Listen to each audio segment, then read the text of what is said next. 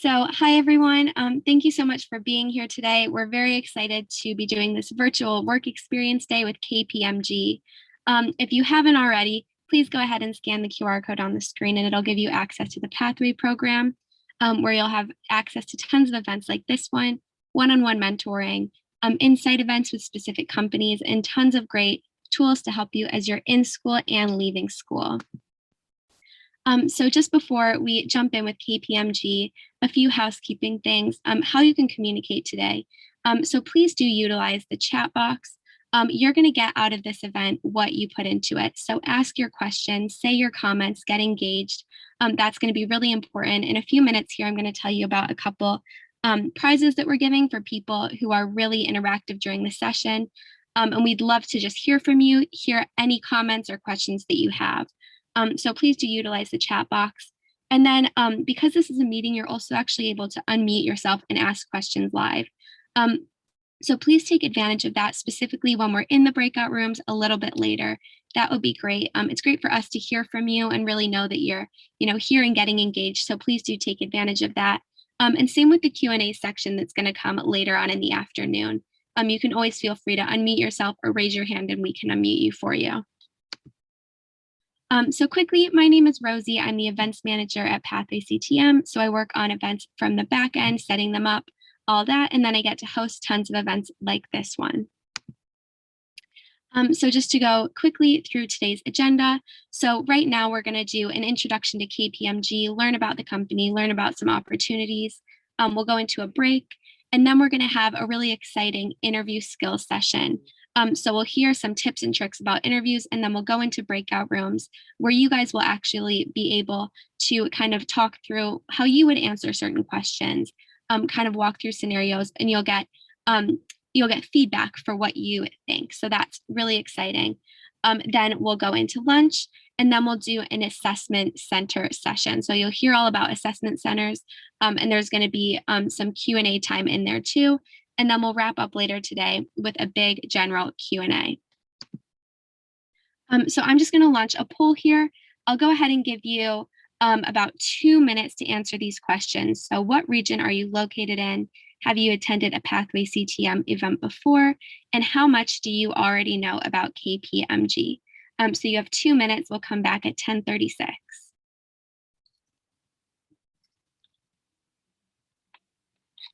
Perfect. So it is 10:36. It looks like most of you have voted in these polls. So great. So about 44% of you are from Greater London. 31% are from Southeast. And then the rest of you are kind of scattered. Fantastic. Have you attended a Pathway CTM event before? Most of you have not. Please do utilize it. I put the link in the chat. I'll put it again. Go ahead and sign up because it'll be really helpful for you as you are in school and leaving school. And then finally, how much do you already know about KPMG? About 90% of you only know up to a moderate amount. So I don't know anything. I know a little bit, or I know a moderate amount. Fantastic that you're here. I think by the end of the session, all of you will be able to confidently say either I know a moderate amount or I know a lot. So that is fantastic. We're really excited to have you guys here today. So lastly, I just want to talk through these certificates that we're going to be giving out. So if you stay until the end of the event today, everyone will get a certificate that they're able to put on their LinkedIn profile, on their CVs, and it's fantastic. So make sure that you're staying throughout the entire event. But we also have 3 kind of special certificates that you can win today. So we have Best Collaborator, Best Communicator, and Most Creative. So these are really kind of up in the air. You do with them what you will. Best collaborator could be someone who is engaging with others in the comments, asking great questions, making great comments, saying things that are getting others engaged. Best communicator can be someone, maybe you share a story or something like that really shows that you're interested and wanting to communicate with everyone. And then finally, most creative can be a question, something that we maybe wouldn't expect to see. So please make sure that you're staying until the end of the session. You can't get either of these certificates without it. And then also with these certificates, there is an added prize with them. So do make sure that you're, once again, really communicating, really engaging, and you will get out of this day what you put in. So now we are going to move on to KPMG. So I'll hand it over to you guys. Thank you. So, hi everyone, my name's Chloe. I'm a student recruitment officer at KPMG and I look after the apprenticeship side. I only joined KPMG a few months ago, so I'm still relatively new myself, but really enjoying it and looking forward to telling you more about KPMG and our programs today. Hey everyone, my name's Madeline or Maddie, either or, it's good with me. I'm based in Bristol and I joined KPMG similar time to Chloe in May, and I support Chloe and the wider apprenticeship team with all of our recruitment activities. I'm really excited to be with you all today and share a bit more about KPMG and some kind of top tips. So thank you very much for having us, and I'll hand back to Chloe to get started. Thank you.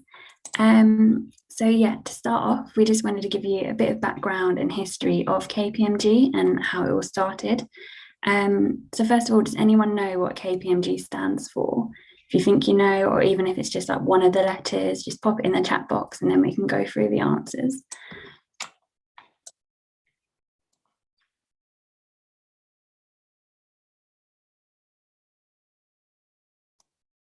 Anyone have any ideas at all?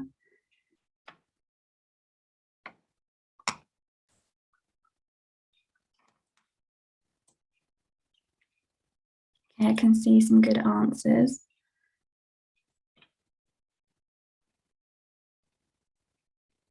Okay, there's quite a lot that's come through. So KPMG was formed in 1987 with the merger of Peat Marwick International and Clinfield Main Goldler and their individual member firms. So spanning 3 centuries, organisation's history can be traced through the names of its principal founding members, whose initials actually form the name KPMG, which is great because I can see some of you putting them in there. So the K stands for Clinfield, and he founded the accounting firm Clinfield, Craighoff and Co. in Amsterdam in 1917. P is for Pete William Barclay. He founded the accounting firm William Barclay Peat and Co. in London. The M stands for Marwick. James Marwick founded the accounting firm Marwick, Mitchell and Co. with Roger Mitchell in New York in 1897. And the last one, G, is for Goldler. So Goldler was for many years chairman of the Dutch and later chairman of KPMG. He is credited with laying much of the groundwork for the KMG merger. So moving on, 2021 actually marks something for KPMG. Does anyone know what this year marks for us? Again, if you have any ideas, just pop them in the chat box.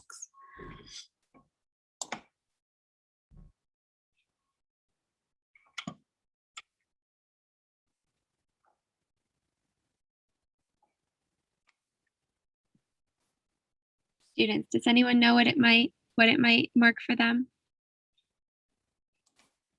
Okay, I can see a few anniversaries. So apart from the current global pandemic, we're actually marking 150 years of KPMG in the UK. So that's 150 years of our firm supporting businesses to grow, supporting our people to achieve, and supporting our communities to thrive. So I have one last question for you on this section. Does anyone know what services KPMG offers? So our business areas. If you have any ideas, again, just pop them in the chat box. Okay, there's a lot of answers for this one. Okay, that's great. So most of you are correct. Our work spans 4 areas. We audit many of the UK's largest companies, and our people in consulting, deal advisory, tax and legal and technology and engineering work shoulder to shoulder with clients to help solve some of the most complex business problems. So well done on that one. So moving on to the next slide. So just to give you some more detail on what we do at KPMG. So KPMG are a professional services firm who specialise in audit, tax and advisory services. So we are a global network of bright, curious minds providing knowledge to our clients. Our clients can't employ experts in every aspect of finance, tax, and advisory, so we provide them with consultants who have the specialist knowledge they need. So we work with clients that include high street names and companies and organisations you'll read about in the media, which is always rewarding and exciting. We also work with some of the most exciting entrepreneurial startups in the world. A majority of our clients are FTSE 350 listed, while our public sector work involves charities, local government, the NHS, universities, and colleges. So in response to COVID-19, we have launched a pandemic response programme to protect our people and manage the resilience of the services and support we provide to our clients and companies we audit. So you can read more about this on our website. I'll pop a link in the chat if anyone's interested about reading it later on. So that's just gone in there. And then moving on to the next slide.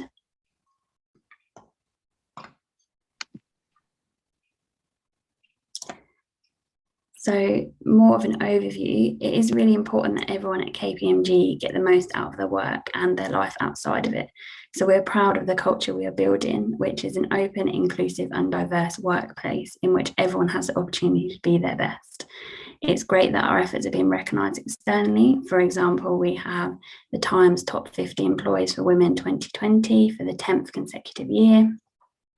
The Social Mobility Employer Index, KPMG recognised as a top 75 employer in the 2020 Social Mobility Employer Index. This year's position sees us hold a top 3 ranking for the 4th consecutive year. We've been awarded Mind Silver Award for Workplace Wellbeing in 2019, and there's lots of other awards.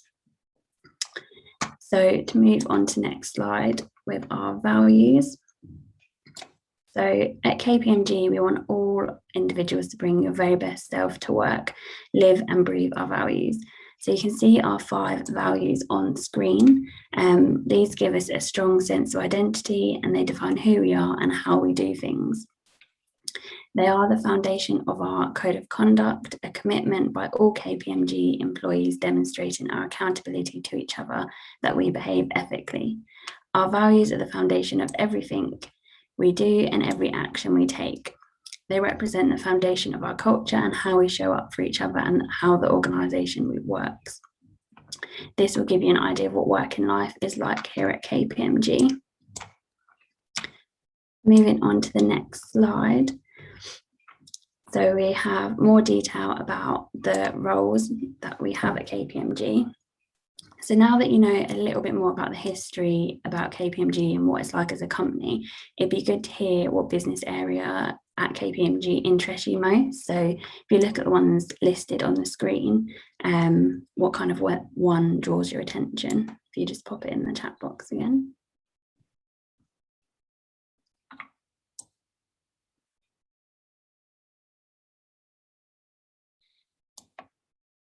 Okay, it's good to see a right mix of the different areas. A very big mix, that's really good. So I'll explain to you in a bit more detail about the main areas we have and also make you aware we have lots of apprenticeships available in these areas as well, like the ones that everyone is saying. So first of all, we have audit, which is our largest practice. Audit is very much like an MOT for a car, but for a business. So we check the financials of the company and ensure that their published accounts provide a true and fair view. So in audit, high standards and trust are very important to us. And this is why we utilise technology such as KPMG Clara to deliver great consistency and collaborative working on the companies we audit. So another area we have is deal advisory. So whether buying, selling, funding or fixing, we advise our clients across the whole business life cycle to ensure our client makes the right decision. This can be from initially buying a business to stepping in to advise on turning around the business in times of difficulty. Technology and engineering is another area. So technology underpins what we do here at KPMG and is at the heart of all our clients' businesses. So digital transformation is more important than ever. Essentially, you either stay ahead or you become irrelevant. Within this sits areas such as analytics and cyber. We work with leading names such as Microsoft and Google to ensure that we, and most importantly, our clients, are always that one step ahead. Tax and legal services is another area we have. Tax is an exciting, fast-growing area. We're all generally living longer, and the retirement age is only continuing to rise. Therefore, there's a lot of spotlight on pensions, particularly with many companies running a pension deficit.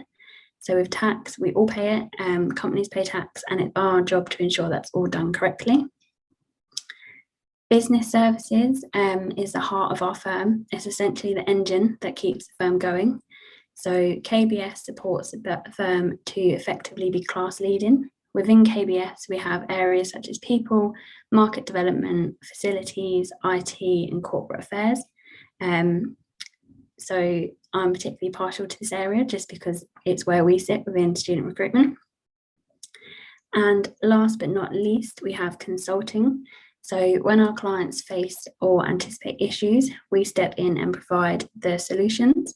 So we work across an array of sectors and industries to advise companies on how best to grow, to avoid unnecessary risk, and how to deal with the unexpected.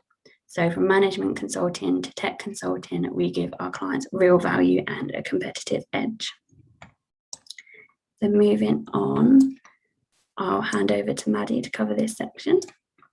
Amazing. Thanks very much, Chloe. And thank you all for all your interaction so far. It's really great to see what you're interested in and how we can help at KPMG.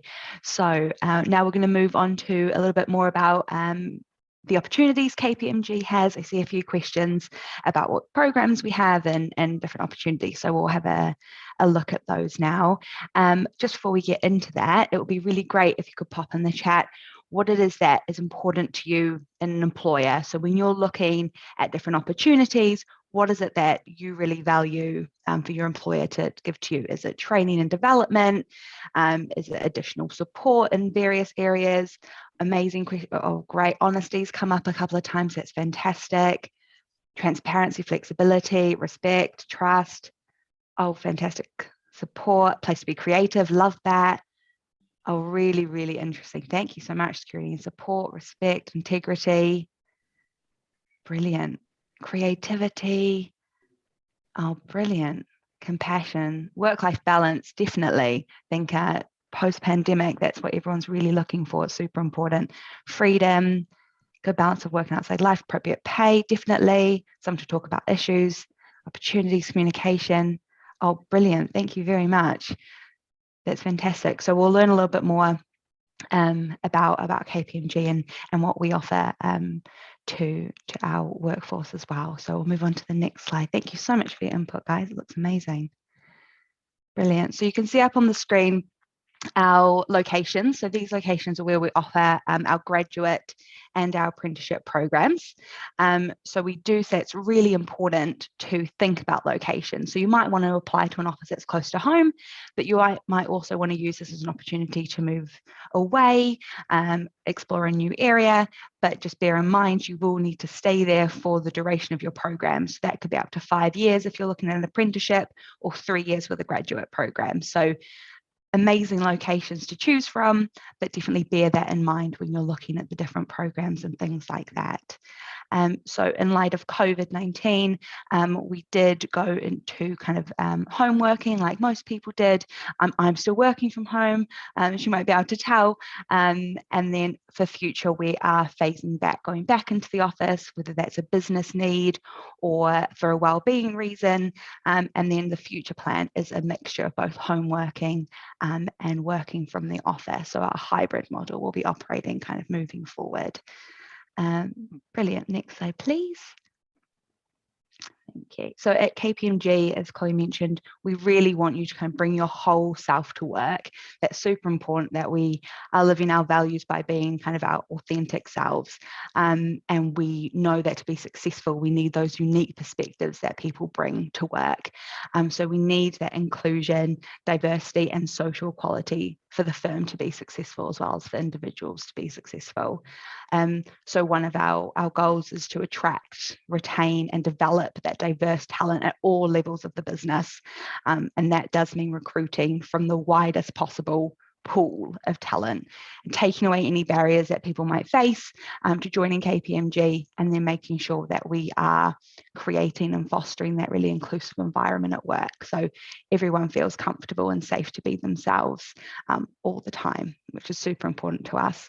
So we have 14 employee networks that kind of support us in this mission, and there is always events running throughout the year, and these are available to everyone, to all grades, all roles. You're able to attend some really fantastic events around International Women's Day, Pride Month, Ramadan, Black History Month, are just a few. I feel like I'm getting invites in my emails all the time to various kind of online things, which is so cool. And then we're also running our Black Heritage Reverse Mentoring Program, which helps our leaders increase their awareness of other people's experiences and bring that perspective and insight to their day-to-day practice. As Chloe mentioned earlier, we have been recognised externally for the work that we're doing in this area, which we're really proud of as well. Next slide, please. So this is just a bit of a snapshot of some of the KPMG networks that are on offer that you can join. I myself am part of the Workability Network and Know KPMG, which is the Women's Network. When I first started, I was kind of told, if you can't find a network for something that you're really passionate about, start it yourself. So there's a real drive at KPMG for everyone to get involved, regardless of your grade or your role in the firm, so which is brilliant. So if you can't find it, definitely get it started. Next slide, please. Right, so we have just our two this is a little comparison between two programs. So we're using audit as the example. So we've got the apprenticeship program. I think maybe if you click one more time, Rose, I think there might be another graphic. There we go, just make it a little clearer for everyone. Thank you. So we've got audit as an example. We run an audit apprenticeship program and also an audit graduate program. So for apprenticeship, it's a 5-year program. Whereas graduate, you join after your university course, and then it's a 3-year program with us. But the end goal is the same, which is for you to gain your professional qualification. So that route might look slightly different depending on how you best learn, what suits your life, your career motivations, all of those things. But whichever path you decide to take, the end goal is the same, which is their professional qualification. That we'll go through a little bit more of this, but this just kind of gives you a little bit more insight on the year breakdowns and things like this. So with the apprenticeship, as you say, over the 5 years, and then the graduate program is over the 3. Next slide, please. Amazing. And this is just a little bit of an overview of the apprenticeship programs that we do offer. So as Chloe went through on those various business areas, we do have apprenticeship programs that fit in with those. So from audit, I know lots of people were interested in the audit business area. You go through to consulting, law, and then managed services and business services both sit within the KBS section that Chloe and I work within. So those are 2-year apprenticeship programs that you can join post GCSE, whereas audit, consulting, law, those other programs that are listed there, those they do require UCAS points, so you would need to join kind of after your A-level BTEC kind of qualifications. But there's so much more information on all of these programs on the website. I'm just going to pop our link to the website in the chat. Because there's so much information on all of the programs, and they'll also break down all of the entry requirements as well, because those do differ depending on the program, and also it will list the locations and things like that. Next slide, please. Brilliant. I know there was a question earlier about work experience as well. We do run the KPMG Discovery Program, which is an absolute brilliant program for people at the moment that would be finishing year 13 in 2022. And it provides an opportunity to kind of get into KPMG, learn more about the business. You're getting to interact with KPMG colleagues. It's a really good opportunity to gain a bit of an insight into what it's like working for KPMG, what kind of different roles look like, and it's also fantastic for improving those employability skills that you can take with you for the rest of your career. So applications for this program are actually open at the moment. So you apply all online. So if you follow that kpmgcareers.co.uk link, click on, there's like an apprentice tab, discovery, I'll pop it in the chat in a bit, and you can apply online if you're finishing year 13 next year. So super interesting. It involves a mixture of kind of presentations from different people within KPMG in different business areas. You'll have some like research projects, you'll do some shadowing of other staff members, which is really great.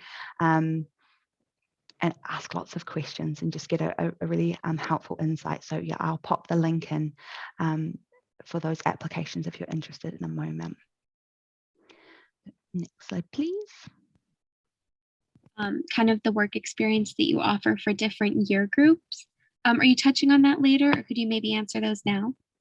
So at the moment, we have scaled down our work experience just due to COVID. So for work experience, we're only offering the Discovery program at the moment. So for those students completing year 13 next year, hopefully we will be able to expand that again.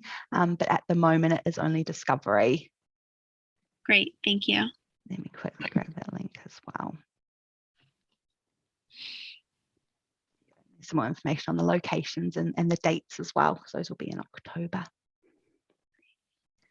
Great. So I know that a few people kind of mentioned support and training and progression and things like that has been important to them from an employer.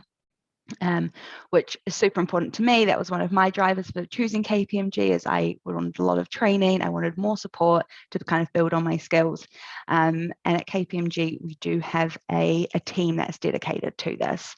So the professional qualifications and accreditation team is a group of colleagues that are kind of experienced, skilled managers, exam coaches, people that are already qualified in the exams that you're studying for, and their whole focus is to work with you throughout your program to support you with those exams and to help you be successful and to reach your full potential. So a lot of those people in that team have studied the exam that you are sitting, so they kind of understand where you're coming from and what kind of support that you need. And our kind of academy within that gives you access to a huge community that offers a lot of support, especially as you kind of begin your career, and it will really help with building networks. There's lots of offers of kind of talks and mentoring, lots of events. So there's a lot of support there. So our learning offer that we want to offer you is kind of all encompassing, includes kind of on the job experience. There's online courses, in-person courses in the future, hopefully, more networking, knowledge sharing. So such a great tool, particularly in your early career while you're kind of building all of those skills. So we really encourage you to get involved with that should you kind of join KPMG. So I will hand back to Chloe now to go through the next few slides. Thanks, Maddie. So now we're going to move on to what KPMG look for within their recruitment process. So more details about the different stages that you go through for the apprenticeship process. So KPMG is a strengths-based recruitment process, which is made up of three components, so performance, energy/engagement, and us. So this approach allows candidates to demonstrate their authentic self. It also offers candidates the opportunity to get insight into how aligned they are with KPMG's culture and values. So we're looking for people with the potential to be exceptional rather than focusing solely on what the candidates already know or what you've already done so far. So next slide, please. Oh, sorry, I think it's one back. Thank you. So there are certain strengths we look for during our assessments, which you can see listed on the screen. One of them is career motivation. So we want to see that you've thought about why you want to work for us in particular, and that you've thought carefully about your chosen program and location. So for example, this question could be, are you passionate about working for us? Is it clear why you've applied for that role? Another strength is drive quality. So to ensure that as a firm we achieve exceptional results, you'll need to use your initiative to consistently deliver exceptional output. So are you determined to accomplish results and achieve high quality results? Are you proactive in taking ownership of tasks? Another strength is demonstrating integrity. So it's critical for us that all of our colleagues support an ethical environment, valuing the rules and always acting and making decisions in accordance with their up-to-date knowledge of the regulations. So are you driven to ensure your work practices are transparent, and are you happy to challenge conduct or practice that you believe is unethical? Critical thinker is another strength. So we'll provide you with the autonomy to make decisions. So we need to be sure you have the ability to critically evaluate and interpret information and use this to inform solutions and solve issues. So are you comfortable analysing and interpreting information? Are you able to see problems from different points of view and identify any solutions? Resilient performer is another strength. So we've all faced times when challenges must be overcome to achieve a goal. What's important is how you react to ensure that you keep focused on attaining the results during these times of change or stress. So are you able to maintain a positive attitude when faced with challenges? Leverage technology is another strength. So technology is changing how we work, and it's important that we embrace new technologies and are motivated to know about these latest ones. So are you curious about the changes and opportunities that new technology brings, and are you eager to implement them into your work? Communicate effectively is another strength. To make a positive, lasting impression with your colleagues and clients, you must be able to communicate passionately and professionally. So are you able to use clear verbal and written communication styles to deliver your message? Foster innovation is another one. We work in an environment of increasing change, so colleagues are required to be comfortable with uncertainty and be flexible with their approach to new tasks. So are you able to adapt to uncertain situations and flourish in new ways? And then credible connector. You need to be able to build deep relationships, as this is a big part of success at KPMG. Ours is a diverse and inclusive culture, so whichever business area you join, you'll be working as part of a team on a regular basis. So we're looking for people who thrive working in a team and enjoy discussing ideas. Client contact is also a huge part of what we do, so being able to make them lasting connections is crucial. So are you someone who enjoys taking the time to truly understand others, taking an interest in their opinions, goals, and their needs? Then we have show curiosity. So the opportunities available at KPMG are vast. If you want to develop both professionally and personally, we can offer you the tools to go far, but you'll need the drive as a big part of that journey yourself. So are you inquisitive, constantly seeking out new information and feedback, always striving to improve and develop? And then the last one we have is purposeful collaborator. So we achieve our best results through collaborative working. So it's vital that we leverage collective expertise. Everyone brings a unique perspective, and diversity of thought and experience ensures that we deliver our best results. So are you proactive in reaching out to others to ensure the right people are involved to maximise the outcomes? So that is all of our strengths. We do assess these throughout our recruitment process, so they are important to us, and you will need to know them when you are going through that process if you apply. So moving on to the next slide. Chloe, just while we're still on this slide, someone was curious. Integrity, technology, and curiosity seem to be the largest parts on this slide. Is it because they're the most important skills? I wouldn't say they're the most important. I think it's all of them are just as important. I think that's more the graphics where it is, rather than pointing out individual ones. They're all just as important. Great, thank you. Okay, thank you. So moving on, we want to show you more detail about the actual recruitment process that you'd go through. So I'm going to talk about the process we used for our 2021 applications. just to make you aware this may change and it could be a different process for the 2022 applications. So the first stage when applying is an online application form. So you don't need to upload a CV, and it should take you around 30 minutes to complete. You'll be asked to fill in your details about your academic background, any work experience you may have. But also with this, please don't worry if you don't have any work experience. We know it can be hard to come by. So don't worry about that if you don't have any. And you also need to provide written responses to 3 competency-based questions. So these 3 questions will assess you against 3 of the KPMG strengths, which are career motivation, critical thinker, and communicate effectively. So we always advise you to plan your answers before submitting them as well. If you're successful after the first stage, you will then be invited to complete an audio submission. So we will ask you to answer 3 questions in audio format, and this will assess you against more KPMG strengths, which includes driving quality, resilient performer, and leverage technology. So this is an opportunity for you to demonstrate your communication skills and your motivation towards a career at KPMG.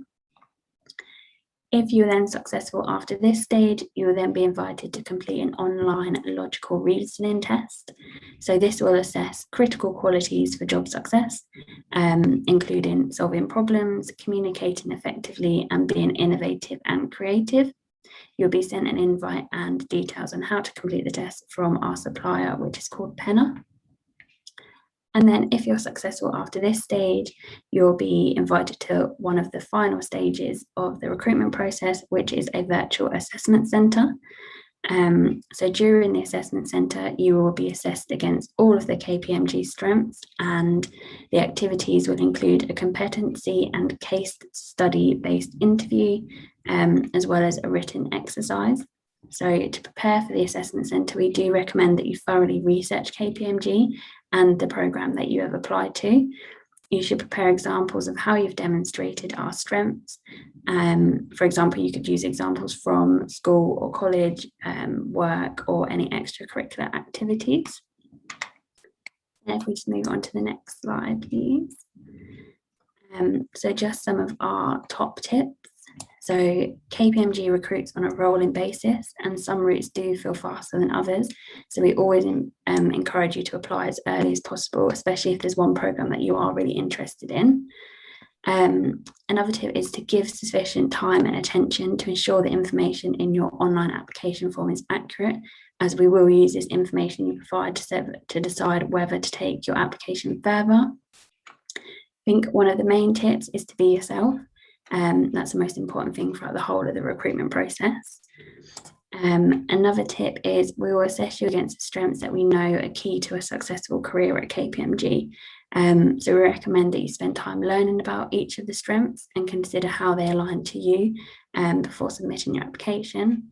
And finally, it's always best to do your research about the business before applying, just so you always have that information. So moving on to the next slide, I'll hand back over to Maddie after the break. Great, thank you so much. So we do have a few more minutes before the break. Would it be okay if maybe we go through a few of the questions that students have? Yeah, definitely. Great. So someone's curious, how competitive are apprenticeships at KPMG? We do get quite a high volume of applications. So I think for that one, we urge definitely still apply, but I think the top tips with that one is apply as early as you can. So I'll pop a link in a moment for the talent community. So if you're particularly interested in the 2022 applications, when those open, you can sign up to the talent community and you'll get an alert when the roles open. And then make sure that the information that you put on that first online application is correct. So just make sure you double check everything, because there are eligibility questions in there that will render you ineligible if you answer them incorrectly. So you want to make sure that you're just double checking, take your time, read through everything before you kind of submit it. Those would be the top tips. Let me quickly grab you that link as well. Perfect, thank you. We have quite a few students wondering if you're affiliated with any specific universities. So we have 2-degree apprenticeships, which is the digital software engineering apprenticeship, and I always forget the full name of the second one, the audit data analytics degree apprenticeship. So those two are affiliated with either the Queen Mary University of London or Manchester Metropolitan University. So only those two programs are degree programs, and those are the two universities that we work with on those. In terms of graduate programs, we accept applications from all universities, so there's no kind of priority or anything like that. If you do go on to study a degree and then apply for a graduate role, there's no kind of preferential treatment wherever you go. Just pop all the info in. Perfect, thank you. We have another student wondering if virtual work experience is kind of seen as highly as in-person work experience. Yeah, I think all work experience is valuable. I think we recognise, if you're in school at the moment, you've spent the last couple of years in a completely virtual landscape. There hasn't been loads of in-person interaction. So all of that experience is valuable, and you'll have taken skills from all of those interactions. So definitely kind of mention it. It will help you, especially on those competency-based questions.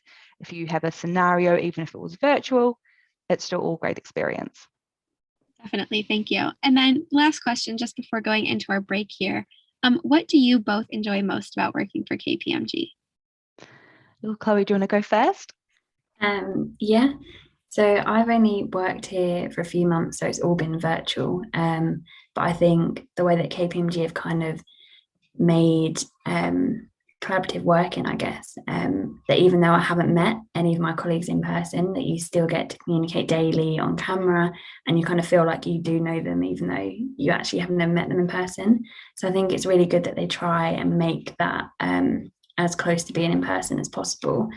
And I think it's quite like flexible in terms of the working, with the hours. Like if you do need to finish early, or if you have anything, then there is that opportunity to do so, which I think is really important. And they do recognise that, which is really good. Thank you. Definitely. I think mine would be similar. I think for me, it's definitely the people, the way. When I first started, it was entirely virtual. I had no idea what to expect, and I really got welcomed in. Everyone's so friendly, because I came from a really small business. So I was like, oh, what's it going to be like working for a big corporate company?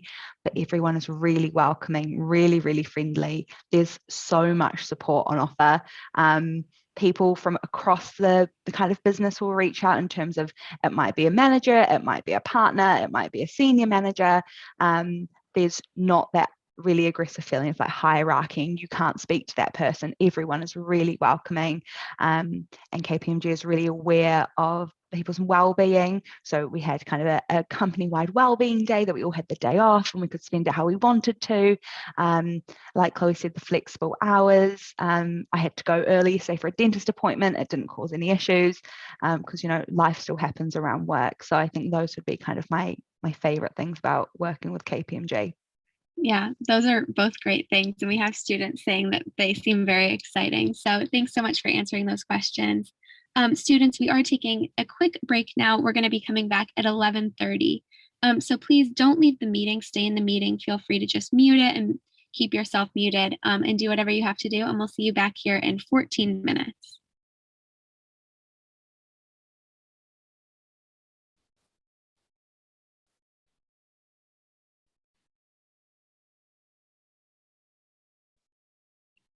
Perfect. Well, it looks like a lot of you are ready to go. So Maddie, are you ready to jump back in? Yeah, ready to go. Perfect. Hi, everyone. Hope you had a good little break there. Managed to grab a drink, take a little stretch away from the computer. So our next session before lunch is some mock interviews. So first we'll go through kind of some different types of interviews, and some strategies, and then we will split out into smaller groups, and you'll be joined by a KPMG colleague to go through some different kind of interview questions, and have a chat about those. So we'll get started. Next slide, please. Maddie, if it's okay, quick, I just want to introduce the pathway team that's going to be in the rooms as well. Do you mind? Yeah, no, of course. Perfect, thanks. So Pathway team, if you all just want to take a minute to introduce yourselves. Kevin, do you want to go ahead and get started? Absolutely. Thank you, Rosie. Hi, everyone. Good morning. I'm Tevin. I'm the Kickstart executive here at Pathway CTM. In a nutshell, my role is connecting talented young people with employers. Perfect, thank you. Nick, how about you? Hey, good morning, everyone. Thanks for joining the session. I'm Nick, and I'm a account manager at Pathway CTM. So I work really closely with a number of employers, helping to provide you with really great opportunities. So yeah, I really hope you enjoy this session and find it valuable.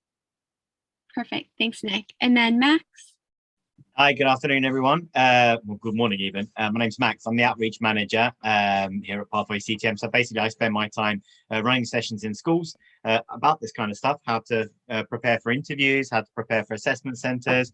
And I also help Rosie with the hosting of insight events and virtual work experience, and do student support as well. So if it ever comes to the point that after this session today, you apply for a role at KPMG, because they have roles open, and you want help, then you can get in touch with me and I can support you with your applications. That's me. Thanks, Max. Izzy. Hi everyone, I'm Izzy. I'm an account manager here at Pathway CTM as well. I was actually an apprentice myself for 2.5 years, and then decided to come on the other side and help young people like yourselves to get the same opportunities. So yeah, looking forward to meeting you all today. Thanks, Izzy. And lastly, Catherine. Hi everyone, good morning. Hope you're enjoying the day so far. So I'm a senior account manager on the education team at Pathway CTM. So I liaise with our schools and colleges that we work closely with. And yeah, I really enjoy the interactive sessions. So I hope you guys do as well. Perfect, thanks for that. And thanks, Maddie. We can go ahead and move on to the next slide now. Amazing. Nice to meet you all, Pathway team.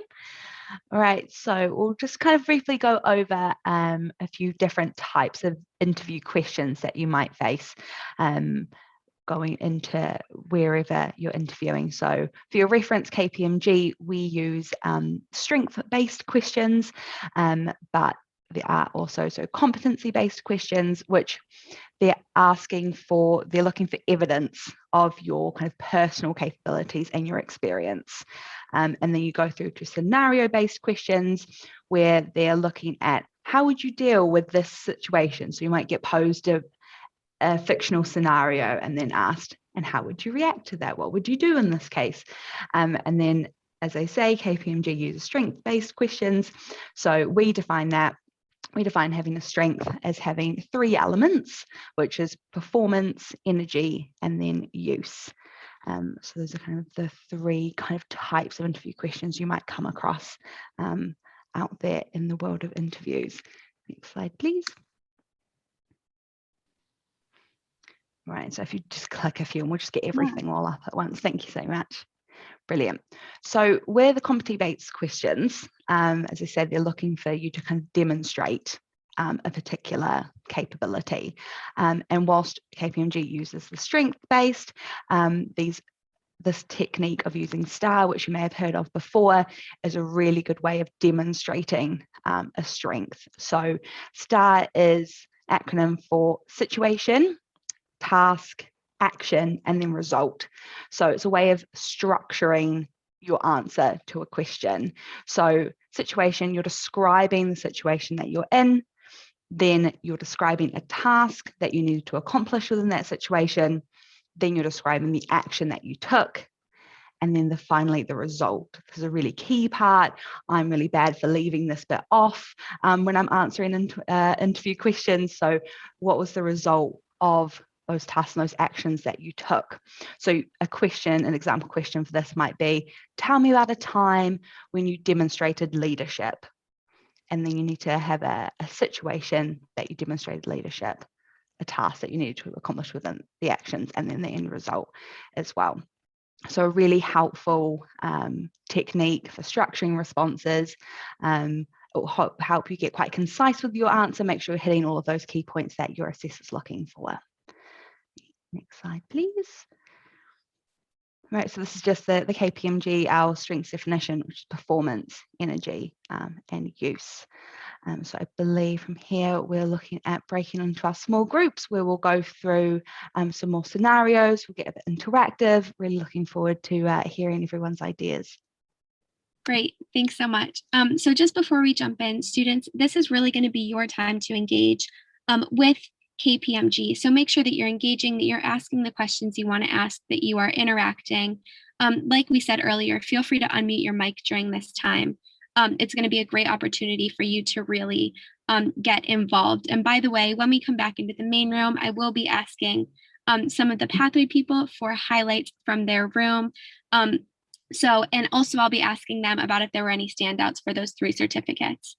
So I'm going to go ahead and throw you all into your rooms right now. We will be done with this session at 12:10, which is when we'll come back here and go over what happened in the breakout rooms. So pathway people, make sure that you are recording the sessions, and I'm going to go ahead and put you all in now. Give it about 1 minute before you get started.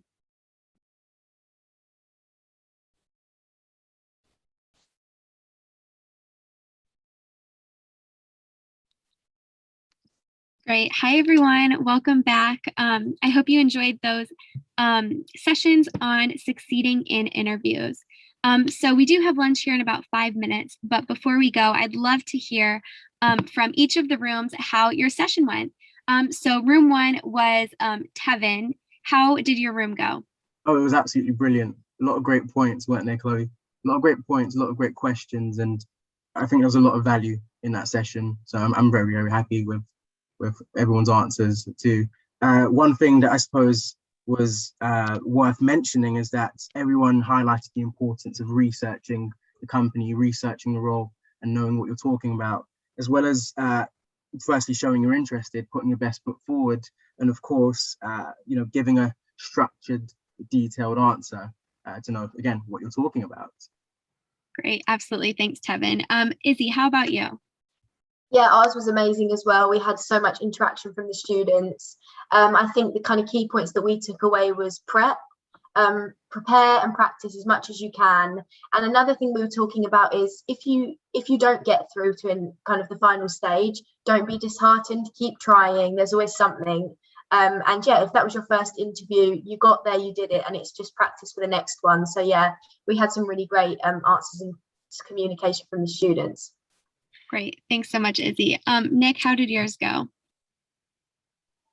Yeah, ours was really good. So yeah, it was myself and Demi really led on those scenarios, which was really, really great. And the chat box was going crazy, which was fantastic. So shout outs to Will, Michael, Vincent, Avni, Sabina, Refat, Ben, Charlie and Ria, who were really engaging. And also Darcy, Dominion and Sam were really on top of it in terms of asking really relevant questions that would be useful in interviews. Some of the points for the positives and negatives of the scenario were really, really informative as well. So I think really, really impressed with that room, and everyone did a really great job. Great, thanks. Wow, it sounds like it's going to be difficult for us to pick those 3 winners at the end of the day. Catherine, how did yours go? Yeah, again, really awesome room, really great engagement from everyone, and really great advice from Natasha. Similar to Tevin in terms of the detail of the answers, that's something which we picked out, and great advice from Natasha. When you're in that interview situation, it's fine to have the silence, take a second to think about your answer, that is fine to do. And again, shout out to Jimmy, Aman, Matt, Simran, Obeng for great communication in delivering and practicing some answers themselves as well, and Vinay, Shrinish on the chat as well. So well done, everyone. Really great session. Perfect, thanks. And lastly, we have Max. How was your room? My room was fantastic. Lots of answers coming through, loads of interactions, which was really, really great to see, and loads of great information too. And as you know, this is my bread and butter, so I absolutely love it. But we had really good ones, and I would give a shout out to everybody that was in our room, because everybody got involved and got engaged. It's very difficult to pick out a couple of people because everybody asked questions, but everybody answered too, and really used their brains to engage and ask those probing questions. And we've got Lipa, who's put in that one of the highlights that she had was that when I said that a scenario was positive, Hannah and Max helped to show how it could also be negative as well as positive. And they also managed to answer some of our questions, which was great. And we did get some of the questions answered. There were more that we haven't been able to answer, but those will be answered later on. But definitely just getting across that point of being authentic in an interview. But when you're authentic in an interview, it is about being yourself, and it's not always about having the career motivation and being so career motivated that needs to come across. No, be yourself, but also prepare your answers for your interviews. Think about how you're going to answer them. Use the STAR method to structure your answers, and also give detail behind it. So yeah, it was a really, really good session. And I have to apologize to Hannah as well, who I bigged her up and then she got cut off just as she was about to speak, and we came back to the main room. So I apologize. Oh, no worries. Well, thank you all so much. It sounds like those sessions were absolutely incredible. So just to give you guys kind of a heads up about what's going to happen next. We have lunch right now. That is going to go until 1:15. So you have an hour for lunch. Please, like we did in the break, please stay in the meeting because right after lunch, we're going to be going into breakout rooms again immediately. So as soon as you come back, you'll be thrown in 2 more breakout rooms to go over an assessment center session. So that's going to be a really exciting session. Students, your engagement so far has been absolutely amazing. I'm going to be speaking with the breakout room leaders to see kind of if we can pick 3 of you, but I'm sure it's going to be very difficult for those certificates. So do go enjoy your lunch, and we'll see you back here at 1:15. Thanks, everyone.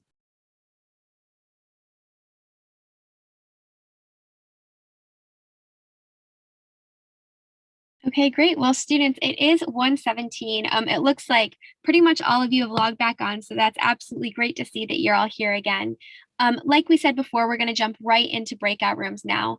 So give it about 1 minute. We have the same pathway staff as before. We have Catherine, Izzy, Tevin, and Nick here with you. So you'll all be in a room with one of them and then one person from KPMG. And we're going to be going over assessment centers. So give it about 1 minute. I'm going to put you all into your rooms and then go ahead and get started. If you're from Pathway, just make sure that you go ahead and record your session. So enjoy. We're going to be in these rooms until about 1:55. And then once again, we'll come back and go over some highlights. So enjoy your sessions. Remember to take advantage of the time, ask questions, get engaged, and we'll see you back here in about 40 minutes.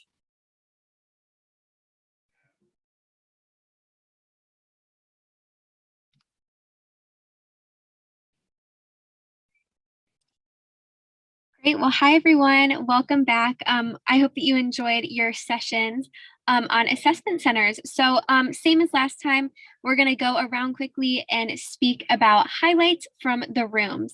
So Izzy, do you want to go ahead and start us off? Yeah, sure.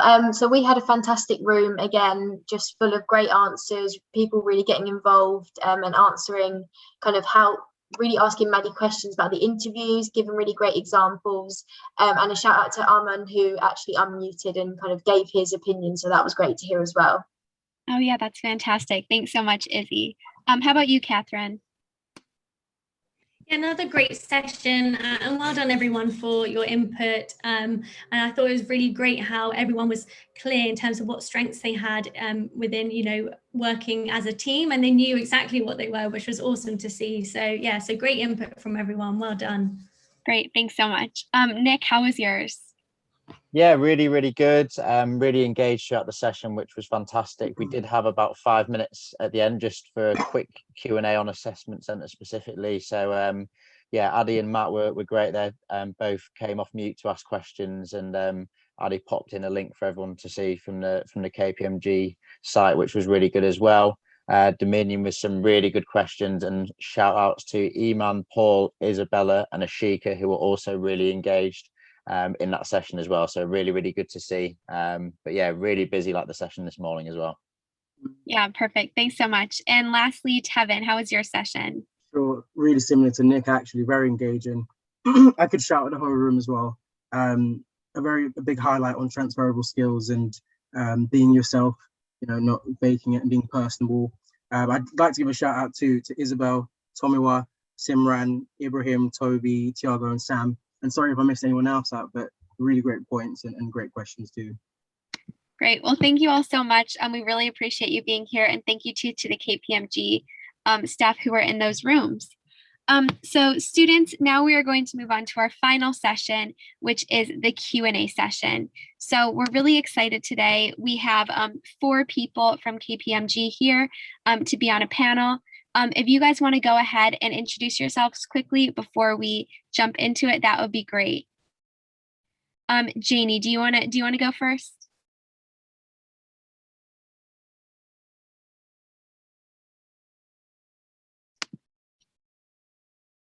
Okay, Maddie, it doesn't look like Janie's in just yet. So how about we go to Grace?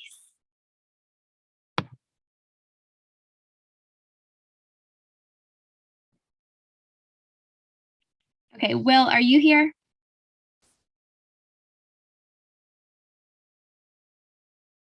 Okay, Aishi, are you here just yet?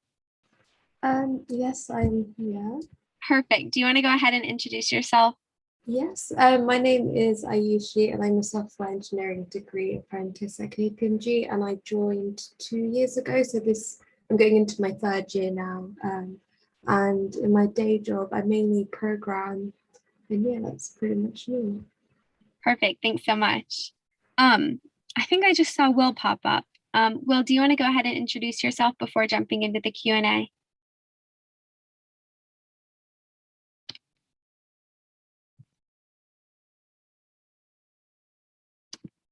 No, maybe not.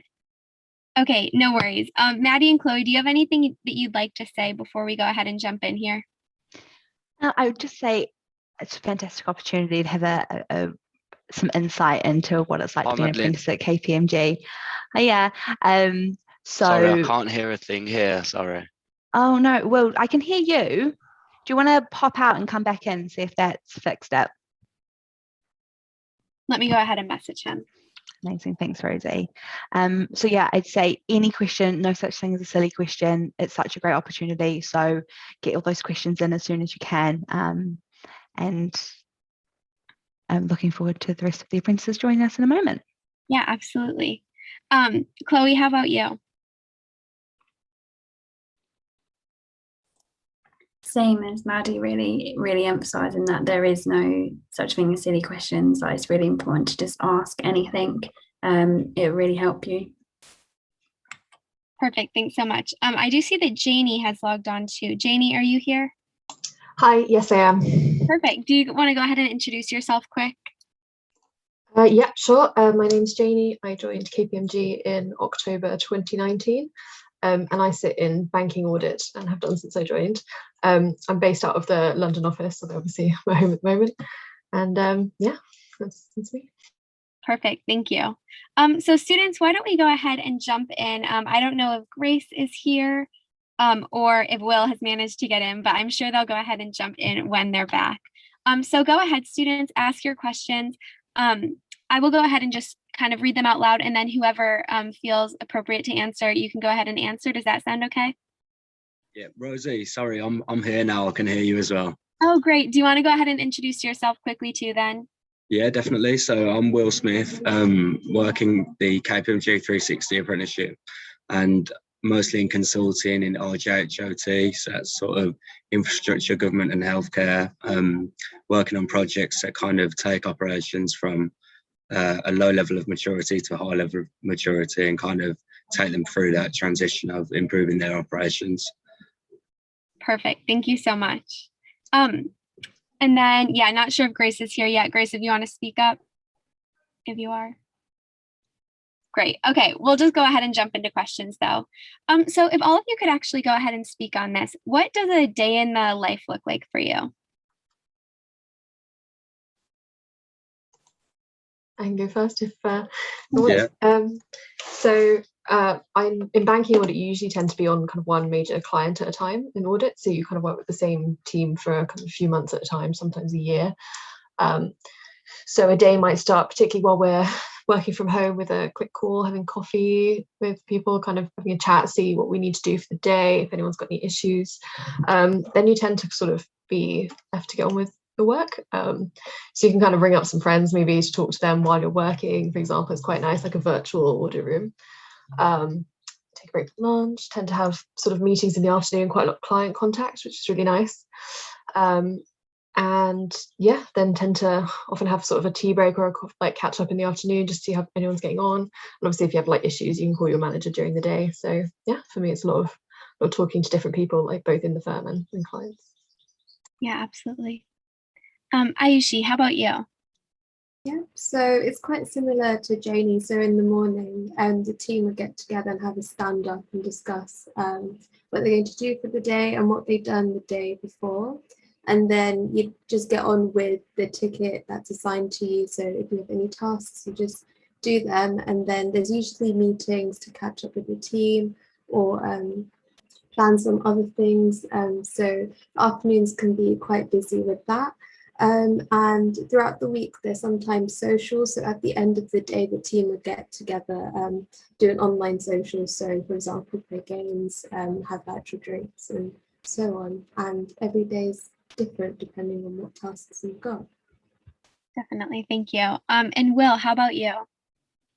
Yeah, I was going to say I'd echo most of what they've said there. I think as well, the main thing is that you just, every day is different. You're never doing the same thing. I know I can speak from experience in that respect, that I don't really come to work and I'm doing the same thing as I did yesterday. You're kind of always learning something new. And obviously, like they said, having your team calls, sort of discussing the work and then getting on with it. I think that's, yeah. Absolutely. Thank you all so much. So Darcy just asked this question, which I think is a really great question to ask.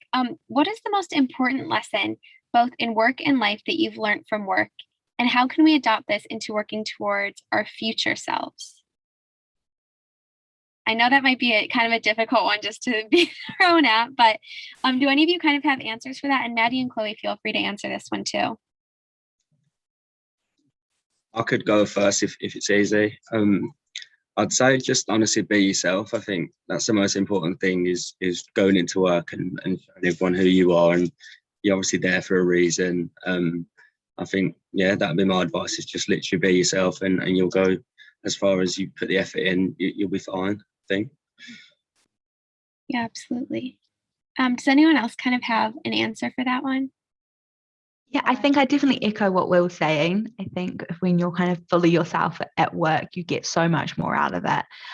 For me, I think a massive lesson I learned was putting my hand up when I needed some extra help or support, and not kind of just being like, oh no, I'll just get on with it, because that's when you learn more skills and no one is judging you or looking down on you for it. Everyone wants you to be the best version of you that you can be. So it's inside of work and outside of work. If you're trying to learn a new skill, there are people around that want to help you and they want you to succeed. So don't be afraid for saying, hey, can I ask some questions on that? And get some more information, because you will, honestly, the amount I've learned since I've just let go of that, I know everything already is amazing. So if you take that forward from now, be bro. Absolutely. Does anyone else kind of have an answer to that one? Throughout my time, I kind of learned the importance to speak up. So if I really wanted something, I should just go ahead and say it, whether it's to my manager or to the rest of my team, because that's how you're able to grab the opportunities that you want. No one else really knows what you want to do unless you speak out. So even when it comes to asking for help, like Madeline said, like you just have to speak up and go for it. Yeah, absolutely. So I do see we have a student who you've raised your hand, Matt.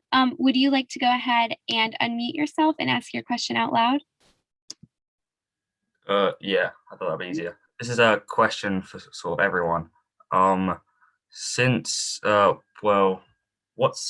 do you find your most useful skill is since starting work at KPMG? Or which skill do you think has been developed upon the most since starting work there? That's a great question, Matt. I'm happy to take this one first if no one else has a burning desire. So I think one of the biggest things about working for KPMG, I mean, I had sort of part-time jobs, obviously, whilst at college before I joined. And I think it really shines that the firm is massively about the people. And I think one of the biggest skills that I've learned is communication and presentation skills and doing things like this. I would never have had the confidence to speak up or do interactive calls before. and speaking with clients and other people in your team. I mean, even virtually, yeah, massive communication skills being built on at the firm. And I guess the type of people that work at a firm with great people create great people at communicating and things like that as well. So yeah, definitely KPMG specific on that one. Definitely. Thank you, Grace. Does anyone else want to go ahead and speak on that a little bit? For me, like building on what you said about communication, in my sort of day-to-day, I tend to often end up working with one particular person quite closely, and then that can sort of change month on month. So learning to sort of work really closely with someone who's maybe not someone sort of person that you've ever really spent much time with before has been really useful and really nice to get to know kind of how to communicate with different types of people, especially people who are very different from yourself. And often those are the people that you get on with the best. And actually it's really nice then to kind of have that new friend and new connection. That's been really good. Yeah. Thanks, Jamie. Did anyone else want to touch on that, or should we move on to the next question? I see we have another student with their hand raised. Great. Okay. Abdullah, I'll go ahead and unmute you. I was going to ask, what type of support do KPMG provide? In terms of what? Could you clarify a little bit? Like once you get the job. Once you get the job. Okay, so have you been offered any kind of support once you've gotten your jobs? I mean, I can take this. It sounds like quite a general one, but I think you're supported in every aspect that you could possibly be supported in. I think if it's exams, if it's your work in general, I think anything that you need, you've got, and anything, say if you've got an appointment, anything, like you can go do it. Like it's not like you've got to be on your desk 9 till 5. I think you are supported in every way possible, to be fair. So I think that's one of the great things about KPMG. Yeah, absolutely. I think that's a great Thank you. question. Thanks. Oh, wow. We have a lot of students raising your hands. So now we'll move on to Crystal. I'll go ahead and unmute you here. Has KPMG ever had any issues with racism or discrimination, and how would it be tackled if there was? Great. So I don't know if maybe Maddie or Chloe would want to speak on that. Yeah, I can speak on that definitely. So I think nowhere is perfect, and KPMG is working really, really hard to make sure that we are inclusive and fair, and we're treating everyone equally. We have, in terms of our application process, it is the first screen is blind, so there's no kind of like names or any details or anything. You're just looking at purely what's on the application form. We have a lot of processes in place to make sure that there's no discrimination happening in the workplace. We've got a lot of ways that you can flag it if you're witnessing it or if you're experiencing it. There's a lot of people around to support you because it's completely unacceptable at KPMG, and that's mirrored kind of from the top all the way down. And particularly like in your induction, all of that process, you'll be given lots of context if you're feeling that either you're being discriminated against or you're witnessing it in the workplace, where you can flag that to, and it will be dealt with the most urgency and importance. Thank you so much, Maddie. Okay, Tomi, I'm going to go ahead and ask you to unmute. After coronavirus ends, will KPMG tend to be more in person than virtual? That's a great question. Yeah, Maddie, I don't know if that would be a question for you as well. Sure. So we're moving, so kind of once all restrictions are lifted, we are working towards like a hybrid model, which means you'll be in the office sometimes and working from home sometimes.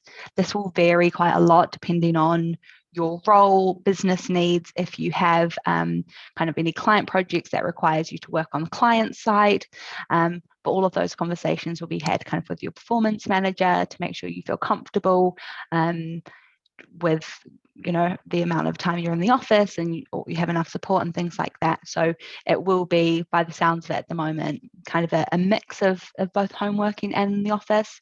But I know certainly some people are in the office a lot more. So it is going to be quite flexible, is my understanding at the moment.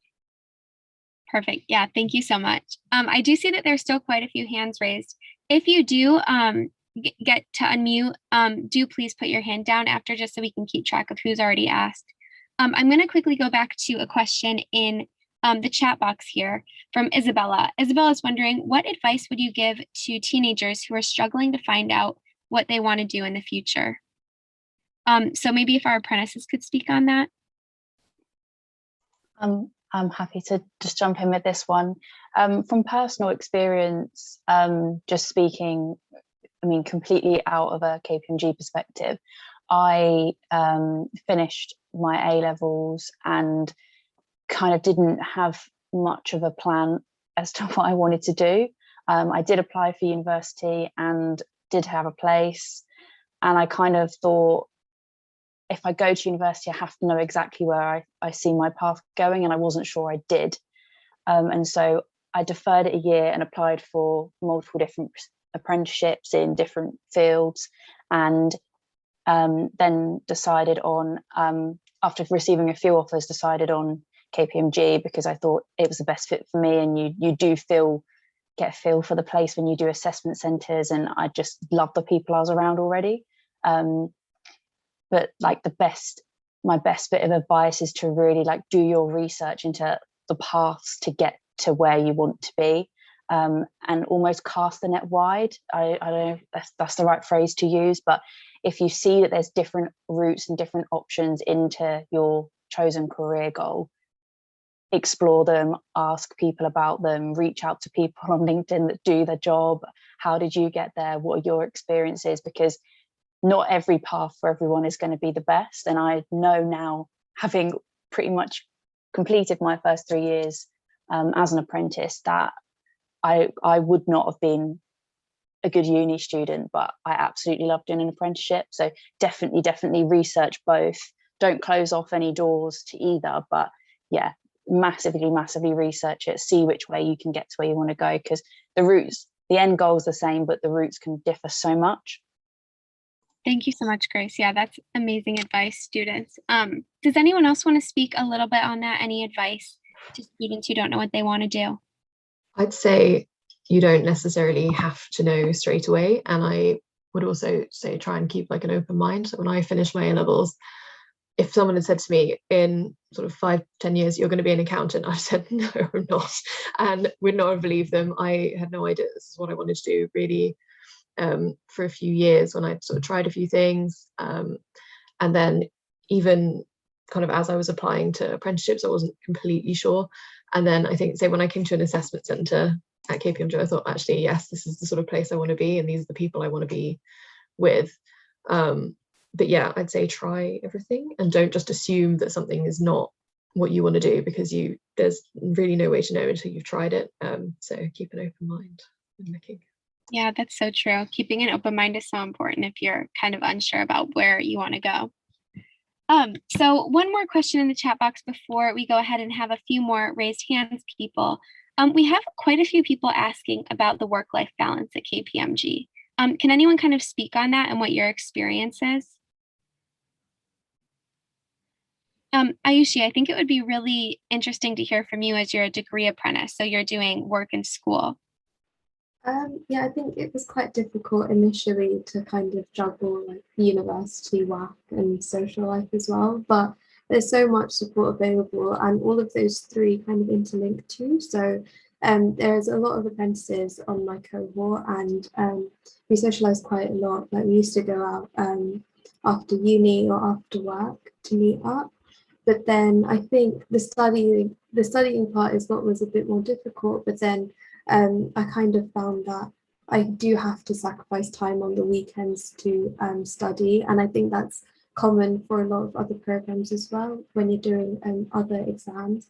So you just have to be willing to sacrifice your time, but it will work out in the end, and I think it's definitely worth it. The apprenticeship is worth juggling everything. Yeah, absolutely. Thank you. Does anyone else kind of want to speak on their experience with the work-life balance? Yeah, I can go on this one. I think in terms of obviously having your exams, work and living your normal life as well, I think it's just about how you deal with it and how you be open and honest with your team. I think if you're always honest and say to your team, "Oh, I've got this coming up," or "I've had this, I've got whatever," they'll always be supportive of what you're doing, and just being honest gives you that ability then to plan your time a bit better, knowing that your team have supported you in that sense, and then you can obviously revise on the night after work or just before, however it works for you. I think the work-life balance is good as long as you're just open about what you've got going on and making sure you're telling your line managers what you've got going on. Yeah, absolutely. Thank you so much. Yeah, definitely. You do have to really be able to manage your time well, I'm sure, when you're doing work and you're in school. But you will still have time for your social life. You won't be working 24/7. So Simran, I think you've had your hand raised for the longest. Why don't you go ahead and unmute and ask your question? Hi, yeah, I just wanted to ask, what qualities about KPMG would you say gives it an edge over other employers and businesses? Yeah, that's a great question. And maybe you can also speak on why KPMG was the one that you ended up choosing. I think those kind of go hand in hand. For me, I think it was the focus on sort of the people that work there, kind of embracing and celebrating sort of diversity. We have a kind of policy, bring your whole self to work, and I enjoy being able to, you can join societies like the LGBTQ+ society. It's like KPMG Wild, which is like nature and stuff. There are loads of different things you can get involved with, like aside from your just like day-to-day job. And I just really liked the way it was kind of very welcoming of everybody, and you're really encouraged to be yourself and let everyone get to know the real you, which I really like. And it's not always so easy to find in like a corporate environment. So I think that's the main thing for me. Yeah, absolutely. Does anyone else kind of want to speak on that? No? Okay, great. Jimmy, why don't you go ahead and ask your question? Hi. So obviously currently in my sixth form I do politics, RE and English. So I'd like to go into I feel like my subjects align with me going into law. So in regards to KPMG, the law degree course, I'd like to know the length of that course and how long it will be, because that's something I'm interested in.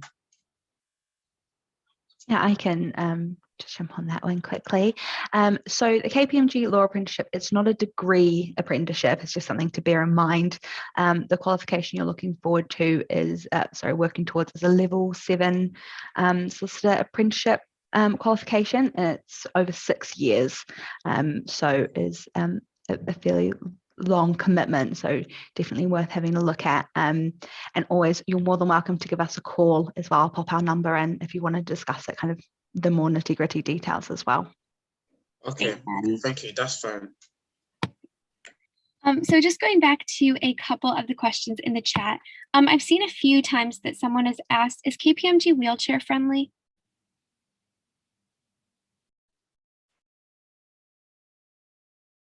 So all of our offices are accessible. So that's really important to us, that everyone can access work, and shouldn't have any issues with that. I would note as well, during the application process, if you have any adjustments that you require for anything at all, just let us know. We will ask a couple of times as well, but please do feel free if there's any adjustments that you need to make sure that you can access everything, just let us know and we'll sort that out. Thank you so much, Patty. Now, a few people are asking, and I think everyone on the panel can go ahead and answer this one. What levels did you all take in school? In terms of A levels? Yes, I believe so. They just said level. Oh yeah, what A levels? So I did, God, it feels like a million years ago now. I did geography, PE and business. So really a broad range, a few different ones in there. Did those at A level, and then obviously gap year, and then moved straight into the accountancy at Great, thanks, Grace. Janie, how about you? Mine really were a million years ago. I did maths, English literature and French, and then I also did media studies, AS level, but I don't know if AS levels are still a thing. Thank you. Will, do you want to go ahead and go next? Yeah, I did law, business, and combined English, like language and lit as well. They were my three. Great. And Ayushi, how about you? I did maths, further maths, and computer science, so very direct to my Yeah, definitely. But you can see that not everyone was particularly direct into their position now. So that's not the only thing that matters. This question is potentially for Grace, but how was the transition from your previous industry into finance? So I guess when you start the apprenticeship, one of the things that was most daunting for me was I hadn't studied for a year. How was I going to cope with the exams? And B, I had not, like, you have no idea where you're going to begin. Business was sort of the only real A-level experience into any type of finance role that you might slightly see. And the biggest thing is that they don't expect you to come in knowing what you need to do every day. You get taught it from the second you join. They make the transition really smooth. You get, for the college wise, you get quite a lot of help with like tutors if you need it. You get obviously COVID has changed the things, but you either go into centre for college or it's online and you get your time off work. So that's quite smooth. And in terms of work, when you join, you do loads of trainings on how the systems and the processes work itself. And then you're sort of taught on the job, depending on which sector you're in or which part of KPMG you're sitting in, how you do that role. Then no one expects you to wander into KPMG on your first day and know exactly how to audit, because yeah, I think that would be asking a lot. They really do teach you things in levels. And I mean, I'm 3 years in and I've just finished my last level of audit foundations training, which is like an internal training we do. So the learning is progressive and it continues. It's not just expected all at once. Sorry, that was really long-winded. No. Thank you, Grace. I think we'll go ahead and take a couple more of the people whose hands are raised question. So Lipia, I'll go ahead and ask you to unmute. Hello. I was wondering, is any experience in learning languages or fluency in languages something worth adding to like your list of experiences, like on a CV or in interviews, and sort of if you've worked abroad before coming to KPMG, something like that?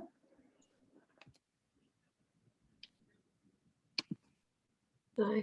I was just going to say in so resourcing, who are the team that sort of allocate you to audit engagements, they ask what language skills you have, because there are some engagements where the business might have kind of subsidiaries abroad or might be part of a group audit where we have to talk to other like companies in other countries. So that would be hugely helpful. And there are often, sometimes you get an email going around like, does anyone speak this language who can come and translate this or talk to that person? So yes, I think that's really important. Plus it just shows you've got really good communication skills, which is always good.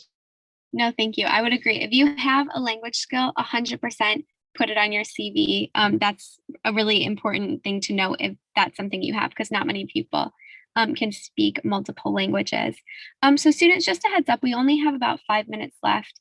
I don't think we'll be able to get to all of the questions or even all of the hands raised, but I will make a note of some of the questions that we haven't answered, and we will try to get you these answers as well after the event today. So I'm going to go ahead and unmute Shrinish, I believe is how you say it. Hi, I would like to get into the deal advisory and M&A side. So would you be able to tell me what apprenticeship I could apply for? Can anyone help him with this? We don't have a... Oh, sorry. After you, Will. Sorry, Maddie. I was going to say, obviously the 360 program gives you an opportunity to rotate around all capabilities that we have. So I think if there was one, I don't know if Maddie knows a better one, but I think the 360 would probably be the most suitable one for you there. Yeah, no, I would agree. I was just actually going to direct you to Will. So great minds. We don't have a direct DA apprenticeship. We do have a deal advisory graduate program. So it's something to look at if you are kind of looking at both options. But as Will said, the KPMG 360 consulting apprenticeship might be a really good place for you to start. Okay, I had one more question. Yeah, the people who work in deal advisory, do you know how many hours they work per week? Anyone know that? Don't think we have anyone specifically from deal advisory on the call today, but it will from other calls. It does kind of vary on business needs.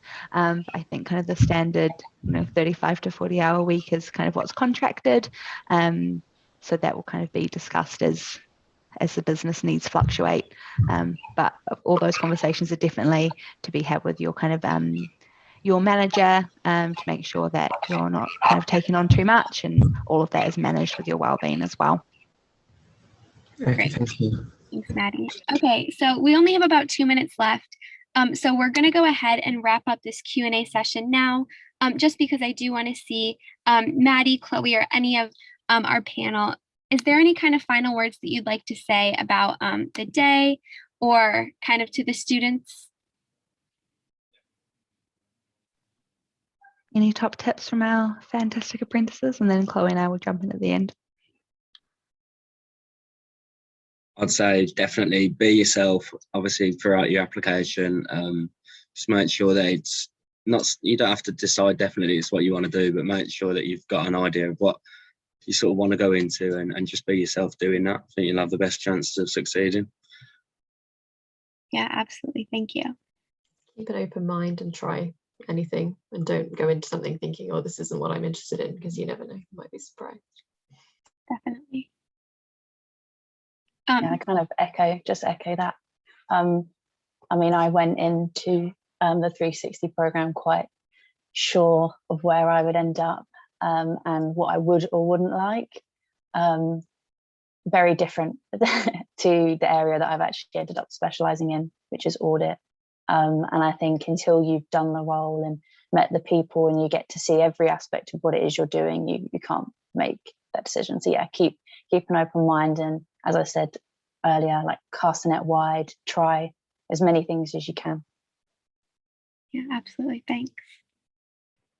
And also, if you have any doubts, feel just ask questions, don't shy away. There's always someone there who's open to answer. Great. Well, thank you all so much for being on. This has been absolutely fantastic. And students, thank you for participating too so much in that Q&A session. So Maddie and Chloe, kind of any final words to wrap up the day? Just a huge thank you for everyone who's joined us today. I know your time's super valuable, so the engagement has been absolutely surpassed my expectations. It's been really fantastic hearing from you all. I just say, please do reach out to us if you have any questions. If you're looking at the programs and you're unsure of anything, or if you want to understand a bit more between the differences, our number's on the screen. Drop us an email. We're more than happy to talk it through. So please definitely do reach out if there's anything that we can support with. Thank you, Maddie. Great. Well, students, just to echo that, you have been absolutely incredible today. It's going to be the most difficult thing to decide who our 3 winners will be for those certifications. So yeah, thank you, KPMG, so much for being here. Clearly, the students have absolutely loved having you today. Gotten some great advice. Sorry, we have a few slides there. You've had some absolutely great advice, so insightful, and clearly it's just been a fantastic day. So students, in the chat box, I'm going to go ahead and put a link to a survey that we would love for you to fill out. We'd love to kind of hear your thoughts on the day and how we could potentially improve this in the future. So please do go ahead and fill out that survey. And students, I've also gone ahead and popped the link to Pathway CTM, where you can go ahead and sign up for the program, and you'll have access to tons of events just like this one. So please do go ahead and sign up. So once again, Maddie, Chloe, our panel, and students, thank you all so much for such a fantastic day. Thanks very much, Rosie. Thanks, everyone. Thank you. Thanks. Let me just get it set up.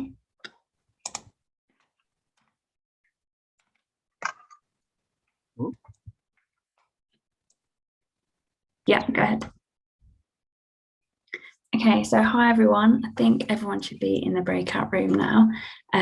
So now that you've learned a bit more about like the interview types we do, we're just going to do a few scenarios just so you can put that into practice really. So the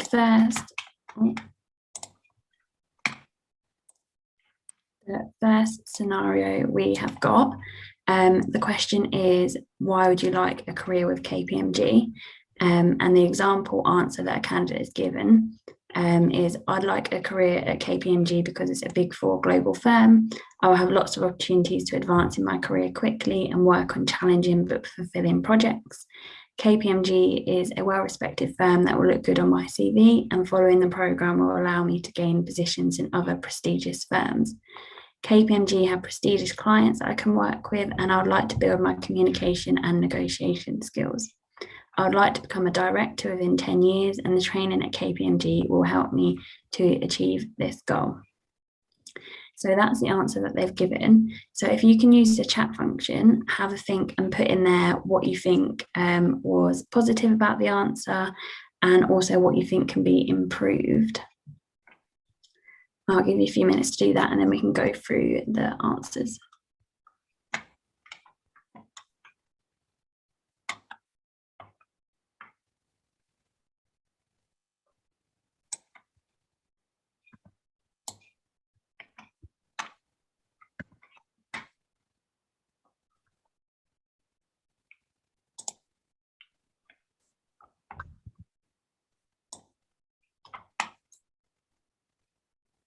Okay, I can see some good answers coming through.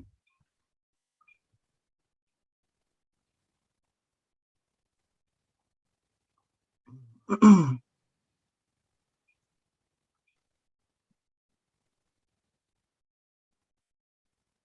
there's some really good points in there. Yeah, I can see some really great points as well.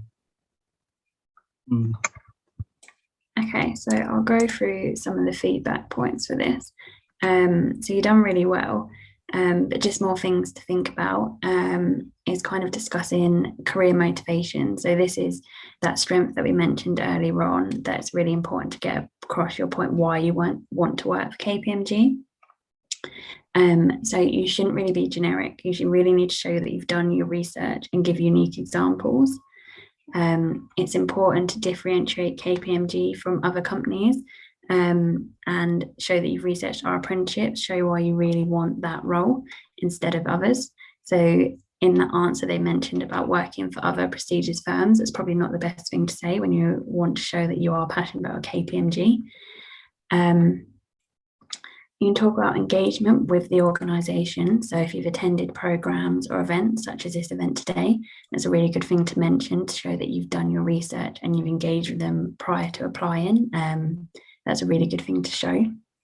It really shows you've made effort. You can talk about how you align with the values, the culture, the vision of the company. Again, that shows you've done the research into the company, but also shows you have an understanding of how it works and you know that it's then right for you. You can use our website and specific stories we mentioned. We always give examples of our current apprentices or people on our graduate scheme and their experiences at the company. They're normally published on our website. So if you had a read of them and use them as examples, again, that looks really good. And also you can talk about what qualities and strengths like you have that are right for the program you've applied for. So when reading about the program, it will list on there the type of activities you'll be responsible for and things you'll get involved in. So if you've got strengths that match that or examples you can match that, that's really good to mention because it shows how you know that it is right for you. So that is the first one. If we move on to the second scenario.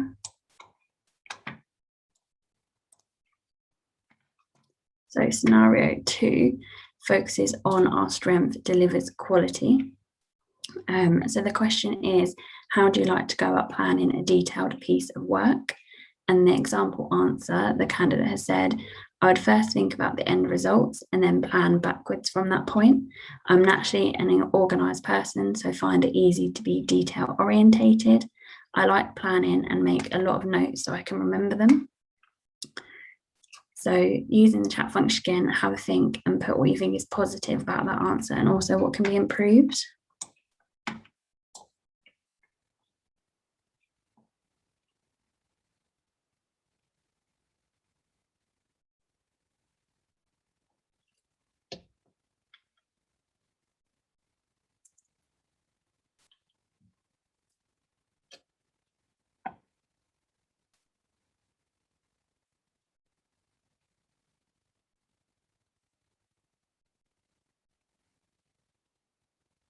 Okay, I can see a lot of good points coming through. A lot of people saying developing more detail, which is right. It's very short. It's straight to the point, but it definitely should be backed up with more detail.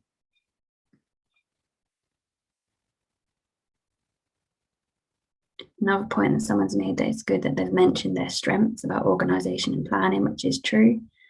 I think with that, if they did back it up with an example, that would really have strengthened that point as well.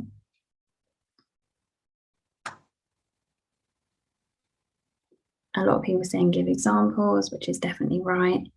Saying it's quite vague, which again it is.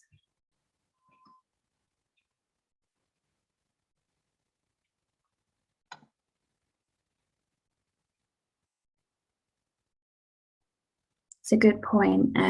Someone said that they think they know what they would do, but it's not very clear to the person reading it, which is a good point. Sometimes you have to think about how you are going to explain yourself, just because, like you said, it's a clear point and they know what they mean, but to someone reading it, it is quite vague and there is more detail required.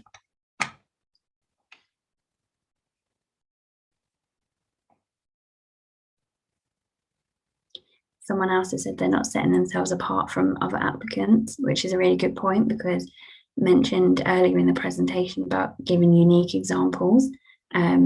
So using your own stories and your own experiences, that really makes you stand out because it's unique to yourself. So that's a really good point to mention.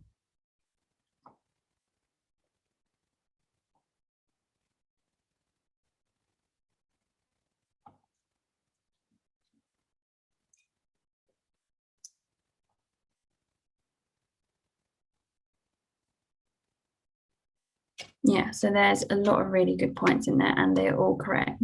The main points is, like someone said, it is lacking detail, it's very vague, they're not making them stand out against other people, there's no examples. You've all done really well. They are the main points. So just some feedback on that. My top tips for this kind of question would be you can discuss the tools that you can use to help you in planning. So this shows like the skills that you have already. For example, if you use Microsoft Excel, calendars, reminders, it shows that you're proactive in thinking about what you can use to help you. So even if you aren't an actually organized person, there is tools that can help you. And that really shows that you've thought about that. And again, it shows your skills if you are proficient in Microsoft Excel, for example. Another point you could say is create a project plan with clear timelines and deadlines. Another one is clear tasks for people in your team and understand what is priority or urgent before like deciding. So if you were given a project, you need to decide what needs to be done first. If there's tight deadlines for some of them, or if there's things that are going to take longer than other pieces, then you really need to work on that. So like I can see more comments now. Someone saying make a routine or a schedule, which is right. That's probably one of the best ways to go about it, because then at least it's planned. And someone else has said considering teamwork, which is again is a good point, because if you add this into it, it shows that element that you're thinking of people and utilizing their skills, which is really good to think of in this element. And then if we move on to the next scenario, scenario 3. So this one focuses on purposeful collaborator, which is another strength of ours. The question is, someone you're working with is acting differently to usual, and they're much less calm and quicker to get angry and frustrated than they normally do, what would you say to them? So the candidates answered, I would ask what is wrong with them and then try to support them. I'd also advise them to seek support for their anger and maybe take some time off work to deal with what may be happening to them. I would also volunteer to support them with their workload so that they are not overwhelmed. So for the final time, if you can use the chat function again, have a think, put what in there you think is positive, what can be improved for this answer.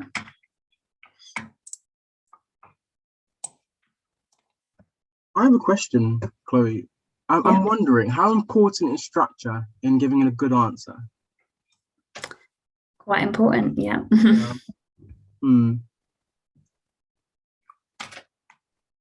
One thing that I suppose I was always told growing up was, you know, having a start, an end, and a middle, but making sure that it's all simplified and, you know, the person listening or reading knows what they're talking about. So definitely agree with you on that, Chloe. Yeah, definitely. Great answers coming in too. Yeah.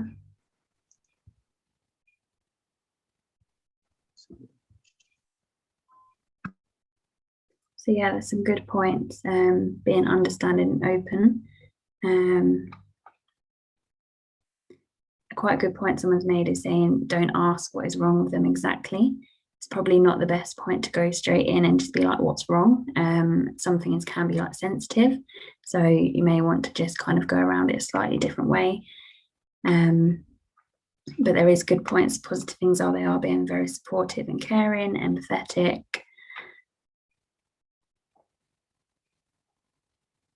Some people are saying explain how they would help them. So rather than just saying you offer help, like say how you do that, which is good because it shows that you thought about it.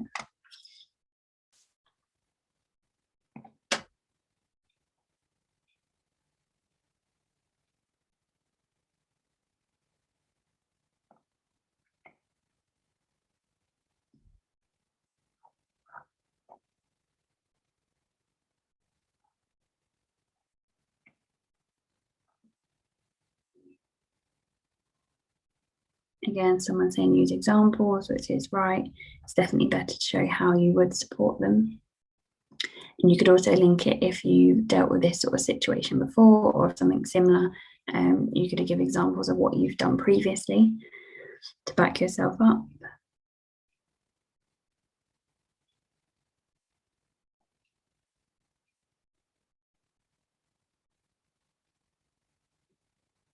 It's a good point as well. Someone said probably talking about why they would do something. So they do this for this outcome, which is a good structure to have because you're not just saying, I'll do this, you're given a reason for it. That's a really good answer.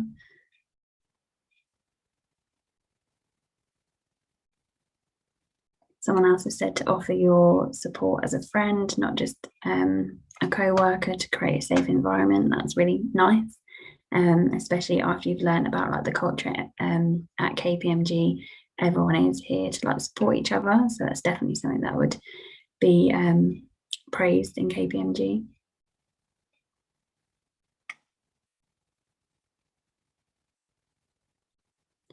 Someone else has said, think before you say things to make sure you're helping and not escalating things further to make them worse, which is true. So with that first line, they said, advise them to seek support for their anger. A few of you have said that isn't the best answer to give, and it could make it go worse because they may not even realise that they're being angry, for example.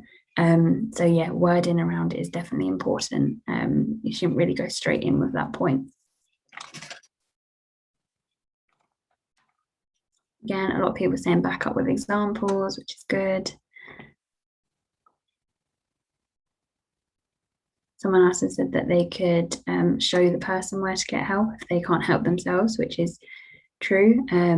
So I think if you are offering your help, but if you're not the right person or you don't have the knowledge or expertise to help them in a certain area, then doing research and being able to offer them ideas would definitely help, because you're not saying just because I don't know that you can't help them. So that's definitely a good point as well.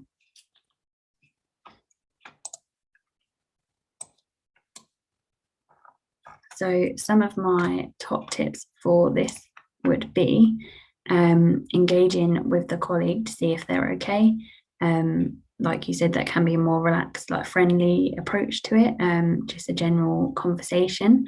That might be a better approach rather than going straight into it. Just see if they do open up to you before asking directly. They may feel more comfortable that way as well. Ask them to share with a manager if they're happy to do so. They might get better support that way. There might be, if it's something to do with workload, then their manager might be able to support in that. So it's definitely a good idea. Again, linked to workload, you can offer to share workload with them after flagging it to your manager.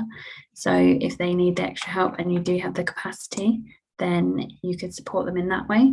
Obviously, you don't want to then overload yourself, but if that is something you can do, that's definitely a good idea.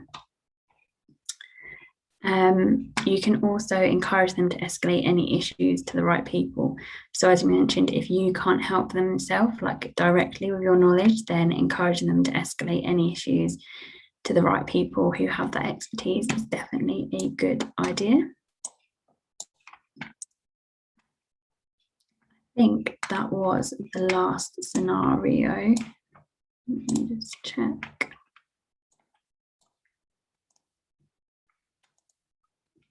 Yeah, that was the last scenario. So we finished a bit early. If anyone has any questions, do feel free to put them in a chat box and we'll be happy to get to them. Chloe, I'm curious as well. I have loads of questions. Go ahead. I suppose, what's something an employer is looking for, you know, when being interviewed or when giving a detailed answer? So yeah, I think as we've spoken about previously with our strengths, all of our recruitment process, so the questions would be based on one of our strengths. So I think if you can focus on that, but in terms of the actual answer, like you said, being structured, I think also making your point, but again, giving the details, giving examples, especially if it's examples that relating to you, like previous experience, that really adds that like personal element and that you've kind of thought about it as well. But again, a lot of detail, but it's concise detail, not just talking for the sake of it, because you don't want to go on and on. Sure. And just before we do get to the chat box, how do you show your strengths in an interview? It's a good question. I think it's just the main point I'd say about showing your strength is being yourself. If you are yourself and you are relaxed, that's the way you're going to show your best strengths, because you are being yourself.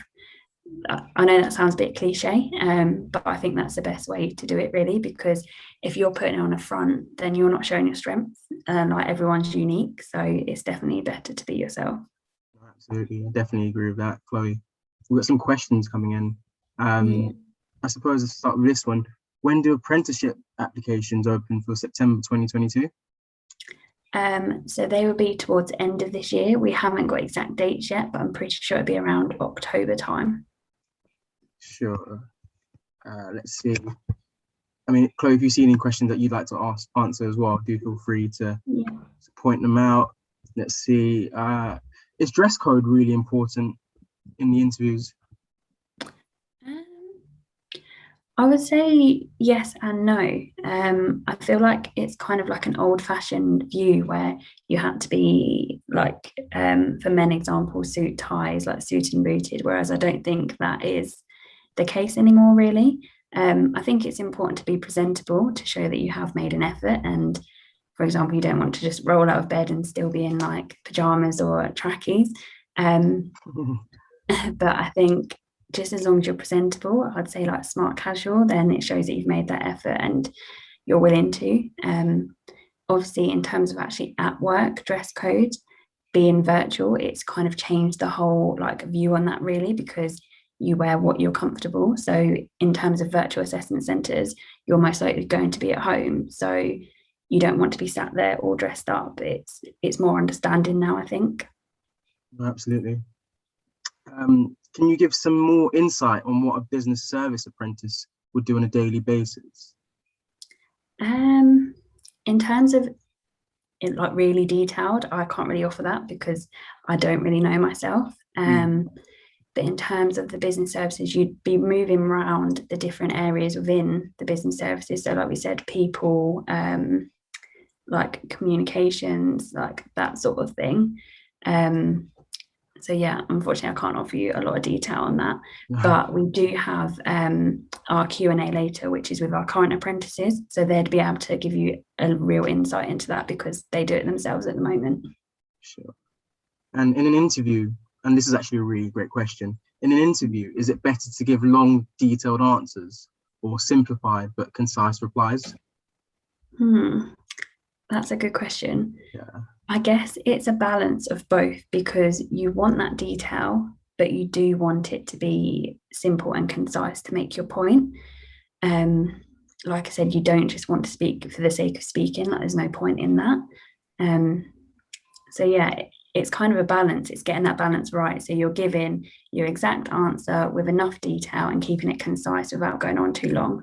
But you need that detail. You don't want it to just be vague. Like some of the examples we had, I think it was the second one that a lot of people were saying was it just didn't give any detail. You don't want that. So a balance of the two is ideal, really. Absolutely. A great question from Angela too. And I'm quite interested to know what you'll say from this, Chloe. Would asking questions to the interviewer make you stand out, as in make you more interested in and invested in a job? I would definitely say so, yeah. We would always advise when you're doing your research prior to an assessment centre and interview, it's always good to have a few questions to ask, whether that's specific about the company, that you've seen something, or just in general conversation, like asking them what they enjoy about the company, what they like working there, that sort of thing. It definitely shows that you're invested in it and you are interested. It's a really good thing to do. Sure. So many great questions, guys. I'm trying to get to all of them. Let's see. We spoke briefly about dress code. Dress code at KPMG? Actually, at work, is Yeah. that? Yeah. Because I've only joined since it's been virtual, I don't really know the answer. Because obviously everyone being at home, you do kind of just wear what you want. Again, being presentable. Prior to when everyone was back in the office, I don't know because I wasn't here. So I'm not 100% sure on that one. Let's see. Any questions you can see, Chloe, as well? So many great questions, guys. I can see one which says, do you think going to uni and then doing a graduate scheme is better or worse than an apprenticeship? We get that question asked quite a lot in terms of which route is better. And the honest answer is there isn't a better one. It's literally down to the individual. So if you think you'd prefer going to university, getting that degree, and then doing a graduate scheme, that's great and it can work for you. But if you finish school or A-levels and you want to get straight into that world of work whilst continuing working, then an apprenticeship is a great route. I wouldn't say that either is seen as better or worse, because at the end of the day, you are still getting the same qualification. For example, if you do like an audit apprenticeship scheme or graduate scheme, it just depends on the time that it takes you to get there. But both of them have work experience, so they're both great, really.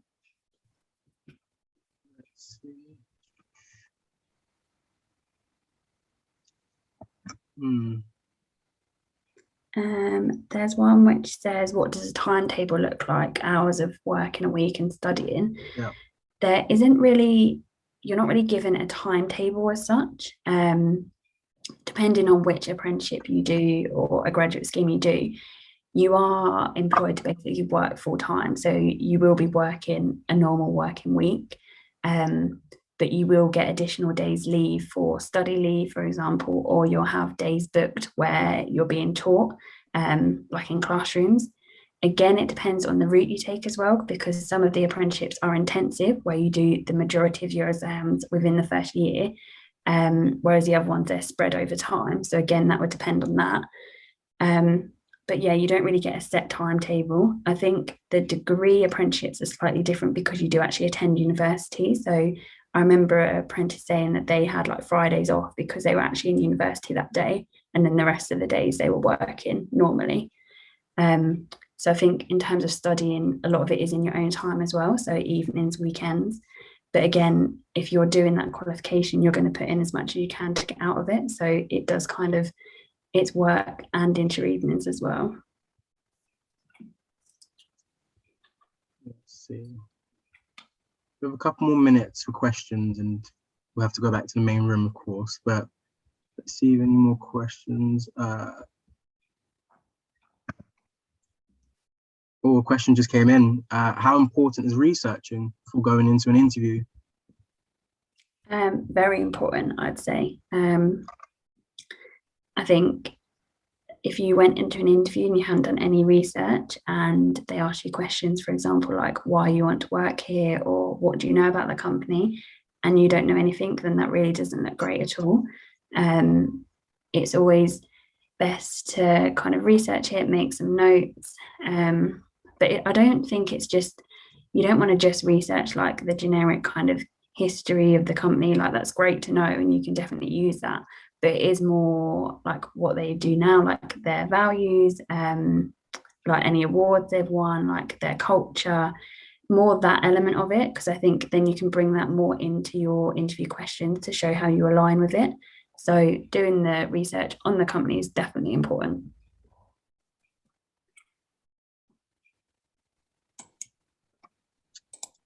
Let's see. Oh, this is an interesting question. I wonder if you know the answer to this one, Chloe. It's, what is the highest position you can get into the company without a degree, so via apprenticeship? What's high you can get into the company without a degree? Oh, so if you joined as an apprenticeship and then after the apprenticeship, is that what that means? I assume. Yeah. Yeah. I mean, there's no limit on where you can go. It's kind of up to you, and you'll hear from our apprentices as well later on. Like, the biggest part of it is building a network. So as soon as you join, you're on that scheme for a few years. And if you work on different projects, you meet so many people, and it's so important to keep them relationships, because as you come off the scheme and then you're looking for different roles, that's where that's going to really help you. If you have people who can really like recommend you, or if you know of anyone in that area really interests you, then relationships are really important. So there isn't really a limit on how high you can go. It's all down to you, really. If you want to get to be a partner of the company, then you can go for it, because there definitely is partners who have started from an apprenticeship. It's just working your way up, really.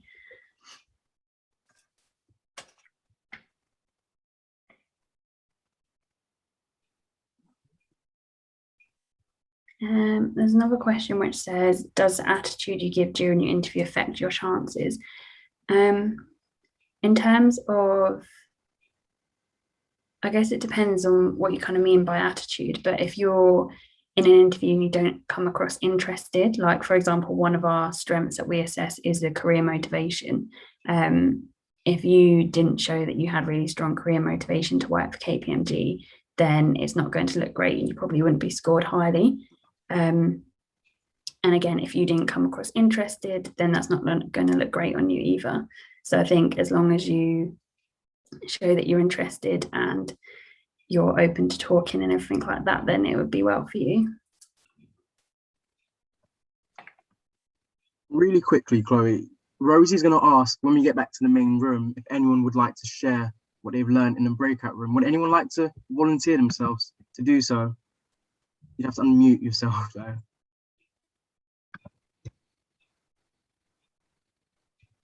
Does that sound interesting for anyone?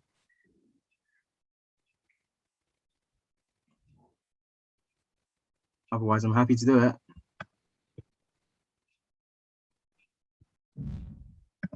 No takers. I would, but I don't have a mic. That's fine. That's fine. My mic is broken. No worries, guys.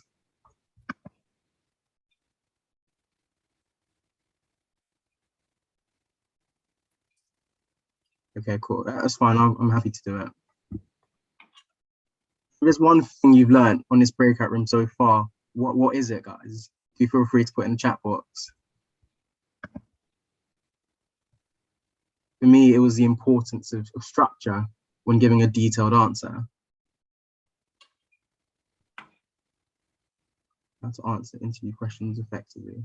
Research is very important.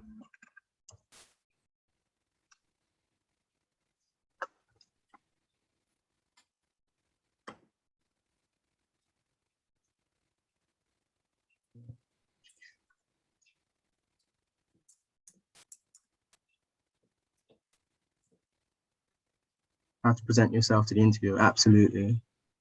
Answering the questions correctly.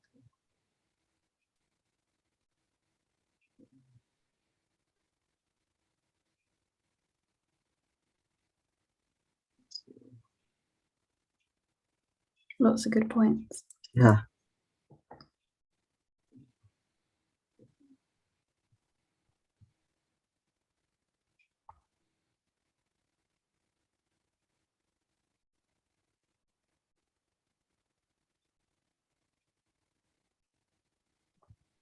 Being yourself is very important, absolutely. Absolutely, couldn't agree more with that point, Abdullah.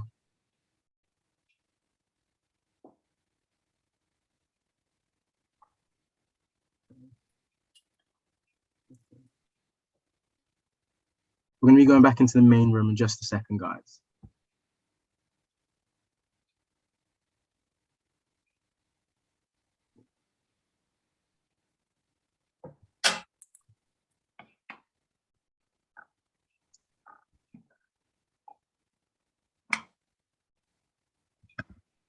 And also, whilst we're here, Chloe, thanks for that. That was amazing. No, a lot of thank value you. in that for sure.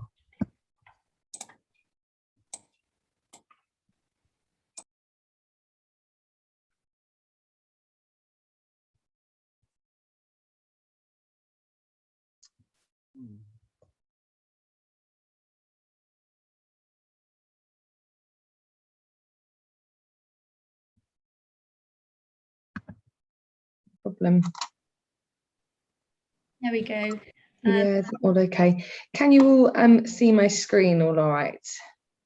Yeah, perfect. Thanks, Catherine. Brilliant. So as the girls have very lovely described kind of a bit about that interview style that we look for here at KPMG, and also a multitude across a lot of other employers as well. Maddie has specifically kind of gone through those three areas that we look for within that strengths interview at KPMG. So these questions we'll be looking to kind of give you a bit more of an understanding into exactly how they can be demonstrated, alongside all of those kind of career and connectors that they discussed following your first break. So looking into kind of career motivations and kind of really utilising those to give you as best possible examples of some of the interview questions that you might be asked as part of your KPMG application. And as Catherine said, it'd be really good to get involved as much as possible, because you really will get the most out of this if you do engage as best as you can. So we'll go on to the first scenario for today. So this is looking specifically at kind of career motivation, and a question that it is very probable that you might possibly come up against in your interview stages at KPMG. So the question that we would like to kind of ask you guys to think about, and then think about the response, and then either in the chat function, or if you feel brave enough to come off mute, which I would always recommend, we will then have a think about what was positive about the answer and obviously what could be improved. So the question that we pose is, why would you like a career with KPMG? And this is the answer that we were given in the scenario. So I would like a career at KPMG because it is a Big Four global firm. I have lots of opportunities to advance in my career quickly and work on challenging but fulfilling projects. KPMG is a well-respected firm that will look good on my CV, and following the programme will allow me to gain positions in other prestigious firms. KPMG has many prestigious clients that I can network with, and I would like to build my communication and negotiation skills. I would like to become a director within 10 years, and the training at KPMG will help me achieve this goal. So is anybody brave enough to either come off mute, to put something on the chat, whatever you might feel comfortable with? Please do feel free to, put up your hand, give us a reaction. And Catherine, I might ask you to kind of just tailor this because I can't see anyone or anything. No, that's fine.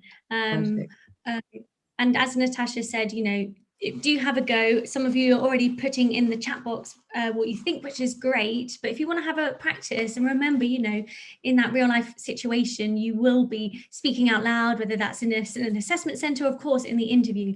So do challenge yourself today and have a go.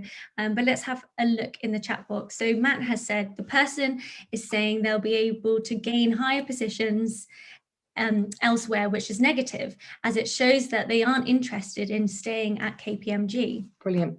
Yeah, and Matt, that's a really, really good kind of pointer on that answer there is, particularly when it comes to career motivation, regardless of where it is that you're applying, whether it's KPMG or another employer, it is vital that you make that employer feel like that is the only place that you want to build your career during that time.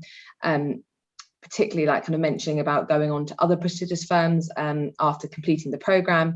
So it's almost like kind of using that training, using that program to then leverage yourself to go somewhere else. And really when they're talking about career motivation, it's wanting to understand why specifically that employer that you've applied to and that specific program. So that's a really good pointer there in something that is negative about the answer. Hi. Hi. Hello. Oh, I was going to. Hi, my name is Jimmy. I was going to say that the fact that KPMG is inclusive to all, and I think that's a positive because it means that everyone will be able to work together, and it just builds better relationship in terms of working with other people and building teamwork skills for everyone. Yeah, Jimmy, that's a really good point. Everyone's going to have different career motivations as to why they apply to a specific employer. And for you, maybe kind of that kind of diversity and inclusion piece is going to be very, very important to yourself and is really worth highlighting during a career motivation question. And obviously your reasons as to why that's so important to you, like you were saying about teamwork, working really well and things like that. So again, a really good point to possibly improve that answer for you specifically, Jimmy. Awesome, well done, Jimmy. Let's have a look. We've got loads of things coming in the chat box, which is great, guys. So well done. And to ensure I get to yours, if you did want to have a go at speaking out loud, then you can do. Here we are. So Simran has said, good. They touched on strengths of KPMG, like connecting with clients. Amran has said they have a clear goal, which is good. However, they do not show what they contribute to the company. Okay. Amran, would you be brave enough to come off mute and just kind of expand on that point a little bit for us?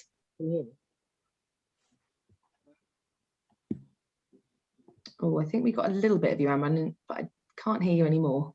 Okay. Oh, can you hear me? Yes, I can hear you. They say what the company, but they're not saying what they contribute to the company. Sorry, they just, I don't know if you're moving away from the microphone. We just lost you slightly. Okay, can you hear me? Still quite faint.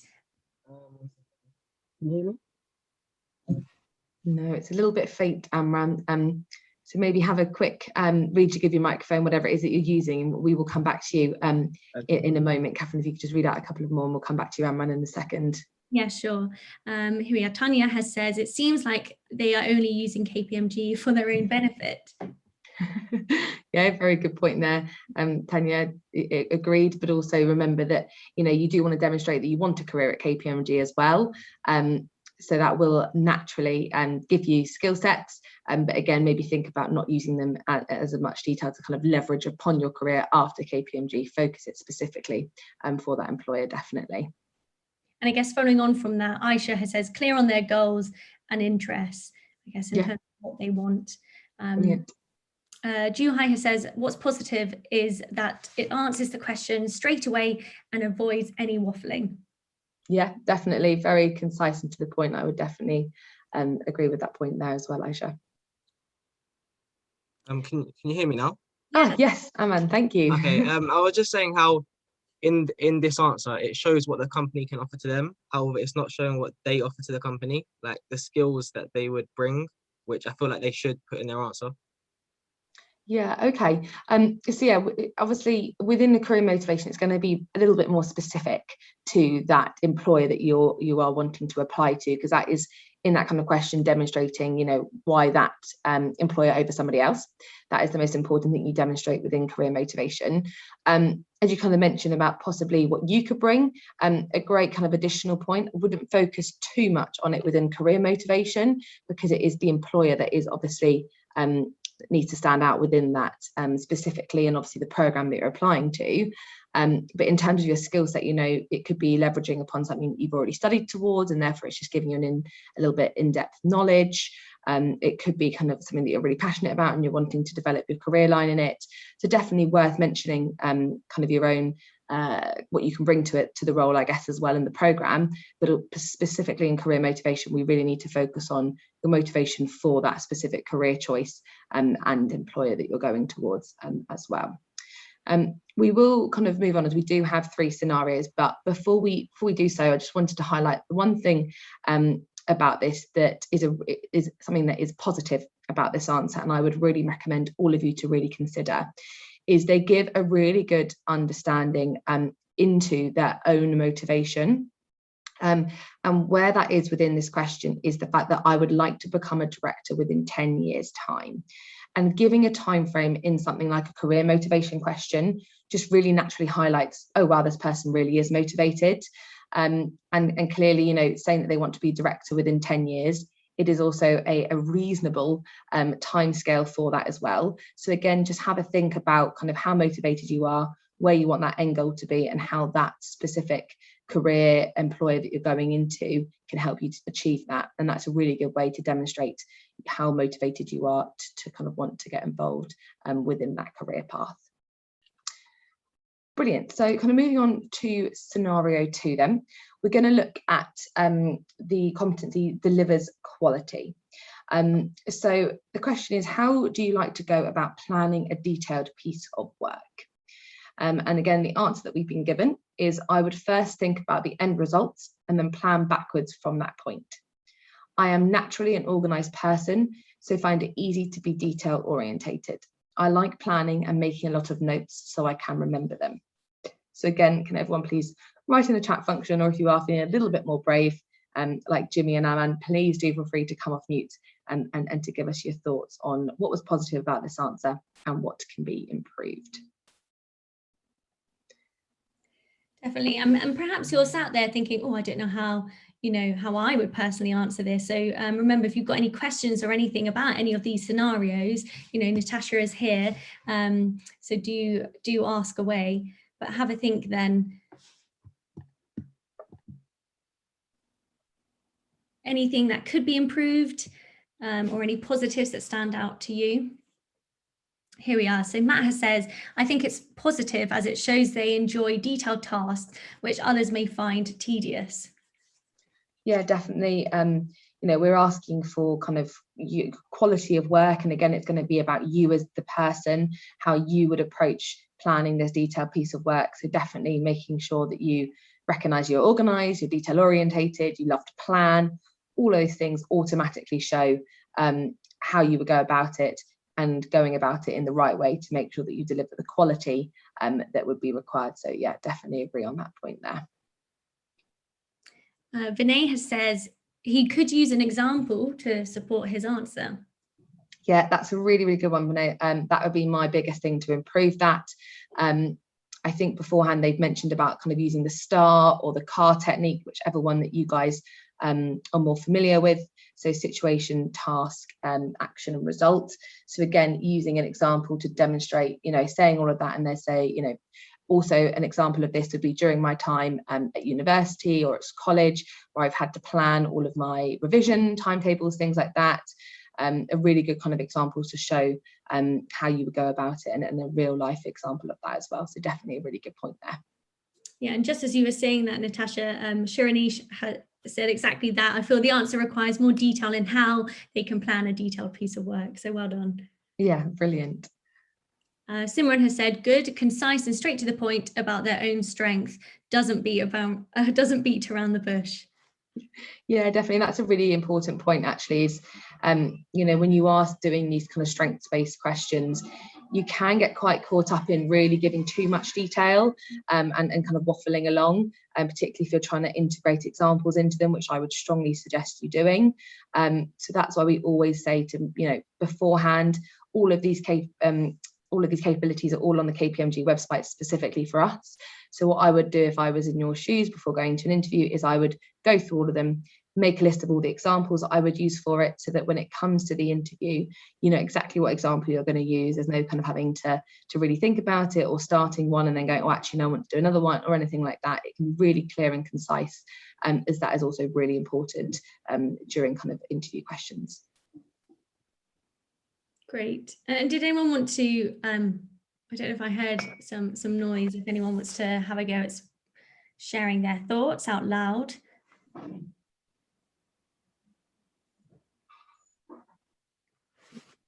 Anyone brave enough? Come on, guys. Remember, we've got certificates up for grabs for those that stand out. But another comment, which I think I might have missed. Juhai says, the answer highlights their skills, which is good because they're showing off their good qualities. Yeah, definitely. Particularly with a question like this, how do you like to go about doing something? It has to be about you specifically, thinking of that strength and how you're going to demonstrate it effectively, particularly in this kind of strengths scenario question. It is really, really important. So that's another great pointer to add. Would anyone like to give a go of how they would answer this question if I was to pose it to you guys, so we can see somebody on the spot giving a real life example from all the points we've just kind of said there? Anyone brave enough? Yeah, Aman, brilliant. What I think I'd do is I'd sort of like explain how I revised for my mocks and how I sort of planned it out. Yeah. Because then that's showing how you like apply your planning to a real life situation, which is probably the most important thing that you need to try and hit with this question. Yeah, brilliant. And what would you bring up in how you did plan it? For example, with me, I did a timetable of my 3 subjects and like when I wanted to revise them. So I'm making sure I'm revising all of them and not just focusing on one. So that sort of helped me to plan and make sure that I covered all the aspects. Yeah, brilliant. And one thing I would say, just to really improve that kind of end of that answer, is the result of that. It allowed me, kind of as you sort of touched upon there, to really focus on all 3 subjects in order to achieve. I would just put kind of a tangible thing on there, whatever grades it was that you were wanting to achieve on that. So it really drive that focus right down into the specifics of it. But a really, really good example there, Aman. And for anybody else that's on this as well that isn't brave enough to come off mute, that would be my absolute recommendation to kind of give as an example. Simran, I can see you've also got your hand up. Are you also feeling brave enough to give us your answer? Hi, yeah, I was just going to say I did an extended project qualification, and I feel as though that I could give that example because it was over a long period of time and there was a lot of planning that had to go into it before I could obviously submit the final piece of work. So I feel like, yeah, I would answer the question and give that sort of as an example because there was a long process behind it. Yeah, brilliant. That's a really, really good one as well. Obviously, you don't have to mimic exactly what others on here have given, but these are really good ideas to kind of take away and leverage off. So hopefully all of you are there either typing it or scribbling it down on a piece of paper, because I would really recommend taking away some of these examples. And Simran, thank you so much for sharing that about your kind of extended project there as well. Brilliant. Anybody else want to be brave enough to, as Catherine said, be possibly stand out in terms of a certificate or something? This is a really great way to show your name and get your name out there. So anybody else? Yes, brilliant. Obeng, please do come off mute and give us your answer.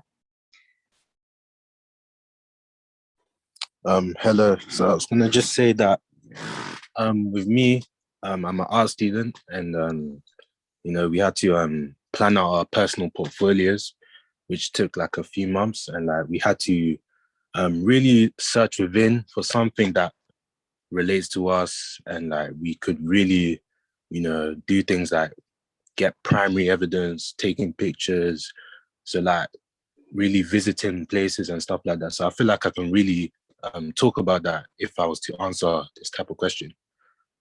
Yeah, that's a great one as well. Something that's got a lot of components to it. Like that is a great example. Again, I would, make sure that you've really thought about that, because again, when things have got quite a lot of components to it, you can be a little bit in the kind of waters about waffling a bit too much. We've all been there and done it. So I would really think about kind of the steps, 4 or 5 steps that were needed in order to kind of plan that detailed piece of work. And obviously just remember about that quality side of things, so what you wanted to then achieve from it. But that's a really good example as well, kind of specific coursework, anything like that requires a lot of planning and detail for sure. Brilliant, thank you so much for sharing that, Obeng. Perfect. I feel like we're definitely getting a bit warmer in the crowd out here. So is anybody else, whilst we're on here, we've got a couple more minutes before I want to go on to the next slide. So anybody else brave enough to come off mute? No, we exhausted everyone that's got the confidence today. Anybody else? No. Catherine, have we had anything else posted in the chat at all, or been a little bit? Yeah, that's everything now. Yeah, Jimmy just had mentioned gathering information, so I think that was from when we said in terms of the detail of, how did they do that, and giving an example. Definitely. Okay, brilliant. Well, we will move on to the next scenario then. So this is the final scenario of today, guys. So before we get into it, again, final opportunity to get your name out there and be in the chance of kind of getting some certificates and getting a name out there. So again, have a think about it, and we will open it up again to you guys. But this is having a think about our capability of the purposeful collaborator. So this is kind of talking what we mean by purposeful collaborator. I know that Chloe ran through this slide with you, but just to refresh you, it's about kind of communication. It is kind of what is important when we talk about being a purposeful collaborator. So the question is, someone you are working with is acting differently to usual. They are much less calm and quicker to get angry and frustrated than they normally do. What do you say to them? So I would ask what is wrong with them and then try to support them. I would also advise them to seek support for their anger and maybe take some time off work to deal with what may be happening with them. I would also volunteer to support them with their workload so they are not overwhelmed. So again, pleased. Oh, brilliant. That's what I like to see. Matt, straight in there with a hand up. With that confidence, we'll go straight to you then in terms of what was positive or what could be improved. Yeah, can you hear me? Sorry. Can hear you perfectly. Okay, thank you. I thought the last bit was quite good, where it says they'll volunteer to support them, as it shows they truly care and they'll go sort of outside of their way and outside of their own sort of workload to do extra in order to ensure everyone's okay. I thought the first bit, I would ask what is wrong with them. I felt they wouldn't straight up ask what's wrong with them, because I thought that was a bit blunt in case it's a serious issue. But yeah, overall I thought it was quite good, as it shows that they've got good information to give to the person that needs their help and are able to help them in their own specific ways. Yeah, I think really, really good kind of points there, Matt, just to kind of break it down a bit. In terms of that kind of beginning bit, again, just kind of off the bat, I'd ask what's wrong with them. Again, maybe having a think about possibly how you would approach that, where you would approach doing that, just would give it a little bit more of that specific from that STAR technique. So give us specific as maybe, I would pull them aside out of the workplace, or, in a quiet area in the kitchen, whatever it might be, of how you would actually go about kind of pulling them aside. As you said, just asking them straight up what's wrong. We've got no detail whether that is in a private space or whether it's just across the desk. So again, really good kind of pointer there. I think, as it kind of says about make sure they seek support for their anger and take some time off work to deal with it. Again, helpful possibilities depending on your relationship with that person. If someone is kind of a bit more frustrated and they're quicker to get angry, doesn't necessarily mean that they need support for their anger. So again, I would just kind of, in this question, maybe not bring up those points naturally, maybe just talk about how you would go about approaching them, talking about maybe taking it, if they wanted someone confidentially to pass it along to a manager, or whatever it might be, in terms of how you would help them there to kind of demonstrate how you would communicate effectively with them to help them overcome that. Great pointer in terms of the volunteering to support. Again, I think that is a fantastic trait to show that you're happy to take on somebody else's workload and to kind of, as you say, demonstrate teamwork essentially within that question as well. The one thing I would mention is, again, it would completely vary on your own workload. If you were completely stretched and you then offered to take on somebody else's workload, that could have a negative impact on yourself if you haven't discussed it with somebody and they didn't know that you were taking on a second person's workload. So I think with that, I would just go into a little bit more detail, like at the beginning. I'd want to offer to help them and give them the support they wanted if that was, helping them to get help from the right people, to escalate it a bit further with their workload. But obviously you would encourage them to kind of reach out to kind of a manager, that sort of figure, in order to help them if they were really struggling on that workload front. Otherwise it could also have a negative impact on yourself. And again, this kind of question, you can probably tell just from me talking at you with ideas, it could become quite long and quite waffly. So again, it's a really good one when you're thinking about purposeful collaborator, to think of a really good example for yourself, which you could use in this situation. Or if you are just looking specifically at that question, just take a couple of seconds before answering it. Silence in an interview seems very, very daunting, but actually has a huge amount of impact if you do just take a couple of seconds to really think about your answer and think about kind of, right, okay, how am I going to approach this so that it doesn't become too waffly, but you're also kind of thinking about all the different areas of it to make sure that you're answering the question effectively as well. But really, really good points there, Matt. Thank you so much. Yes, Aman, we've got your hand up again, so we'll go over to you as well.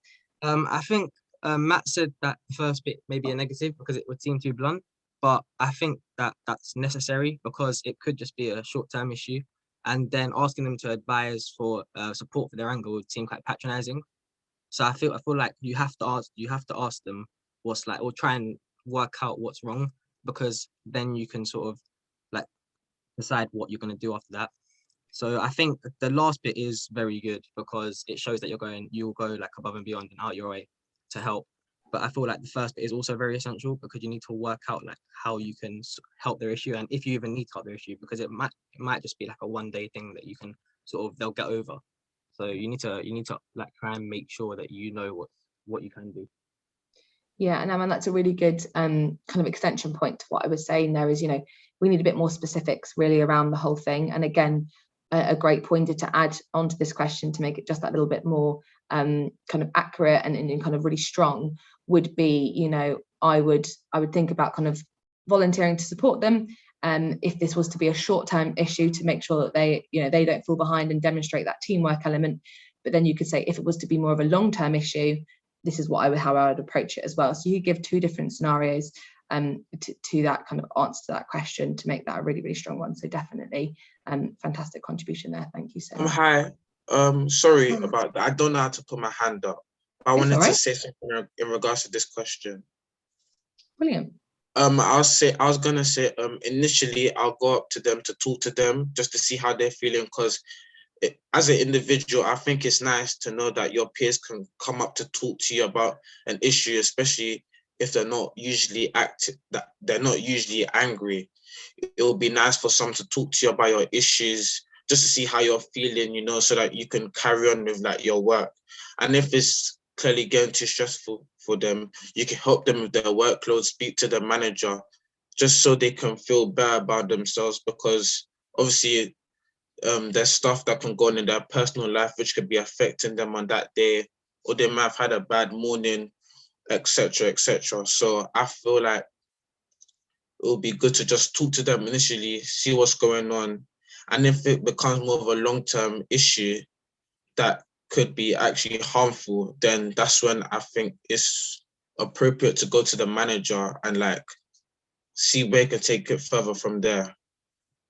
Yeah. Definitely. Yeah, Jimmy, really, really good points there. As you said, just kind of like getting a bit more specifics, asking that question, understanding it a bit more. I guess, it's difficult to answer this kind of question because we don't know what your relationship with that person is. As you said there, Jimmy, if it was possibly someone you're a bit closer to in the team, that you could turn to and, just say something to kind of find out what's wrong. And if they just come back to you saying, oh, so sorry, just kind of having a really bad morning, something's happened at home or whatever it might be. Again, you could then tailor your support, knowing your relationship with them. So this is quite a difficult question in terms of that kind of functionality. But again, I think just the overall arching kind of thing that can be improved that we've all touched upon is just getting a bit more specifics in there, and kind of really understanding it all a bit more, rather than just off the bat kind of saying seek support for your anger and take time off work and volunteer to support them. You know, we need to know a little bit more detail in that, and how people would approach that will probably all be quite different. So you might be out there thinking, oh, I don't know if I'd be confident enough to straight away ask what's wrong with them. So again, your approach to answering this question might be a little bit different to others, and all of which is absolutely fine. You know, we want to see how you would deal with that situation and how you would collaborate effectively within it. But have a think about definitely that STAR technique, particularly for something like this, in how to really get that specifics part across. Perfect. I think we've got a couple more minutes before we go back to the main room. So if anybody has any other questions to do with the scenarios or anything else that they'd like to bring up, then please do just come off mute and ask me. You know, I am here to answer any questions, so to make the use of it, because that is the end of the scenarios mock interviews. So if anyone does have anything, please just do feel free to come off mute and ask me for the next couple of minutes. Yeah, Matt, fire away with whatever it is you'd like to ask. These specific, well, not specific, yeah, specific scenarios like purposeful collaborator and the other two, in interviews, are you usually given a specific thing such as purposeful collaborator, and then you have to answer on how you would sort of fit the question? Or... Yeah, sure. So it depends on the employer, to be completely honest. Some employers will say, you know, this question will address purposeful collaborator or delivering quality, whatever it might be that their competencies are. At KPMG, most of the time we will tell you what the competency is and then ask the question. Whereas some employers will just ask you the question, and from your research, hopefully, and thinking about the competencies that they look for in that business or what values they have, you can kind of gauge what they're asking you. You know, so for instance, for the delivering quality one, from that question about kind of how you plan a detailed piece of work, you can quite quickly gauge what was kind of being asked of you from the competency. So just always make sure you look at companies' competencies, values, because the questions would normally always be aligned to those during a competency-based or strengths-based interview. Okay, thank you. No worries. Aman? Have you got any like more general advice, sort of like what you're looking for in an interview, and like what you're looking for like people to avoid saying in an interview? Yeah, of course. I mean, straight off the bat there's nothing to avoid saying in an interview. You know, just think, you know, you are going for an interview for the corporate business, be in the right frame of mind and how you would like to present yourself. That is probably the most important thing to think about before going into it. We always say the number one thing for us is we want people to be very, very honest in themselves. You know, we want people that will bring their entire selves to work. So please never feel that you need to shy away or not bring your full self to an interview in fear of something, because ultimately we want a diverse range of people at KPMG. That's what makes us a great inclusive culture. Another thing I would say is make sure that you don't just type out, although I said to you to think about those values and competencies of a business and think of examples. Just have like maybe a tiny bit of paper with it bullet pointed on, or take time to really revise it as such so that you know all of your examples that you're going to use. Because there's nothing worse than interviewing someone that is looking and reading off a script. It is very, very obvious. And therefore I would really tell you to just really kind of shy away from doing that. But sometimes we all need a little bit of prompters. So things as bullet points written down can always be there to help you and also help with nerves as well. But other than that, the biggest thing is just bring your full self to the interview. That is the most important thing to bring. Perfect. Anyone else with any other questions in the chat or anything? Yeah, one question has just popped in from Shrinish. For KPMG and other top global firms, are you more likely to interview people from top tier universities? We have 53 seconds, so I'll whittle through this as quickly as possible. Nope, we do not have any sort of bias towards top tier universities or anything like that. How we kind of screen applications is based on a multitude of different academics and things like that you will find all on the KPMG website to tell you exactly what is required of you. But there will be nothing in terms of you will only be interviewed if you're from a top tier university. That is not something that KPMG does whatsoever. Perfect, guys. Well, yeah, we've got 23 seconds. So I just want to say thank you so much for your participation there, and kind of getting involved as much as possible. And I wish you all the best with the rest of your sessions today. Great, thanks very much, Natasha. Really great advice there. And well done, everyone, for your input. And we'll see you back in the main room. Bye, guys. Great. I just want to check that you can see the slides and you can just see what currently says mock interview session. Is that right? Yeah, that's great. Yeah. Perfect. Wow, my technology's being well behaved, so that's great. So sorry if I appear like I'm looking elsewhere. I've just got two screens right now. But what we're going to do is just kind of go through different scenarios. So I'll just give you a typical answer to an interview question, and then what I will ask you to do is in the chat box, if we can kind of write down what you think is good about the answer and what you think the strengths are of this answer, and then we'll move on to kind of what you think maybe could have been worded better or what the candidate could have included. Then we can have a discussion about that. So I will move on to scenario 1 now and just read that out. Great. So scenario 1 says is about career motivation, and the question is, why would you like a career with KPMG? And this candidate said, I would like a career at KPMG because it is a Big 4 global firm. I will have lots of opportunities to advance in my career quickly and work on the challenging but fulfilling projects. KPMG is a well-respected firm that will look good on my CV, and following the programme will allow me to gain positions in other prestigious firms. KPMG have many prestigious clients that I can network with, and I would like to build my communication and negotiation skills.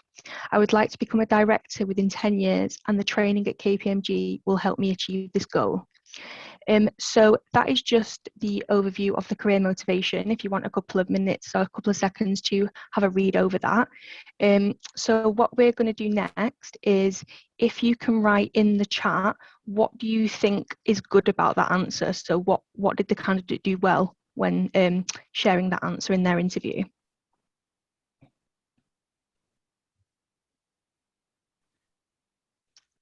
Yep. So we've got a clear goal ahead, so they're clearly motivated. Yep. Yep, so they clearly know about KPMG and they know it's a big firm and the reach that it has. Someone's put desire to gain new skills and make new contacts. Yep, definitely. Ambitious. Shows how they will progress within the company. The fact that they said it'll be better for the future shows they're well-driven and ambitious. Yep, definitely. And mentions KPMG's opportunities. So yeah, some really great answers there. Definitely kind of what I was thinking as well. So from their answer, it clearly shows that they know about KPMG. They know the opportunities that it brings, and they know the scope that that KPMG has. So yeah, that's one that someone mentioned. Also having the fact that they are ambitious. It's very clear that they are an ambitious person, sorry, and they want to go far in their career, and they think that KPMG will kind of propel them to do that, which is really great. And we also kind of, they've clearly kind of researched the clients, so they know maybe a bit about the clients, which they've not developed as much in this answer, but the fact that they've mentioned prestigious clients, they may know a bit about them, so they might have done some research. So yeah, some really great answers there. Thank you for that.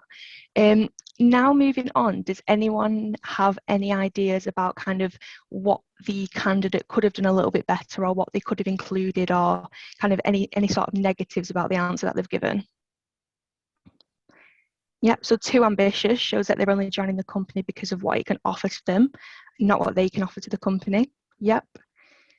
Don't talk about what they have to offer to KPMG. Alludes to using KPMG as a stepping stone and may not actually want to work for KPMG. Yep, definitely some great answers there. Does anyone have anything else?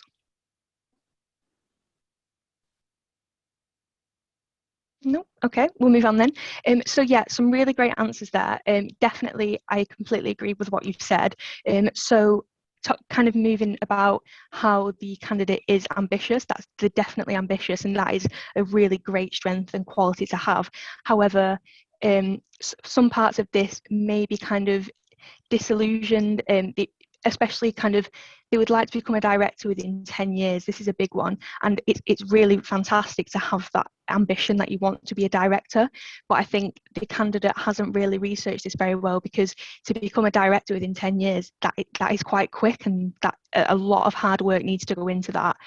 So maybe the candidate hasn't really researched about kind of what exact steps it takes to be a director, because to get there in 10 years, that is really quick to become a director from a graduate, for example.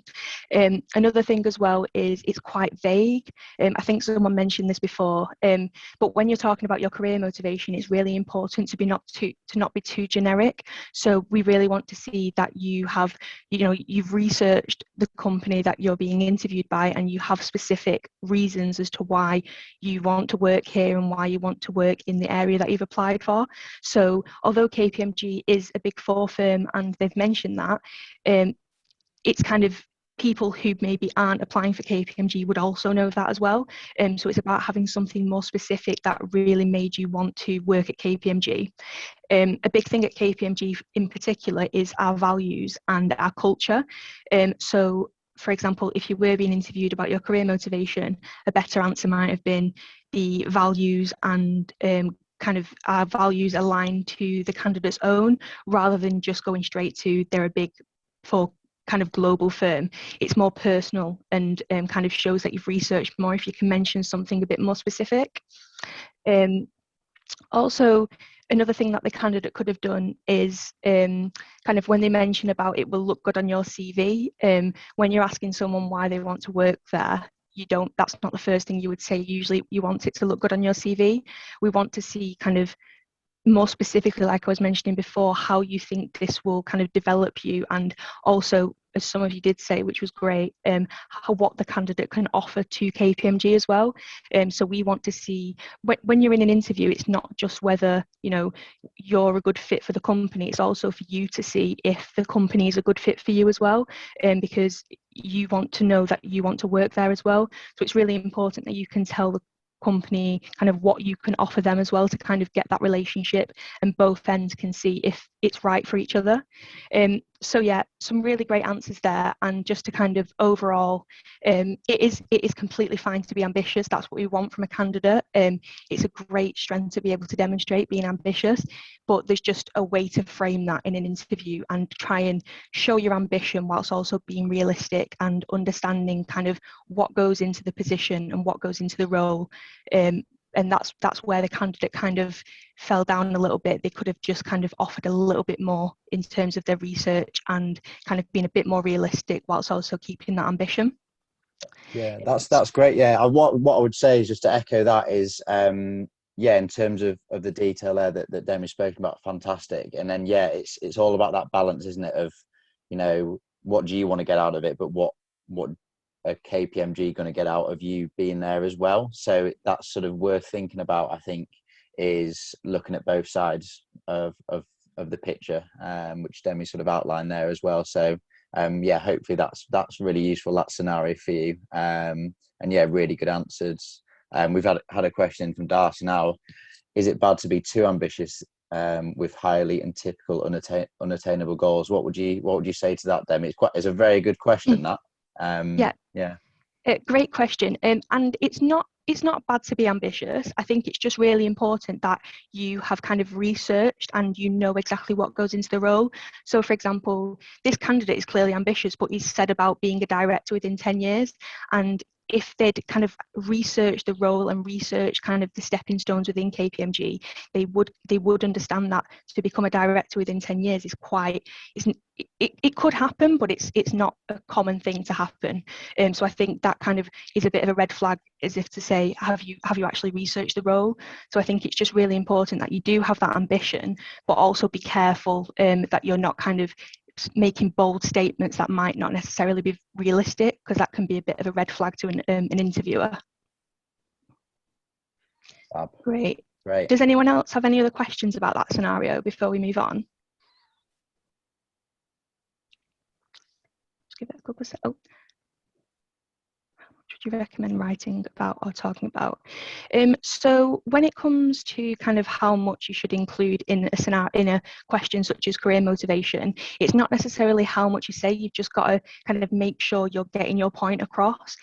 So kind of making sure you talk about why exactly you want to work at KPMG and why exactly you want to work in the area you've applied for. So it's not necessarily having lots and lots of different things to say, but it's just ensuring that the interviewer knows exactly why they can go away knowing exactly why you want to work there and kind of why you think you have the skills to be able to do well in the role. So just kind of having to think about that. So that could be going away and making bullet points as to exactly how you would fit in and why you want to do the job you're doing, rather than that way you won't be kind of sat there in the interview kind of brainstorming all of the ideas there. You've already got them in your head.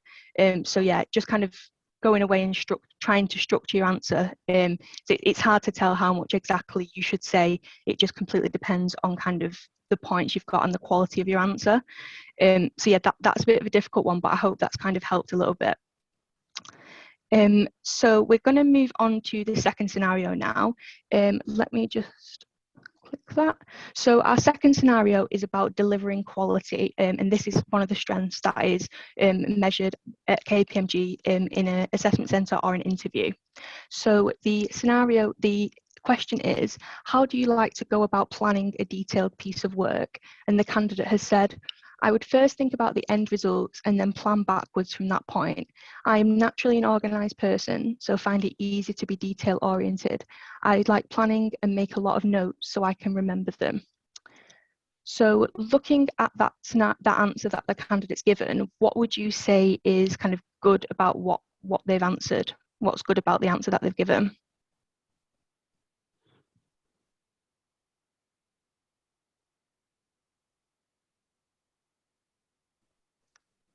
Just give it a couple of seconds if people can come up with any answers. Yep, so it gives an overview of how the person plans their work, so answers the question. Forward thinker, clear and precise. Shows their skills as an organised person, and they've shown their enthusiasm. Great. There's some really great answers. Yep, we've got precise again. Yep, so the answer is straight to the point, and it is precise. So the candidate has explained kind of how they go about planning. Looking at that answer then, now we've got some points as to what is positive about that. What do we have about what may be not so great, and where could the candidate maybe have improved their answer in regards to this question?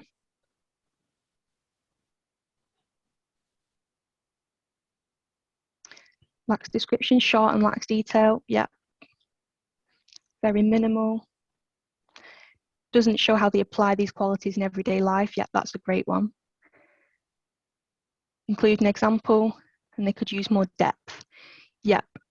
So yeah, there's some really great answers. So just talking about the positives, when the candidate says they would think about the end results, then plan backwards from that point, it's great that they are able to kind of think of the bigger picture whilst also taking into account the details as well. So they're looking at a bigger picture when it comes to planning, which is great. Yeah, we've just had lack of description of themselves as well, which is a good answer. They're a naturally organised person, so find it easy to be detail oriented. And they like planning and make a lot of notes. These are typically, the fact that they're a naturally organised person, that is a great strength. However, an issue with this answer is the interviewer doesn't actually know the candidate, and therefore this answer, it doesn't actually tell us anything about the candidate. The strange is the interviewer and the candidate, and this honestly doesn't really tell them much. You need to kind of show them and explain to them rather than just say, I'm a naturally organised person. An interviewer wants to know exactly how you are naturally organised and kind of what you do to make sure that you're organised. So this could include in an interview basically telling them, kind of discussing the tools that they use. So do you use the kind of detail oriented? Do you organize by using Excel, or how do you use your calendars, and do you use reminders? Just kind of little tools that you might use to help you be organized, because this answer doesn't really tell us how the candidate is organised. They're just basically saying, yep, I'm an organised person, but doesn't actually go into detail about what they do. And I think that's really important, because we need to know kind of how you would be organised in the workplace. And unfortunately, this answer doesn't really tell us that. Would this be a perfect answer to use the STAR technique, do you think? Yeah, definitely. So if, say, for example, someone asks you how you're organised, you could give them an example of a time where you needed to be organised, what you did, how you were organised, kind of, and then you can move on to what the end result was. So it could, like you were saying, it could be an example question, definitely something you can use an example in there and use the STAR method, just basically explaining a situation where you use your organisational skills and then you ended up with a great result at the end, because it is about delivering quality. So it's all about kind of what that end result was as a result of you being organised and being detailed about a piece of work, for example. So yeah, definitely one way you can use an example. Someone's asked, does the example have to be relevant to the job applied for? If you have an example that is relevant to the job, that is great. However, it doesn't need to be kind of very, very specific as in the role that you've applied for. So it could be an example of how in education or in a job that you've had, you've been organised, or you've been detail oriented to complete a piece of work. You could use that as an example. It really doesn't have to be very, very specific to the job. We just want to see an example as how you've kind of planned a detailed piece of work. So don't worry too much about making sure that it's like completely specific to the job. We just want an example to see kind of how you've applied that. So yeah, great question, thank you.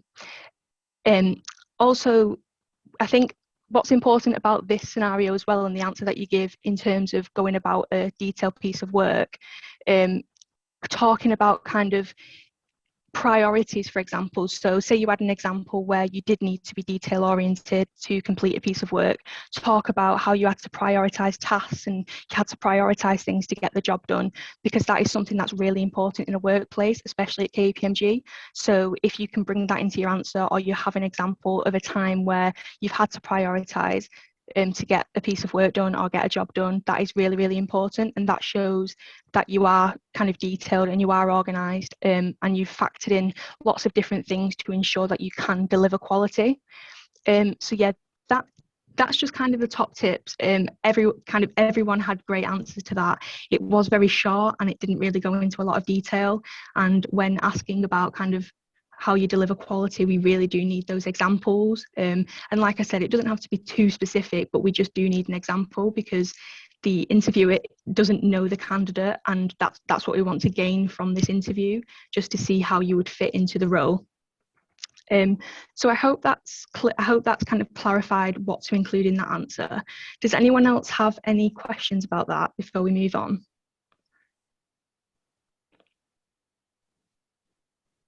Oh yeah, we've got one, yeah. Yeah, great question. So in interviews, will the interviewer try to put the candidate under pressure to identify how they work, or will the interview be more to get to know the candidate? So I think something that I've definitely learned over my time of doing interviews and applying for jobs is interviewers aren't out there to kind of catch you out. They want, they want to get the best from you, and they actually want to kind of, it's not like they don't want you to get the job. They're interviewing you because you've got potential and they want to see whether you're a great fit. So it's not a case of them purposely trying to put pressure on you and catch you out at all. That, interviewers, when we interview candidates, we're rooting for the candidates. We want them to do well. So I think that's something really important to try and remember when you go to an interview. It's not a situation to try and catch you out. We want you to do well. So it's definitely about kind of getting to know the candidate, but also we want to see how well you will fit into the role. Like I was saying before, it's also about how KPMG, for example, will work with you as well. So yeah, it can feel pressured and you can feel under pressure, but you've just got to remember that the interviewer is rooting for you and we want you to do well. So yeah, just try and keep that in mind when next time you have an interview. Great. Does anyone else have any questions before we move on? How do you deal with nervousness in an interview?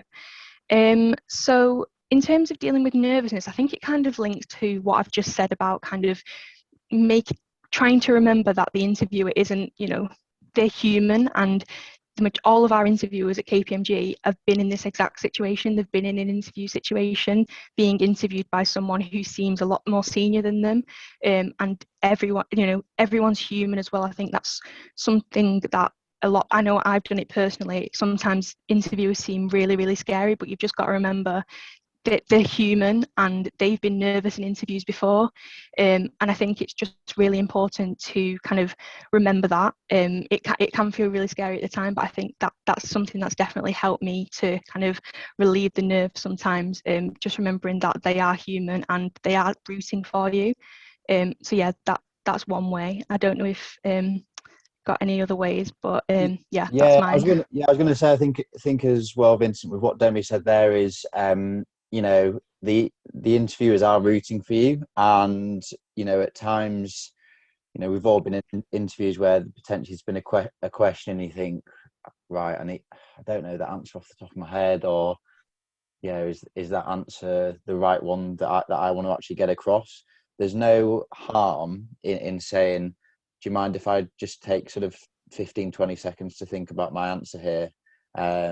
Or if you've answered a question and you can relate back to that if you've maybe want to add to it later on in the interview, and that's absolutely fine, and that shows real maturity and also real detail that you do want to improve your answers to those questions. Don't think that, oh God, I've got to answer in the first 1 or 2 seconds and maybe blurt something out.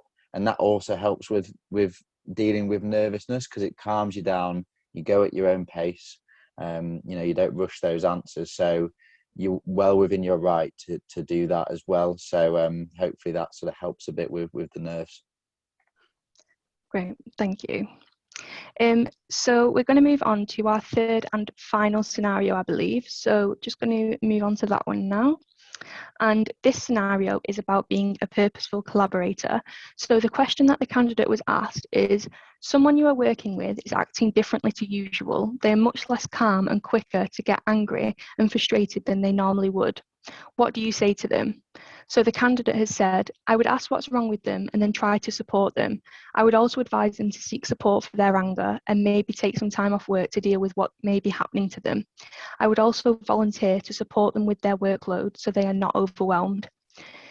So having a look at that answer, what kind of things do you think the candidate did well, and what were the strengths of the answer that they've provided?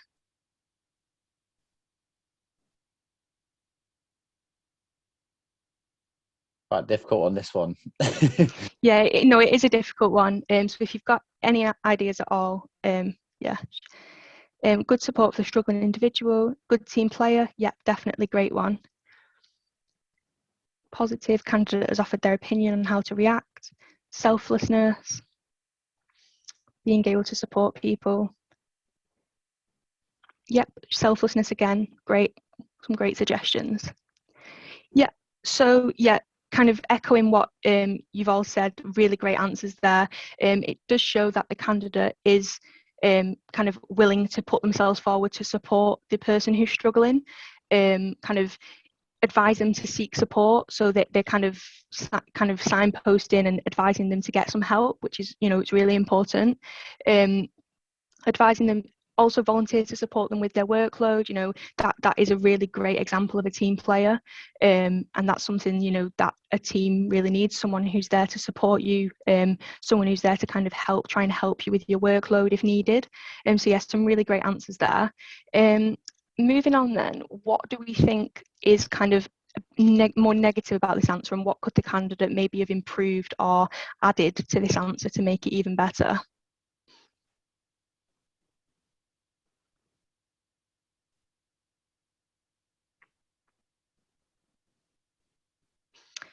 Yep, unrealistic to be able to take on workload in a demanding job and may end up taking added stress alongside the workload. Yeah, fantastic answer, thank you. Candidate could be overworked if they take too much time from their own work. Yep. Suggest taking it to a member of authority. Great. May lead to lower productivity for their own work. Yep, thank you. Any others? before we kind of go on to the explanation?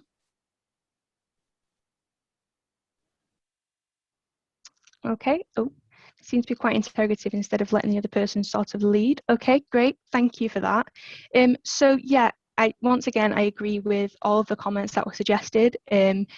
Firstly, kind of what most people said was about their workload. So it is really important to understand kind of volunteering to support someone with their workload is an example of a team player, but it's also very important to be realistic and understand that their job is also very demanding and they don't want to take on too much work and have the result of their work not being as high quality as it could be. So for example, in the interview answer, the candidate could have said, I would also volunteer to support them with their workload, providing that my capacity I can take on extra work. So just ensuring that they understand that they also will have a lot of work. So it might not be as realistic to always kind of lend a hand and take on someone else's work for them. But so that could have made that answer even better if they'd kind of reflected and realised that they can only do it if they have the capacity to do so. So yeah, some great answers from people there. We also had one, I think, which was suggest taking it to a member of our authority, which yeah, is a really great one to suggest. So ask what's wrong with them and then try to support them. That's great, but if the candidate is, they're not being themselves and it is resulting in kind of their work not being as well, and they just seem really kind of down or angry, like the answer suggests, the question suggests, sorry, then it's really important to kind of escalate that. That could be to the person's line manager. You don't have to, it's not a case of the candidate saying, I would go to their line manager and tell them. Maybe a good thing to include in this answer would be try and support them or advise them to seek support by reaching out to their line manager or reaching out to a manager just to tell them about the situation, because it is really important that other people are kept in the loop about that, just so they're aware of kind of what's going on with the person and how they can support them. So definitely kind of a team effort, and obviously it doesn't need to be shared with lots of different people, but if you can advise the person to tell their line manager, that would be a really great thing to include as well, because it kind of shows that you're knowledgeable about kind of how things need to be escalated. So Demi, yeah, you've touched on it a bit there. What sort of stuck out to me is potentially the wording of the first sentence. Mm-hmm. And then you have touched on it a bit there. So what would you suggest potentially would be a better way to word that? Because, if it's a potentially sensitive subject and just asking someone what's wrong could maybe feel a bit interrogative or a bit sort of full on, and going about it in maybe a softer way. What would you, I guess, suggest for that? Maybe, yeah, because yeah, I agree. So instead of saying I would ask them what is wrong with them, maybe you could say I would ask them if they're comfortable sharing kind of what's going on or how I can support them, or ask them if they're comfortable sharing.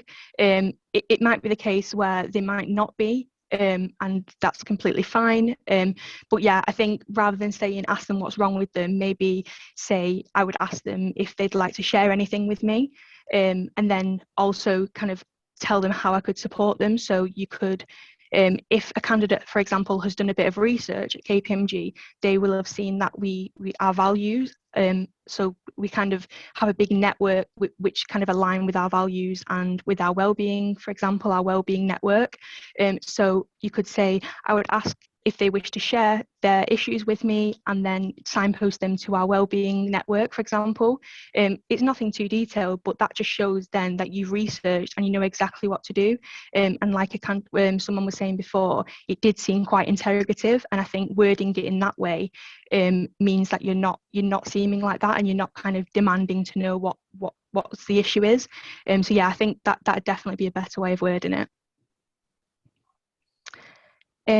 Do we have any other questions about this? I think we've got a few minutes left. Does anyone have any questions about this scenario in particular, or any questions in general? Yeah, we've got about 3 minutes to go, so until we go back into the main room. So yeah, if you've got any questions for Demi on this scenario, I think this scenario is really interesting because it's quite a sensitive subject. and sort of the wording of it is really interesting. Some of the answers were great, but if there's any other questions potentially on, you know, interviewing at KPMG or any other information that, you know, you may want from Demi on that process as well, feel free to pop any questions in. We have one from Darcy now, which is brilliant. So for KPMG, what is the workers' welfare like, and what type of support would there be in a situation like this? Really good question. Yeah. So at KPMG, like I was saying before, we really put an emphasis on our values and kind of colleagues' well-being. And for this reason, we do have a series of networks. So we do have a well-being network, and this is kind of where you can talk with other people about any issues that you might be having, and also you can kind of talk to kind of seniors about any issues. Also, we do a lot of welfare and well-being training. So your managers will be trained on kind of how to deal with any situations that you might wish to disclose to them. So you will always have that support as well. Also at KPMG, we do have kind of it's called Babylon, which is kind of a 24-hour doctor, and this is there for physical and kind of mental health as well. So for example, if you did have any issues at all that you wanted to discuss, that will always be there for you. So it's kind of, we have external well-being as well as internal. But like I was saying, our networks are really great, and they're huge networks, and they're people with all different experiences, and they're people that are there for you to speak to them. And all of our staff are trained in terms of well-being as well. So any issues at all like this, if you're struggling, our managers and other members of the staff are always there to listen and can kind of advise you on what to do. So yeah, there's lots of different ways that you can get some kind of help in regards to well-being or workload if you did need that. Brilliant. I think we've got about 30-40 seconds left, and I know Sam's put in a quick question. It's not related to this scenario. Oh, here we go. What, we've got 30 seconds. Oh, we've got a minute. It's not related to this scenario, but how would I answer a weakness question without sounding like a bad candidate? So in terms, I've always learned that when answering a weakness question, you should be honest, and you should share kind of what you think your weakness is. A lot of people can say sometimes they're a perfectionist, when that's kind of, it's kind of a not honest answer. However, what's really important is to ensure that you're telling the interviewer how you're going about changing that and how you're going about improving that, and kind of what you're doing to ensure that this won't be a weakness in the role that you've applied for. So I think it's really important to be honest, but also ensure that you're letting them know kind of what you're actively doing to improve that, and how you think you kind of let them know how it won't get in the way of the task that you're doing and the role that you're doing. So I think that's something that I've definitely learned when answering a weakness question. Brilliant. Good. Fantastic. Okay, so obviously Hannah, you're in. I know you're in charge of the session, but it's good to see all the students here as well. We've got a lot, which is fantastic. And this is, by the way, students, this is great stuff. I'm looking forward to it, because normally this is basically what I teach in schools, and all of the support that I give to students afterwards who are preparing to apply for those apprenticeships and what we go through. So this is great for me to see again, so that I understand everything that KPMG looks for. Great, that's perfect. So just to give myself a little introduction, am I okay to start? Well, sure, I'll go for it. Thank you, Hannah. Can you see my screen as well? Yep. Perfect. So yes, my name's Hannah, and I am the Student Recruitment Officer for the Technology and Consulting Pipelines for the graduate programs. So it's a large pipeline to look after. As you can imagine, consulting and technology are really, really popular here at KPMG.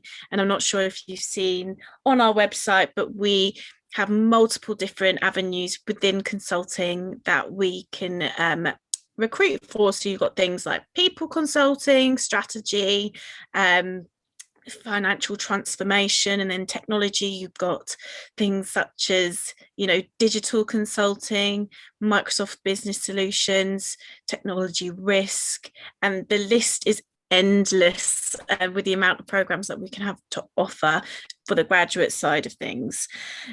So I've been at the team for 3 months now. However, I was in the team in 2015 for a couple of years, which is why I also wanted to come back, because I absolutely love the culture here at KPMG. So I think that says a lot when it comes to being a returner. So we're going to go through some mock interview scenarios. So what I would like you to do is I will read through these scenarios and the strength that they are, being assessed by. And it would be great if you could write in the chat function, what was positive about this answer and what we could improve. So number one is career motivation. So the interviewer is asked, why would you like a career with KPMG? And the interviewee says, I would like a career at KPMG because it is a Big Four global firm. I will have lots of opportunities to advance in my career quickly and work on challenging but fulfilling projects. KPMG is a well-respected firm that will look good on my CV, and following the programme will allow me to gain positions in the other prestigious firms. KPMG have many prestigious clients that I can network with, and I would like to build my communication and negotiation skills. I would like to become a director within 10 years, and the training at KPMG will help me achieve this goal. So I would just like you to have a little couple minutes to really think about whether you felt that was a good answer. I mean, Maddie mentioned earlier about, the situation, task, action, result technique, and if there was anything that we could improve and what was good about it. So if I could ask you to think about it, think for a couple of minutes, and feel free to use the chat function with your answers. What I will say to everyone is think, and don't be afraid to say what you think either, because more often than not, you are right. So have a think, go for it, and really break it down, be critical, and say what you think is positive and say what you think can be improved. We're already getting stuff in the chat box here, which is great. So I'm struggling to see the chat box because I'm sharing the screen. I wonder if there's an easy way for me to view it. So because you're sharing screen, when you go up, you should be able to go up to the top of your screen and hover over, and there's a little dashboard that comes up, and there's a button that says more, and then when you click in more, you can see chat, and then you can bring up the chat box, hopefully.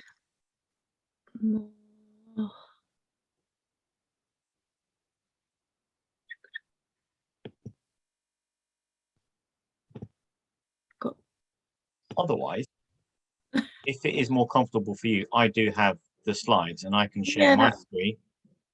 Oh, you have the slides. I've got slides. I've got them as a backup. So I can share the screen if you want to, if that makes it easier. Sure, that makes a lot more sense. Thank you. No worries. Let's do that. And also because I've got double screens as well. Yeah, I only have one. So let me just get this set. So share my screen.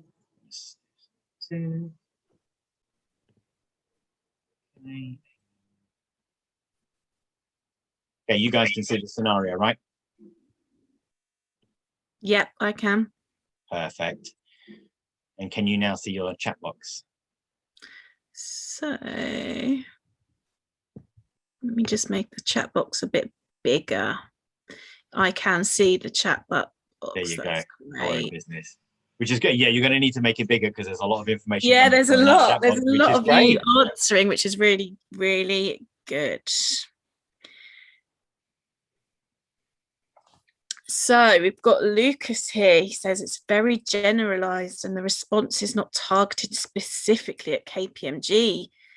You could say that about any other top firm. Well, that is, that's right. I mean, you could say, is there kind of anything that they could specify about KPMG? It is quite a generic one because, I think the big answer for everybody is that it's a global firm, a big top four, and we see that answer quite a lot. So we need to find something that's kind of, very unique, and that's what they like to see. So things that are wrong. using KPMG as a stepping stone. Things that are right, clarity of vision. Yeah, so you can clearly see that this person's, you know, very ambitious, and they're already looking about, you know, wanting to become a director in 10 years. And that training within KPMG will really help towards that. Now, yes, you can definitely see that, but you can also see, you know, they don't necessarily acknowledge that how they're going to get there, you know, what training and qualifications that they might study within KPMG. So that's definitely something that you could look into before, you know, you answer this question. What qualifications would you be doing on that program, and what the actual role itself that you were doing. So some other things on my screen.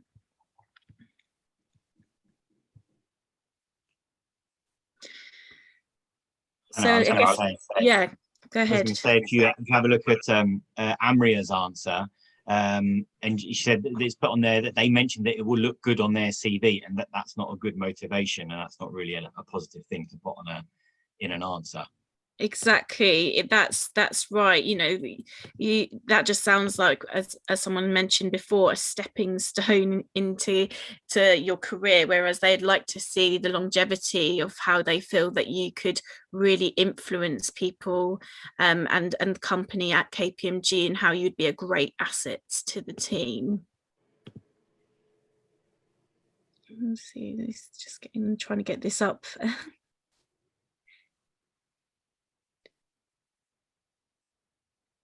So positive points: honesty. They are clear, presenting their goals, and are aware of how KPMG is perfect for assisting in achieving their long-term goals. However, there isn't much about how they can bring what they can bring to the table in terms of being part of KPMG and their passion to be part of KPMG specifically. I definitely agree with that. That's a really good point there. Some other bits. Again, Cobby said, as a negative, it doesn't seem like this person would be very committed to KPMG. I think that would definitely be an alarm bell for the interviewer. That's very true. So other things that you can kind of mention within this, you know, how do we differentiate KPMG from our company? So what is special about KPMG? So if you have a look on our website, you can really see and get to understand that. For example, the culture at KPMG, the people, is something that we really focus on here. Obviously, we're not selling, you know, assets, or we're not a consumer kind of business. Our consumers, you could say, well, you know, the best part of our company are our people, and that's what we're selling essentially. You can also talk about things such as aligning, how your values align with KPMG, and how you feel you would fit in with the culture, for example, and the vision of the firm. And you can also use the websites and the specific stories as part of a starting point, and talk about why you relate to them. And you can also mention, you know, your qualities and your strengths, and why you think you'd be a right fit for the program. Does anybody else have anything else to say on that before we move to a scenario 2?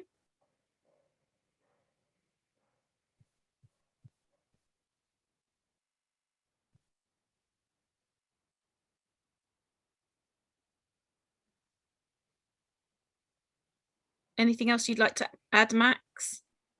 I was actually going to ask you a question about this. When we talk about career motivation, I think for a lot of students, it can be difficult at times to try and work out what career motivation to mention in an interview, and how to phrase it and how to put it. Obviously, that's the whole purpose of this exercise. But in your experience, because we are talking about people coming on from being a student to coming into either an apprenticeship or graduate program, what level of career motivation do you want to see, and what is it that makes them stand out? Because when I read that answer, that's a very generic answer which everybody could put together because it looks good. But is it okay to be a bit more personal? Is it okay to be a bit more I don't know how to explain it, a bit more different, in terms of like, this is where I'm at, I want to join KPMG because I'm interested in the firm, I've been to sessions that they've done, I don't know you don't have to mention you want to be a director in 10 years, because you don't know how long it's going to take you. But just be about, this is me, I want to learn and I want to go forward and achieve ambitions in the right time. Is that okay to be a little bit less specific and not have to be so overly ambitious in your answers? 100%. And I think the main thing that the interviewer wants to know is that you're authentic. They don't like to hear these pre-prepared answers that you can find off Google, and they want to really get to know you and your personality. You know, we're really pushing towards a diverse, inclusive environment, and that's seeing people from all walks of life. You know, I think they want people to be realistic about where they feel that they can be. And obviously, you know, once you've left school, for example, you're not necessarily always going to understand and know what you want to do and what you would like to do in the future. But as long as you can say that you know you've aligned your values, your strengths, you feel you'd be really a great asset to the firm in that sense. They'll be really interested in that, because it's really down to that person and how they deal with situations, with scenarios, and how kind of, you know, the belief there that they need, that, you know, they're very interested to work for KPMG. I hope that clarifies that. I think so. I think that hopefully that will help students understand a little bit more as well. And also, one last question before we do move to the next scenario. Sure. We always talk about this thing about, you know, stepping stones and using KPMG as a stepping stone to move forward. Genuinely, how much does that put you off as an interviewer? If somebody did come to you, okay, we have to understand that KPMG is a large organization. It is a very prestigious organization to work for as well. But if somebody does genuinely sit in front of you and say, I want to come to KPMG because of the training that's provided, because of the opportunities that are provided, and potentially in 5 years' time move on somewhere else, does that turn you off immediately and you think, okay, I'm not going to employ this person? Or do you think, well, we've got 5 years to show you that we are an amazing company and you'll end up staying longer, because I've met many people who have said that before and have stayed? Or is it, great, let's get you in, let's train you to the highest standards possible, because that's what we do, and show you that you can go forward in the market and make your own career, but knowing that you've had KPMG in your past? Well, look, so these programs can be around 5 years, and that's quite a lengthy time for someone to be committed to KPMG. So I believe the company really understands, you know, that you're not going to be as we say, a KPMG lifer. If you go about it in a way where you're very kind of, I'm just going to do this, and I'm definitely going to go and leave and stuff, you can always shape your answer in a way that says, look, I'm really committed to KPMG for these kind of this program. I think it will really help shape me. I know I'll get the best out of it, and then I would like to see where, you know, life takes me. And, you know, obviously one day, you know, I'd like to see myself going to a manager, a senior manager, and I really believe, you know, KPMG could help me become that person that would be kind of moving up in the world. I don't necessarily think you need to directly say, and I will be leaving KPMG at this time, on this date, in this year, but, you know, it just shows that you've got a level of realism, I guess. Thank you for that. Sorry for the extra side questions. Hopefully that's useful for the students as well. I'm guessing we're moving on to scenario 2. Yeah. Right? So scenario 2. So it is delivers quality. So the question is, how do you like to go about planning a detailed piece of work? So this candidate has said, I would first think about the end result and then plan backwards from that point. I am naturally an organized person, so find it easy to be detail oriented. I like planning and make a lot of notes so I can remember them. So if you could write in the chat function what you felt was positive. Let's go for the positive first.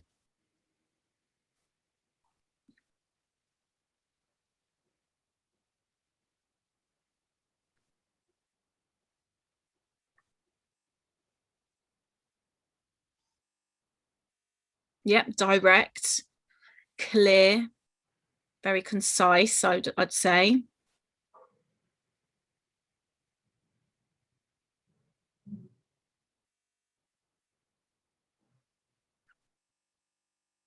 Yeah, trying to think ahead, so the element of planning.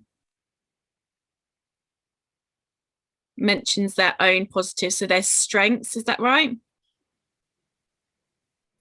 They show that they have all been organised and gave a brief image of what this looks like. Yes, I would argue very brief. They've directly said the answer and have shown their preferred way of planning. Yes, so they've told them how they like to plan, essentially. Okay, and what about what could be improved?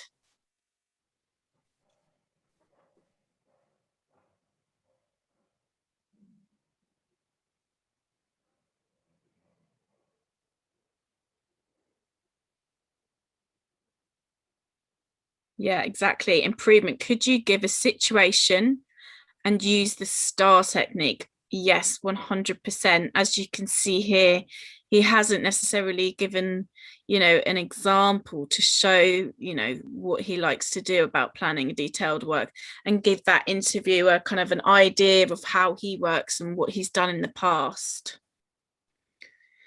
They haven't said why they prefer to plan backwards. Yes, so they haven't gone into a lot of detail here. You said, oh, okay, I like to plan backwards. So why would that be the case? Exactly, that's a very good point. More detail.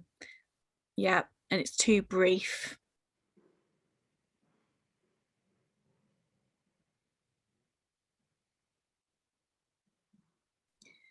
Yeah, so just to go into a little bit further, so again, I 100% agree with the situation, task, action, result. I think that's a really great way to structure your answers here.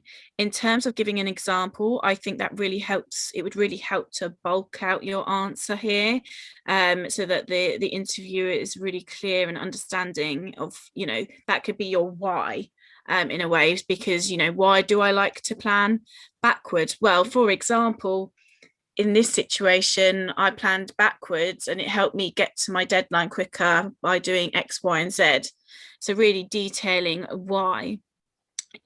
Discuss the tools that you can help to use to help you kind of plan. So what tools did you use? Did you use your diary management? Did you use a calendar, Excel, for example? So yeah, go into a little bit further details. Did you use kind of a project plan? I think that would be a great thing to do when you're coming to planning a detailed piece of work, giving clear deadlines, some timelines, so that it shows that you're super organized here. Also, were you doing kind of a teamwork? Were there tasks for people within your team? Did you, allocate work to team and then come back and do a kind of a group session of where you're at when you were doing your planning? And also, when it comes to planning a detailed piece of work, did you acknowledge or understand what is the priority, or if it isn't an urgent piece of work? And then also, when you're delivering quality, did you look, okay, well, I've got this plan. Now it's finished. Now we've finished the project. Did we build in time to check the work before it was being sent out? So that's kind of showing that you've gone into a lot of detail. So yeah, I can see here, there isn't really a lot of detail. It's just quite a brief answer.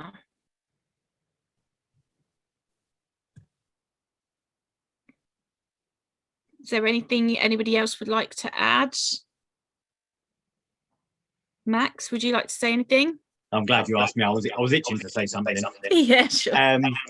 What I would say is that when we talk about these, and obviously you're a student recruiter yourself, Hannah, so you understand this. And what I try to get across to students is that when you are doing these applications and you're preparing for these interviews and you're thinking about, well, how am I going to answer these questions? And you're going to get to STAR and you're going to think, well, what situations can I use?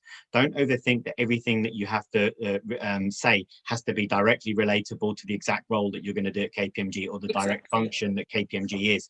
We're looking for examples, like I would say, if somebody does a Duke of Edinburgh scheme, use an example from there to show how you've organized. And if you say, oh, I'm a naturally organized person, well, on Duke of Edinburgh, I would organize this and this is how I do it. Or maybe like myself, when I was younger, I used to do sports on my own and I did team sports. But when I did my own sports, I used to do motor racing, go-karting, and it is all down on me. And I had extensive amounts of planning and training and all of this, and I would have to be extremely organized. And that would used to be my example for my organization, how organized I was. It's not the same as the job at KPMG, but it relates. It's that transferable skill. So don't be too hung up about it needs to be exactly the same as what I'm going to be doing at KPMG. No, it's about showing those things that you do outside it, and all of those examples are valid. Is that fair to say, Hannah, or have I?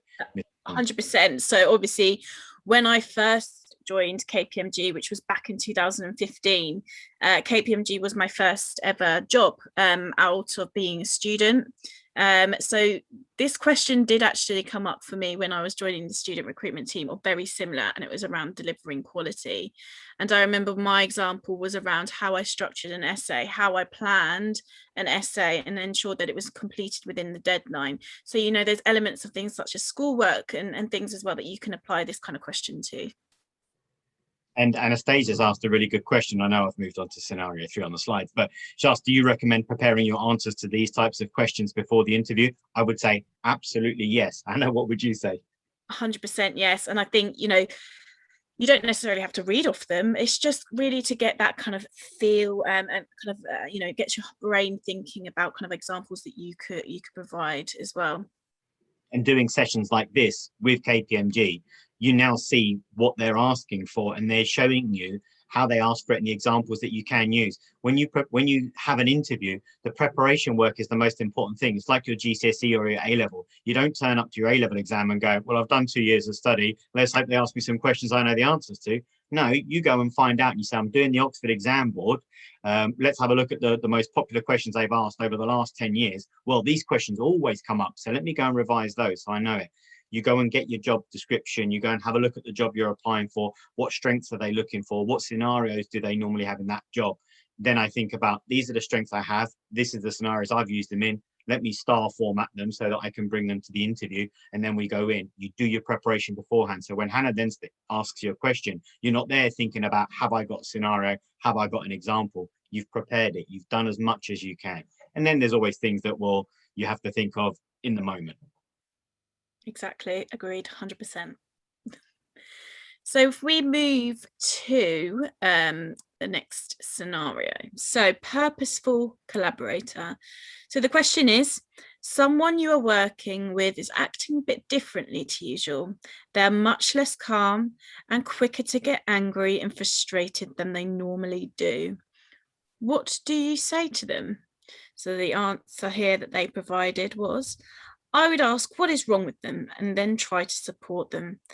I would also advise them to seek support for their anger and maybe take some time off to deal with what might be happening to them. I would also volunteer to support them with their workload so they are not overwhelmed. So what is positive about this answer?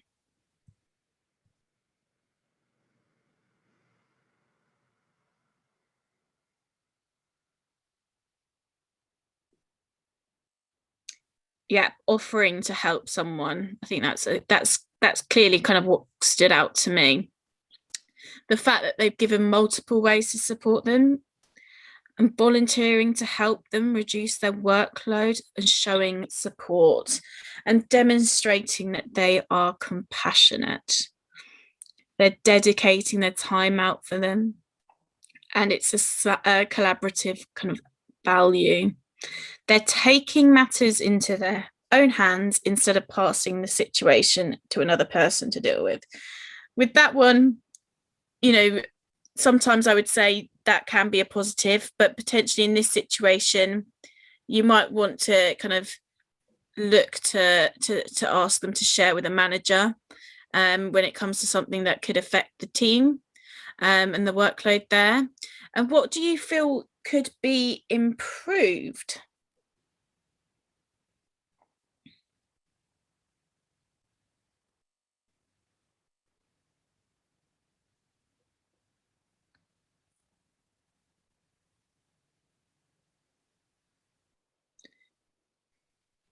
maybe a bit too much support. Seems quite heavy-handed, doesn't it, in terms of, you know, why, what's wrong with them, seeking their anger, quite very direct, isn't it? Yeah, less harsh. There could be a different approach to the way that they communicate. I would strongly agree with that. They didn't consider how the person may feel about sharing information. Yes. Helping them could hinder their own work. Yes, so you'd have to look and, you know, really reflect on your own workloads and check if that's something that you could help with. It's a basic answer. There's not much explanation. That's very right there. Yeah, definitely working on communication. I think this is the main thing. It's about the delivery of the answer here. You know, when you say, I would ask what is wrong with them, it seems very direct. And maybe you could just be like, so what I would do is I would just check in with them and then try to support them where I can, rather than what is wrong with them. It's quite a harsh word to say. Could recommend to speak to the manager or somebody who is better role to help, especially if it's affecting the surrounding people and environment, but could still be open. Very true. So I've got a few points here to add. So yeah, again here, top tips would be engaging with a colleague to see if they are okay, and ask them to share with a manager if they are comfortable. So I guess that's a big communication piece. So offering to share their workload again after flagging it to your manager. So I think there's an important piece there in terms of, you know, you've understood that someone is not, you know, not themselves, flagging it to a manager so that they are aware, because, you know, maybe the manager might be caught off guard by their actions and then not really truly understand the full impact of what is happening. And really encourage that person to escalate any issues to the right people. So there's a lot of, you know, being very supportive here, which I think is very good of this person. Let's see if there's anything else. I think you've all pretty much spot on with your answers here. I think they're really good answers.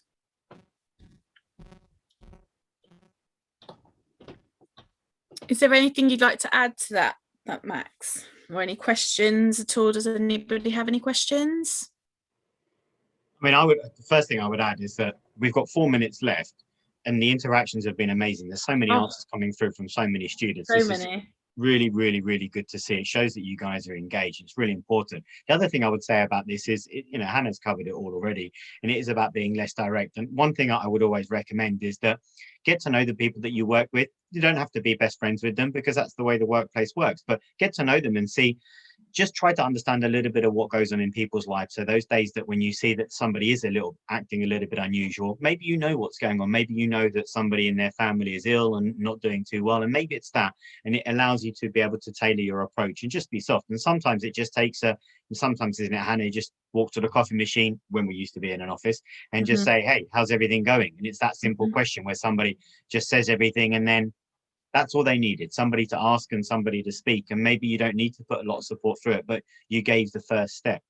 We have got a couple of questions that have come through. We've got 3 minutes left in this room, guys. And one thing I want to ask, if there's anybody who wants to share the highlights of this room in the main session when we go back. If there is, put your name in the chat box and say that you'd like to volunteer for it, and then we can do that in the main room. But Lipa has asked if in interviews, is it a good idea to ask a couple of your own questions related to the company or the job to show that you are genuinely interested and passionate? Yes, I think it's always a good thing to ask questions to an interviewer. It shows that you are actively engaged in the conversations that you're having, and it's not just kind of a one-way street of a, you know, ask me the questions and tally ho, we're off. So yeah, I think, you know, lots of people ask, okay, so what do you feel see the career development for me there? What does it look like at KPMG? How would you describe your best day, your worst day at KPMG, for example? What does the team look like? What does the structure look like? And even ask their own story and why they're still working for KPMG and what really kind of drew them in. If you think about it, this is a great opportunity for you to interview the interviewer and decide whether KPMG is a good fit for you. You know, there's a lot of options out there these days, and you know, sometimes you see people lined up with multiple offers in different places, and it's a great opportunity to really differentiate the different places that you are applying for. One thing I will say as well is that when you have that interview, it is absolutely a two-way conversation. There is always a reason why you applied to KPMG. There is always a reason why you put that application in it and you were interested in it. Maybe you can use that to follow up a question, because sometimes it can be difficult to know what to ask, and maybe you half know the answer already. But maybe it is like, Hannah, I was really interested in joining KPMG because I can see how career progresses really well. Was it the same for you, and is it the same for your other colleagues? And then maybe Hannah will give you a different answer and say, it didn't work out this way for me, but I got extra support, or whatever it could be. Use those as hooks, but do remember to ask. It is a two-way conversation. You might get an offer from KPMG, but through your experiences through the application process, you might be like, do you know what? I'm not sure if it is the company for me. Maybe it doesn't fit what I wanted, and everything I've seen is slightly different. And that's absolutely fine, because it's about finding the right company in the right place for you.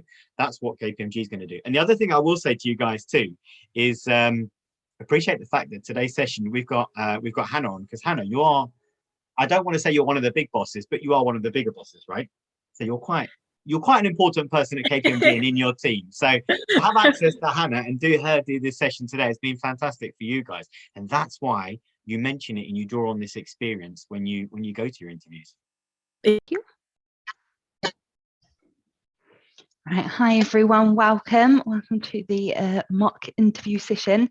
Really looking forward to hearing from you all. So definitely, as Rosie was saying, feel free to pop yourselves off mute when we get to that point, or use the chat function, whichever feels most comfortable to you. No wrong answers. It's a great learning experience, and we can learn from each other as well. So definitely get involved and enjoy. So we'll start with our first scenario. So this is, sorry, excuse me. So as I mentioned earlier, KPMG, we assess on those strengths. And one of the ones that Chloe kind of went over earlier was career motivation. So this question is asking about career motivation. Why do you want to work for KPMG? Why do you want to participate in this particular program? So the interviewer asks our fictional candidate, why would you like a career with KPMG? And they respond, I would like a career at KPMG because it is a Big Four global firm. I will have lots of opportunities to advance in my career quickly and work on challenging but fulfilling projects. KPMG is a well-respected firm that will look good on my CV, and following the program will allow me to gain positions in other prestigious firms. KPMG has many prestigious clients that I can network with, and I would like to build my communication and negotiation skills. I would like to become a director within 10 years, and the training at KPMG will help me achieve this goal. Right, so that is scenario number one. So now I ask you all to either pop yourselves off mute or pop in the chat function. What do you think was positive about this answer? So we'll start with what we like about this answer. What do you think is a strong response? Was it Adi with your hand up? Oh yeah, you can call me Addy. Yeah. So I think what's good is that they are demonstrating that they know a little bit about the company, so they know that it's a Big Four global firm. If you don't mind me asking, who is in the Big Four? Is it you, PwC, and then PwC, Deloitte, and one EY. more, EY. Yes, I always forget EY. EY, Just because it's a short initial. Yeah. So they know that it's a Big Four global firm. They know that that they have challenging but fulfilling projects, and that they have prestigious clients, and they also have training. What I do think could make it better is it sounds a bit like, I think the term people use is glory hunting. It's like going after the team that's going well. So it's almost like, oh, oh, I can work with these prestigious clients and it will look good on my CV, rather than showing some intrinsic motivation as to why you want to get into a company, if that makes sense. Interesting. No, really, really good points there. Thank you. Izzy, I can't see the chat. Okay, no problem. Just while I'm sharing, so if you could grab those, that'd be amazing. Thank you. So positive, they know about the firm, have done their research. It's good because it states not the job motivation, but future career motivations as well. They are acknowledging the good opportunities of the firm, ambitious, demonstrates knowledge about the company. So yeah, I think the students are basically saying they've done their research, they know who KPMG are, they know who they work with, has clear individual goals and has knowledge about the firm, but too self-centered in a way. So that's something to improve on perhaps. Yeah, no, really interesting responses there. Thank you, everyone. And then if we moved on to what do you think could be improved about that response? We've got one here that's kind of both. So good, but makes KPMG sound as a stepping stone in their CV rather than wanting to work with the company directly. Interesting. Anything else? Anyone else? Is there anything that you might have added if you were asked this question in an interview? Doesn't emphasize what they'll actually add to the company. Interesting. Yeah. What is it about you as an individual that can bring? What's the value of your kind of individual perspective? Maybe be a bit more specific. I think you could argue it's a bit generic. Oh, there's prestigious clients. Oh, there's this, but maybe something specific like, I came to your insight event with Pathway CTM and I want to join your no KPMG network, for example. Something 100%. No, really good example as well. And we often say like referencing coming to events like this is such a positive thing because it shows that you have that insight to KPMG, you already know. It can be a really good, helpful example within career motivation. Why KPMG? Well, I attended this great talk. There was a really great speaker called Madeline. She absolutely sold it. So you're showing that you have a vested interest, you understand the company. Definitely really, really good points here, everyone. Thank you. We've got a few more about the improvements. So doesn't differentiate what separates KPMG from the other big four. No other reason they're drawn to the company other than it's the big four. They could talk more of their good qualities rather than what KPMG is going to give them. They should highlight why they want it and what they will bring. They could talk about what drove their motivation towards KPMG, maybe. Absolutely. Really good. Absolutely. Yeah, amazing. Really, really good points.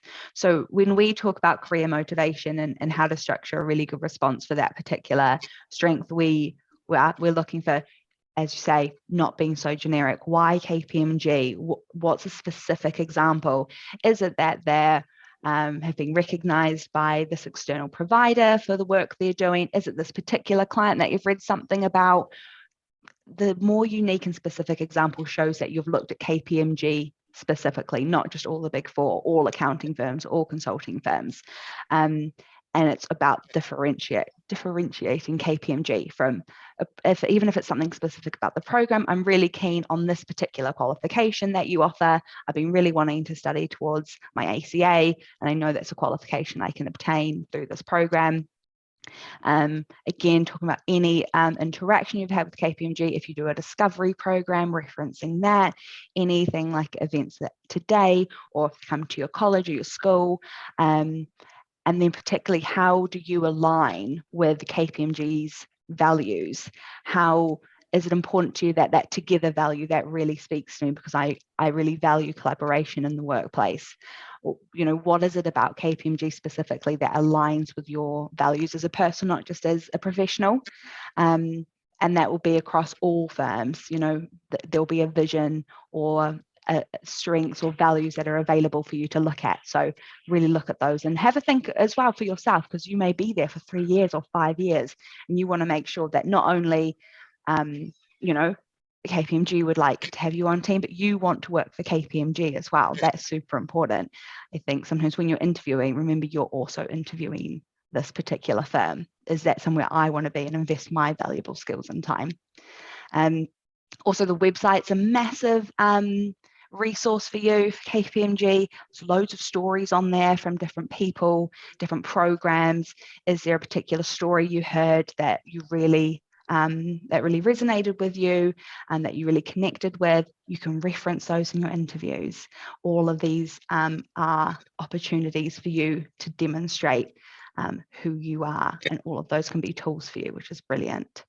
And then again, as you mentioned, qualities and strengths that you have that will fit and align.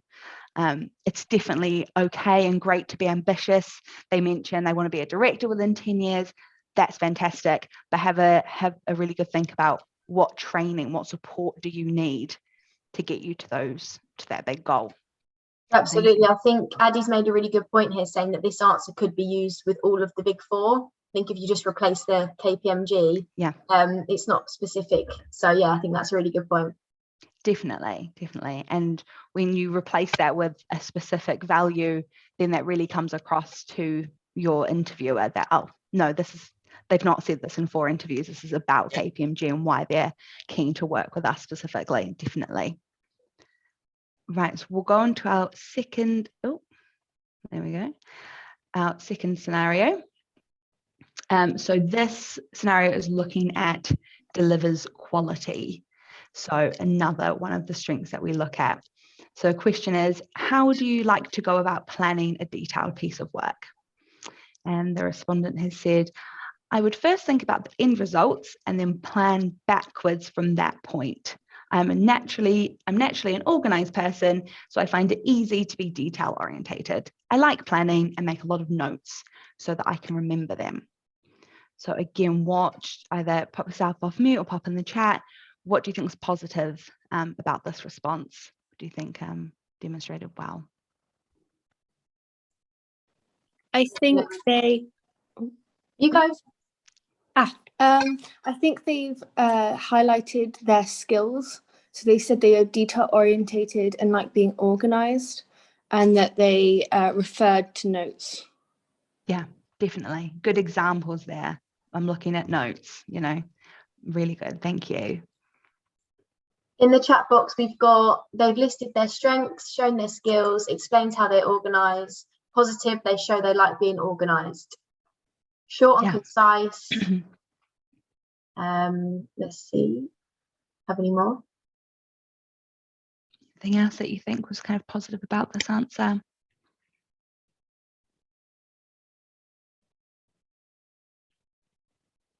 Nothing else in the chat box. No. All right. Should we move on to what do you think could be improved on this answer? What would you add in?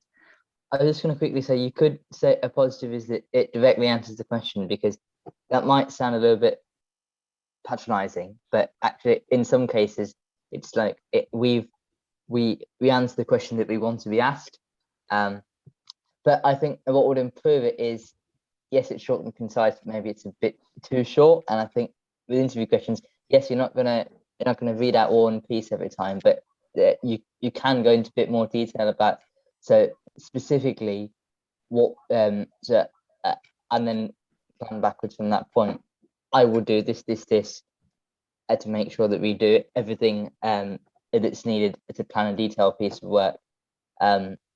Where if it's detailed away, we're going to get the details from. That's sort of a bit more detail as to how you'd plan the detailed piece of work. Yeah, exactly. Absolutely, and that's kind of mirroring exactly what the chat box is saying. Quite vague, doesn't differentiate that person from other candidates. It would have been good if they included an example, be more specific. They haven't shown the individual steps of their thought process, seems too generic. Could expand on how they would plan. It's a bit brief, add more about yourself. Involve a personal experience in this case, like revising or a dissertation. To improve, maybe include a scenario they were in and the results. Expand on how they'd utilize their skills and how it would benefit them in KPMG, fab answer. Opposed to stating that they are organized person in planning, they could talk more about a time when they implemented these qualities. Absolutely. Really, really great answers in there. Perfect. And I think we're definitely brushing on that STAR method Yeah. situation, task, action, result. You can use that method in all of these questions. So even a question that seems quite like there's a straightforward answer, it's always an opportunity to demonstrate all of your skills, all these additional things that you've done.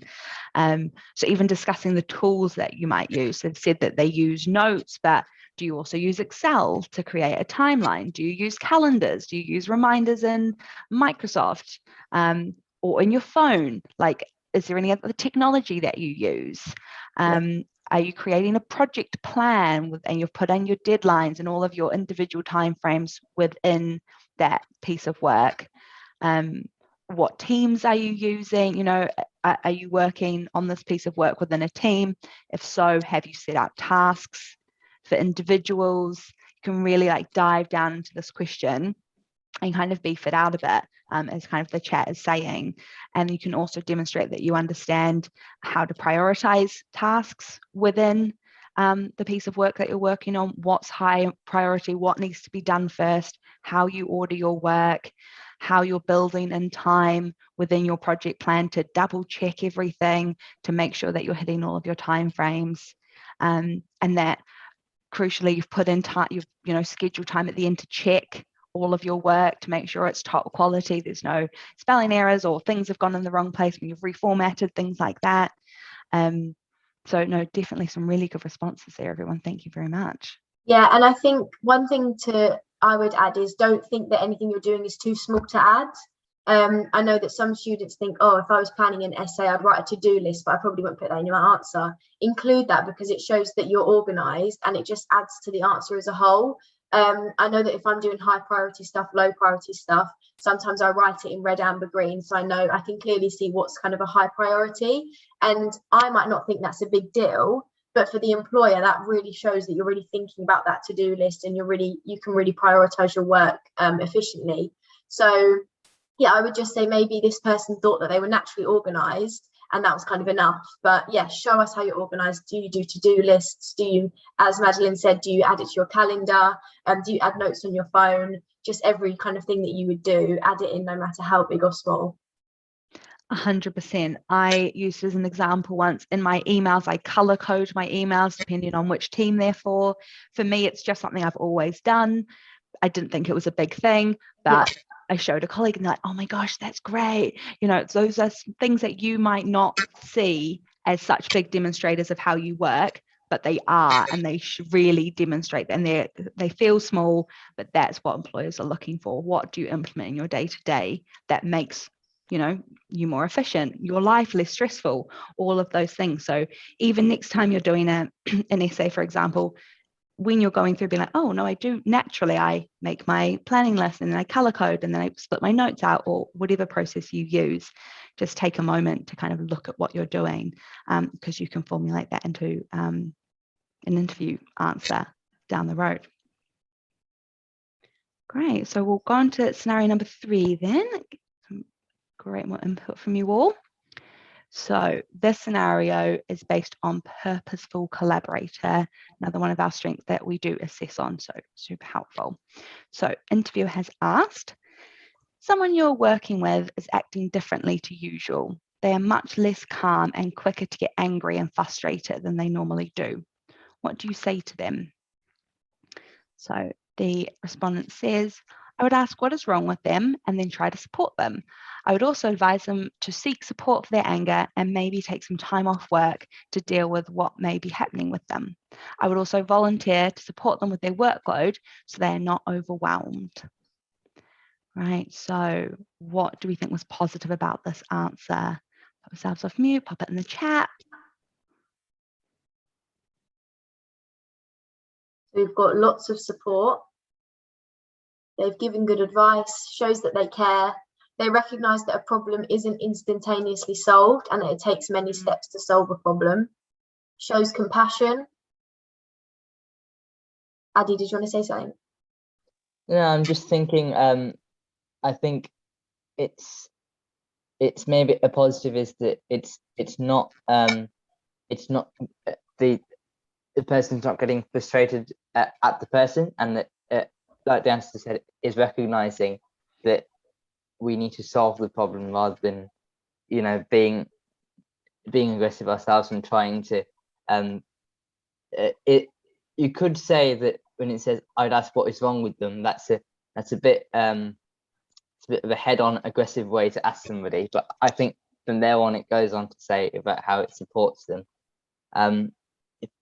If I'm allowed to just quickly say what I think that can be improved before you move on, is I think maybe it's a bit passive aggressive almost. It's like, oh, I'd ask them what's wrong with them and I'd support them, rather than I think the answer that a company might be expecting for is I would try and work for them, try and work with them. I think and maybe take some time off work is a very extreme situation to advise, if you get what I mean. Yeah, definitely.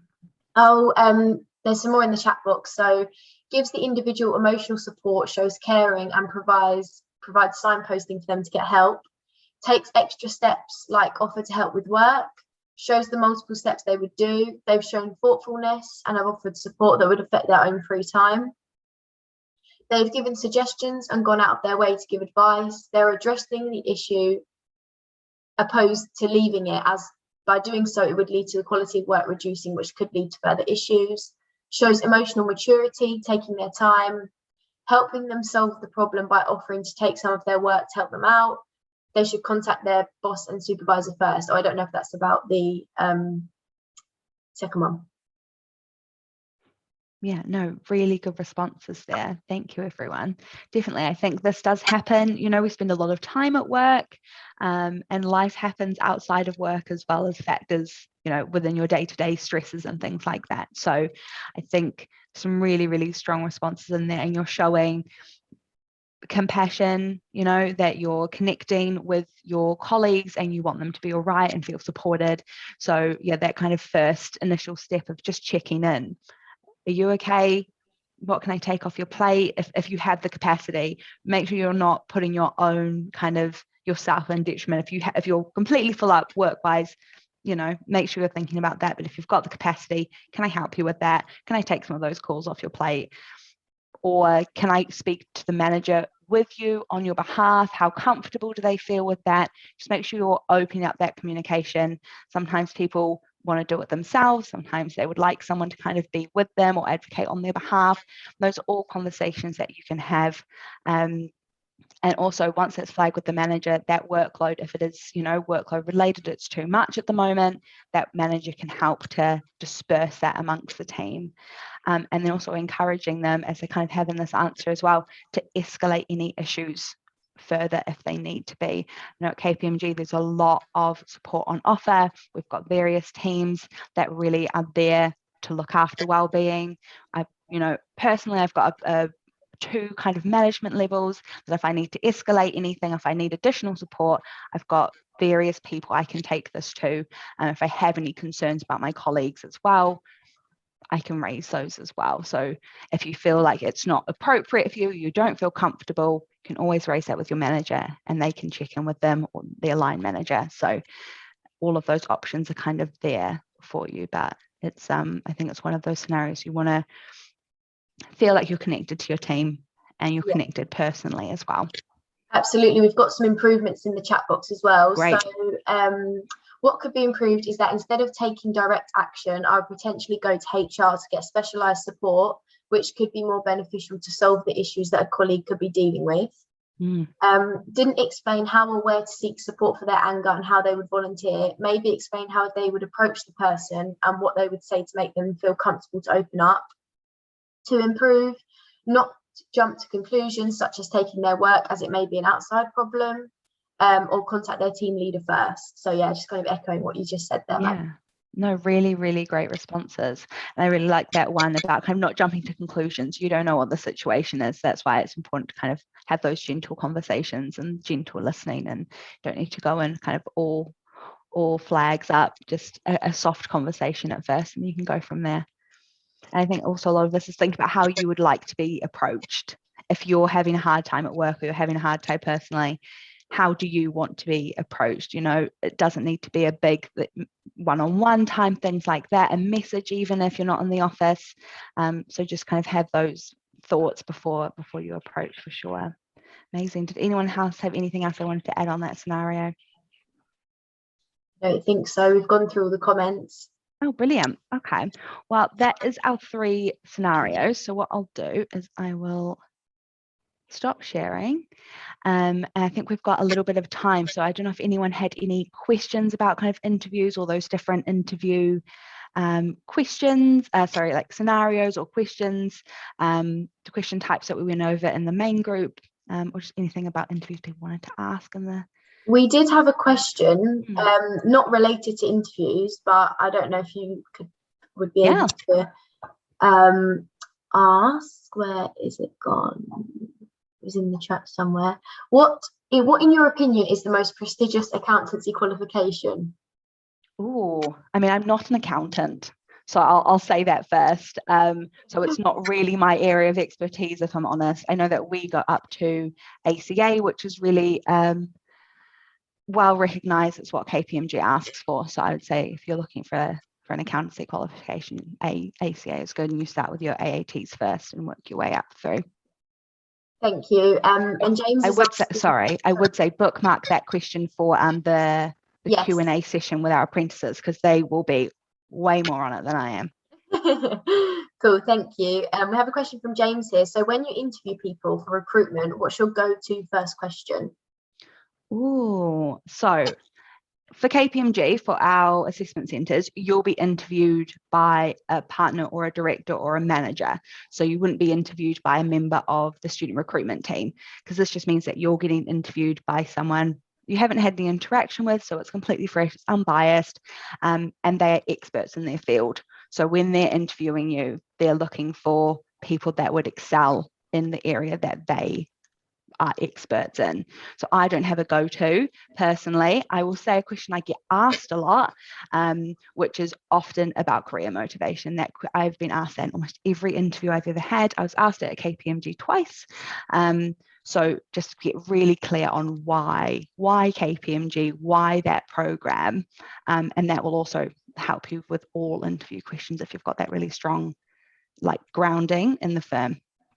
Yeah, and I would also add from experience, perhaps, and it's a really tough one, I think, to answer just straight away, is tell me something about yourself, a bit about yourself, because obviously you know everything about yourself, but when you're put on the spot in an interview, it's like, I went to this school, I did these A-levels, so really think of a few points about yourself that are going to distinguish you from everyone else, kind of maybe talk about why you're there, as Madeline says, your career motivations, just something that maybe not everyone's going to answer, maybe a little fact about you, like, oh, I played football for 6 years professionally. I don't know, something that's going to make you stand out and get the interview off to a really good start. Oh, such a good point, Izzy, because I think that building rapport when you're in an interview, you know, that's the kind of the small talk before it all kind of kicks off. That's where those relationships are built. So definitely, I've definitely been caught short. I'm like, I like walks. Yeah. And okay. So such a good point. What are you into? What's interesting to you? What do you do on the weekend? What might someone not know about you from having a look over your CV or reading your application form? Yeah, absolutely. Isabella's asking, how do you stay calm and composed during an interview? Well, I think a lot of it is practice. If you feel comfortable and confident in what you're saying, you won't feel like you're kind of floundering. So practice, prepare, have your notes that you've looked at and then put them away. And then I think for me personally, it's a lot about, I am just here to present the best that I can, and I'll either be the perfect fit or I won't. And that's all you can do, is do your best. And often do your best is to just kind of deep breaths, a smile. There's nothing wrong with taking a pause when they've asked a question. If you're still formulating, just take a moment and then answer. It's a lot better than kind of trying to fill it in, and you'll feel a lot more like it's a strong response. Yeah, absolutely. I think it's all in the prep work as well. Just make sure you're going into that interview, you've got an example of when you've been organised, you've got an example of when you've shown good teamwork skills. Just go into that interview knowing I've done all I can, and now I'm ready to go. I think that's kind of the best mindset to have. Definitely. And I think that STAR technique is so helpful with your preparation, because you just go through got your list of situations, you know what you did and how it ended. And so if you've got all of those kind of in the back of your mind, when those questions come up, you've got a scenario ready to go, and that will really help you feel kind of calm and prepared. Absolutely. Are competencies the only type of interview questions? So we've also got those scenario-based questions. So that's the response of like, this has happened. How do you respond? So those are kind of the two kind of main, and then along with the strengths. So you will, I think, sometimes get, instead of tell me about a time you've shown leadership, they'll ask you a question of this has happened at work, how do you respond? And you'll need to kind of, even though it's not happened to you, this is how I would respond. And also in those questions you can pull in, well, I didn't deal with this exactly, however it's similar to a scenario. Cool, thank you. You said that the Discovery programme will expand next year. What does this exactly mean? Will there be opportunities for year 11s and 12s?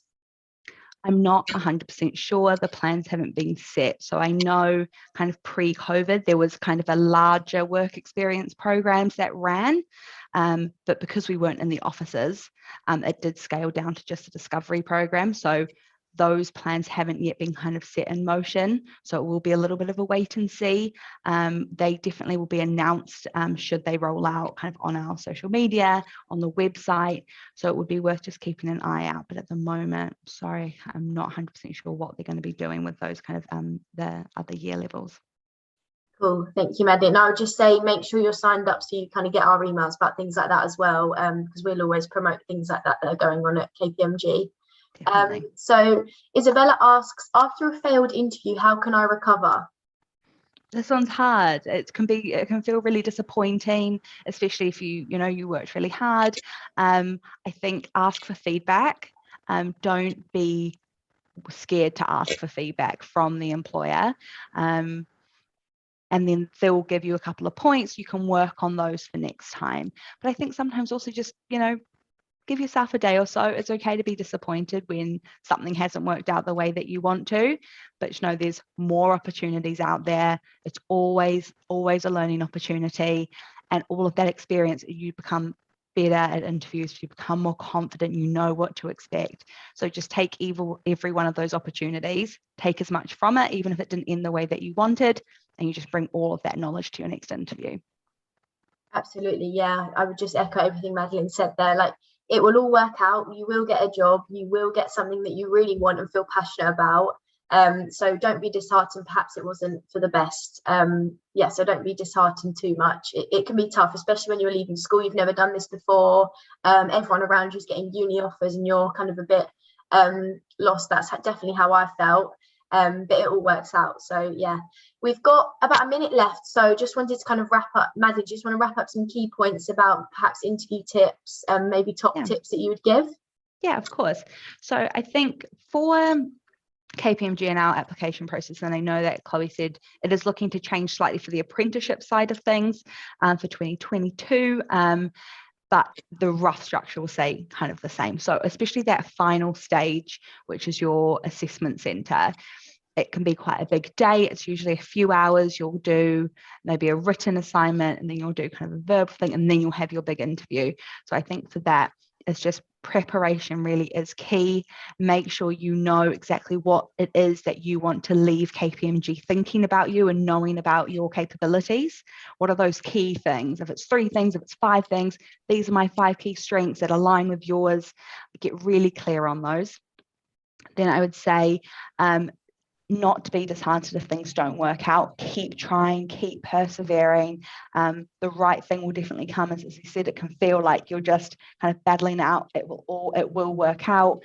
Take as much as you can from every experience. Get that feedback. I know sometimes it can feel a bit awkward, but it's so beneficial because it might be something you didn't even think of, and it's an easy fix. So I think those would be the main things. And just be yourself. I know it can feel really hard when you're nervous, but we at KPMG, we want to see who you are because we want to employ you, not your list of accolades, So amazing. Okay. So everyone has access to the chat function, right? As we'll be using that quite a lot during this session. If you're unable to do that, just let me know. Or the best thing to do is just leave the call and join back in, and then you should be able to see that. But let's get started. So just the aims of this session. So what we're going to go through is we're going to understand what effective teamwork is and why it's important, how to practice working effectively together as a team, and also to understand how to demonstrate teamwork skills in an assessment process.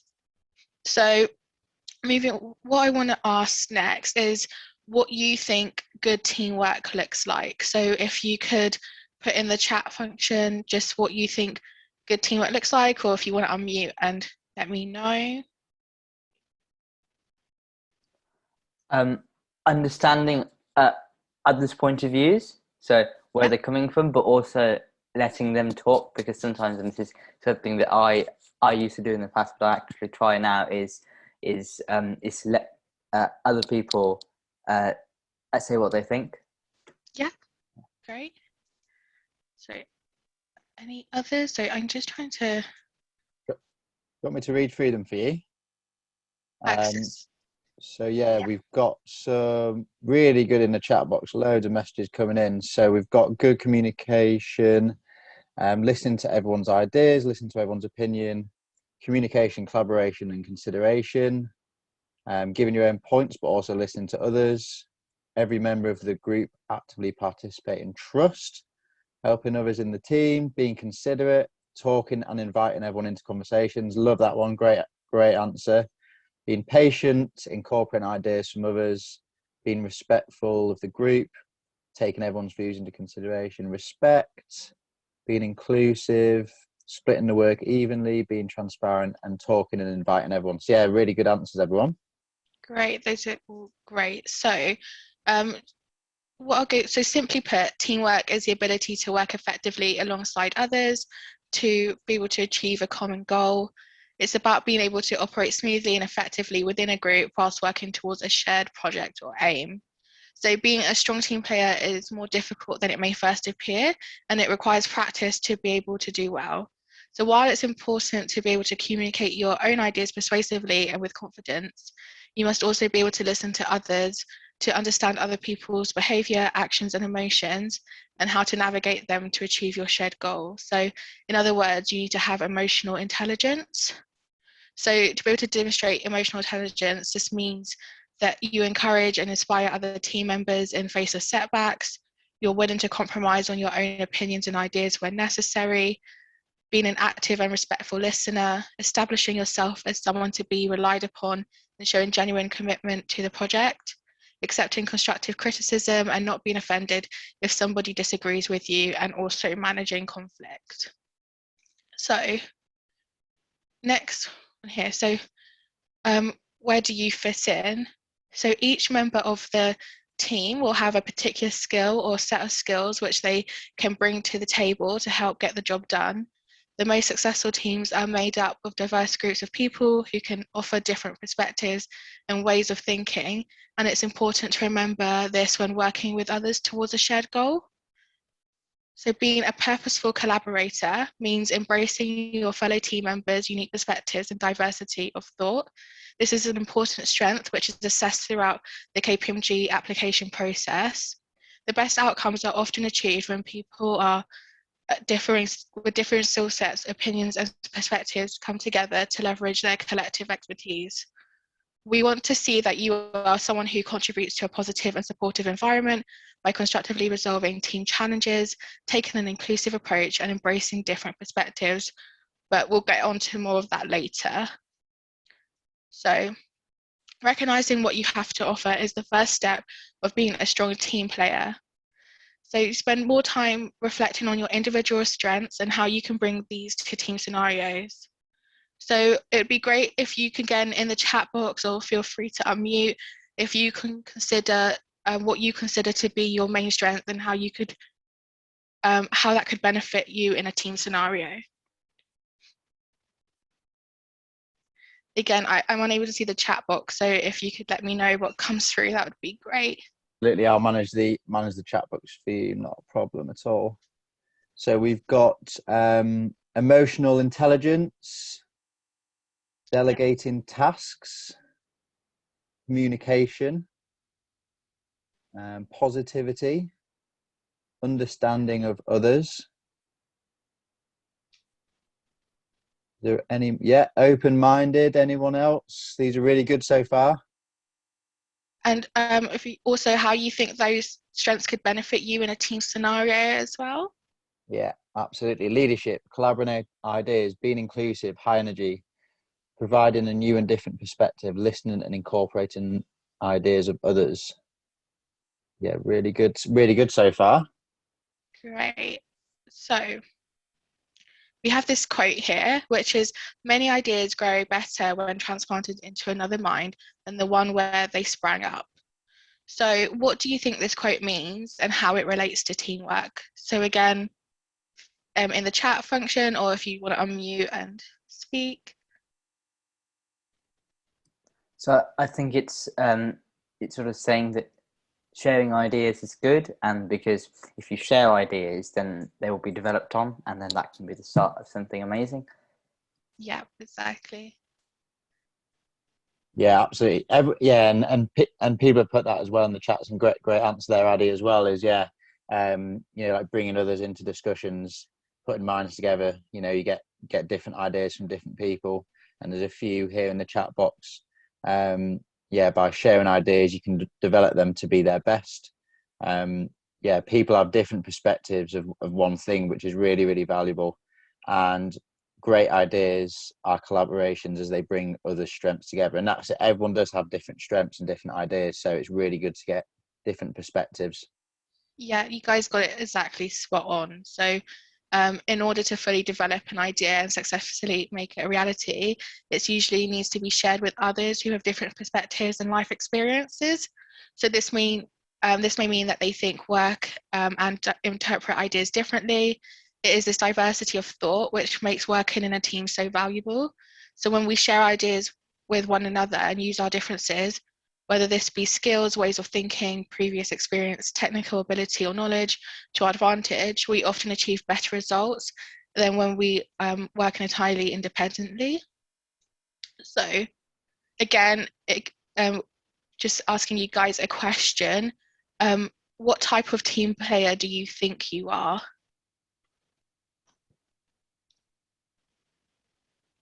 Do you mind showing us the 6 types so we can sort of put ourselves in one of them, or?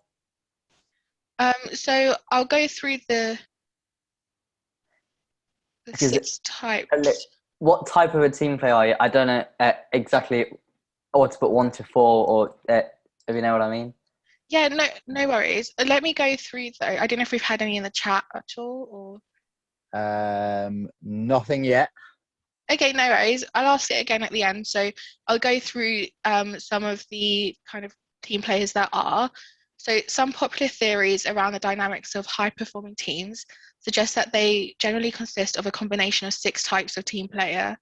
At first glance, this way of looking at the structure of a team may seem a little simplistic. Therefore, it's worth bearing in mind that it's not always so black and white. Most people have the capacity to assume some or all of these roles depending on the task at hand. So that said, this is a useful way of looking at teamwork as it highlights the value of bringing different strengths and perspectives together in order to deliver the best result. So I'll go through these ones. So the first being the leader. Often when working towards a shared goal as a team, an individual may naturally assume a leadership position. This may be because they have more experience than other team members, of seeing through projects from start to finish, or because they have expertise, which makes them best placed to take the lead. A good team leader should be able to provide clear direction and be able to motivate the team if morale is low. Then we have the researcher. Researchers are curious, they ask the overlooked questions and aren't afraid to dig deep to find answers. They are critical thinkers who can extract and evaluate information which may be useful in order to drive the team forward. The expert. This may be a person on the team who has intimate knowledge of the field or project which you're working on. They will be able to provide specialist advice due to their in-depth understanding or prior experience, and will be able to communicate complex ideas effectively. The planner. Planners are naturally self-motivated and are driven to organize processes and give order. They are also effective decision makers who know the value of forward thinking and evaluating potential risk. The creative. So creators are ideas people. They are comfortable with uncertainty and can provide innovative solutions in face of change. The communicator. So communication is key to effective teamwork. So all members of a team must be able to communicate in order to work collaboratively. Some people will be particularly skilled communicators, which allows them to build deep working relationships and professional connections. So communicators thrive in a team environment and enjoy discussing ideas. So having gone through those, again, in the chat function, if you just want to let me know what kind of team player you think you are. Yeah, and what what team player you are, and also potentially a reason to why you think that as well. Maybe a short example to why you think that you are one of those 6 options. We've had a few already in the chat box, so yeah, we've got researcher and creative, so that's interesting. So we've got two team players there. We've got another one who's a creative, researcher, planner, yeah, loads of different ones. So why leader and a planner? Here, yeah, Addy's put, I think, a mix between leader and planner. I tend to assume the role of taking control of what's happening in a group scenario. So yeah, that's a good example. So yeah, any other examples? So we've got leader and researcher. Isabella has put, I think I'm the researcher because I enjoy digging deeper into things and researching things that may not be interesting to the topic at hand, but will help my wider understanding of things. That's brilliant. Dominion has put, I like being prepared and I have an unusual perception to things, which makes me creative. Emanuela has put, researcher. I always strive to know more about the topic, and then I can work on that with my team. So yeah, they're really, really good answers, everyone who's put those in and put those examples too. Yeah, it's really interesting to hear why you're a team player. And of course, as we've mentioned, different strengths suit different people. Got another one from Ashika who's put leader or planner, because people often rely on me to sort out the group and who's doing what, as well as what the project is and what we are supposed to do. Paul has put the planner. I like to organise things to make sure things are done on time and schedule roles for people to make sure everyone is involved and has their own role. So we've got a lot of researchers and planners, which is really good to hear, and it's a really, really good trait to have and shows how organised a lot of you are and how you're willing to take that leadership role as well. So yeah, really interesting answers, everyone. And yeah, I'll hand back over now, but that's great. Thanks, and thanks everyone. Those are great answers. So moving on, these are just some top tips when it comes to group exercises. So the ability to work effectively and harmoniously as part of a team is a desirable strength for employers when recruiting for their graduate programs. Therefore, it's important that you can demonstrate this in an assessment centre situation. One element of assessment centres which employers use to assess team working skills is the group exercise. So during most group exercises, the candidates work together to perform an activity while being monitored by assessors. The assessors will then score the candidate against a particular marking criteria based upon their respective contributions to the exercise and how effectively they were able to work with the other team members to generate a strong outcome. So the important thing to remember is that the assessor isn't necessarily marking the team based upon the outcome of the task, but how individuals navigated the dynamics of the team and collaborated with others.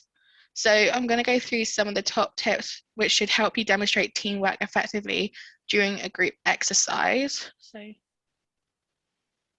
don't think those are coming up, which is okay. It's still on the, it's just got the numbers up at the minute, is it? I'm just clicking through. I don't think they're on that slide. Let's have a look. I can quickly share it if you like. Yeah, just give me a sec. You might have to manage the chat box for me. No worries. Let me. Cool. I'll just switch screen with you now. Oh, great. Get onto it. Slideshow. There we go. Or is it not? Aha. Okay. So do you want me to just click through them as you go? Yeah, that would be great. Thank you. So the first one is be personable. So, sorry, I'm using two screens, so I'm just going to switch my screen over so I can read this properly as well. Okay, so be personable. This might sound obvious, but it's a simple way to put other team members at ease and encourage collaborative and creative discussion. So introduce yourself to other team members if you haven't already, and make sure you use people's names when you address them. They will usually have name badges or place settings, so it's a simple way to show warmth and that you value your opinion. Another way to show that you value the opinions of and ideas of others is to keep your body language relaxed but engaged. Make eye contact, show that you are an active listener by nodding whilst others are speaking. Avoid slouching or reclining too much, as this could indicate that you are not taking the task at hand seriously. Actively contribute to discussion is our third one. So again, this might sound obvious, but the assessor cannot score you if you do not contribute to the activity. It's normal to be nervous, but it's important to vocalize your ideas with confidence and conviction. Also, don't be afraid to challenge other people's ideas or opinions, as long as you do so respectfully and constructively. This shows that you have the ability to evaluate and make sound decisions. On the flip side of this, it's natural to want to demonstrate your passion and drive during a group exercise, but it's important not to allow this to tip over into dominance and aggression. So have conviction in your own ideas, but if the rest of the team strongly disagree with you, listen to their views and take what they have to say on board. Showing that you are a team player is more important in this scenario than being right. So bear in mind that the assessor will want to see your listening skills. Our fifth one is being inclusive of all members of the team is very important. It may be that another candidate appears overwhelmed and is struggling to vocalize their ideas. Asking them directly what their thoughts are and whether they have anything they like to do, they'd like to add, shows emotional intelligence and compassion. In team scenarios, it's perfectly normal to click more quickly with someone, with some members more than others. However, your assessor will want to see that you can work well with everybody on the team, not just the people you get on best with or who you share your ideas and opinions with. So always have in mind the task at hand and make sure the group discussion is working in the direction of a solution or outcome. If your group is feeling particularly creative or inspired, you may find that discussion veers off track, or that you are putting a disproportionate amount of discussion or focus upon one part of the task to the detriment to the final outcome. Make sure you are steering the progress of the group in the right direction and keep an eye on the clock to make sure you have adequate time to complete the task. This shows leadership and the ability to see the task through from start to finish. Yeah, that's and that's really important to note in group exercises because I'm sure interviewing is a lot more common on your own and I guess compared to going into a group exercise, and it can be slightly different skills wise. And a lot of you there have mentioned how you're a leader, which is fantastic, and a planner and a researcher, and that's brilliant. And I think a really important point to note there is the leadership side of things. And I know I'm a leader as well, the same as a few of you, and naturally you do want to sort of take control of the situation or take over the situation. That's not always the best thing. What is really a positive thing to do, is what Jamir has just explained there, is actively contribute to the discussion, be inclusive to everyone, and be assertive but never aggressive. And that's part of bringing other people into the team. I've got a friend of mine who does run assessment centres, and he's always said to me, the ones I'm less interested in people who are dominating the discussion. The people I'm really interested in are those who, are coming up with ideas, but then, maybe noticing someone in the group who is a bit quieter or is maybe a bit nervous or a bit anxious, and really bringing them into the discussion. And that's what being a leader in these kind of scenarios is. So that's just something to bear in mind moving forward. I don't know if there's anything been put in the chat box whilst we've been going. I can potentially have a look. We open the chat now. Oh no, mine's not working, so I'm sharing the screen. I don't know, Jamelia, if there's anything. Oh, you're just on mute, sorry. Should learn by now. No, nothing has been added in the last couple of minutes of this slide. Great. But yeah, worth making a note of. Obviously, we'll send some slides around at the end, but yeah, worth making a note of those top tips. So I think they're really important moving forward. Do you want me to move to the next slide? Yeah, that would be great. Thank you. Sure. So, with this one, to talk about demonstrating teamwork and how you can show that. So during an interview, it is likely that you will be asked about your ability to work as part of a team. So it's useful to draw upon previous experience to give your answer credibility. So some examples of scenarios where you have demonstrated teamwork are team sports. So playing a team sport competitively or for fun shows that you can motivate others, formulate a strategy, and put it into action. Show resilience during times of difficulty, and communicate effectively. Playing regularly for a sports team, regardless of the level, also shows that you are reliable and dedicated. Part-time jobs or previous employment. If you have held a previous employment position, whether that's an office job in a different industry or a job in retail, you have most likely had to work as part of a team. You have probably had to pull together during busy periods, delegate tasks to make sure processes run smoothly, recover from setbacks, and motivate your colleagues. Team projects or team presentations. These type of tasks show that you have the ability to build upon the ideas of others, give and receive constructive feedback, plan your time effectively as a team to meet deadlines, and recognize when others may be struggling. You will also have learned to delegate tasks so that everyone has equal responsibility and accountability for the success of the project. Fundraising or charity work. So you may have been part of a fundraising or charity committee where you were called upon to work as a team to plan an event. Again, this is great practice when it comes to creative collaboration, giving and receiving feedback, and delegating a task. Alternatively, you may have completed a fundraising activity such as a team hike, bike ride, or similar. Here you would be called upon to motivate other team members, keep morale high, and encourage team members who may be struggling. These are all great ways to demonstrate that you are able to work effectively as part of a team.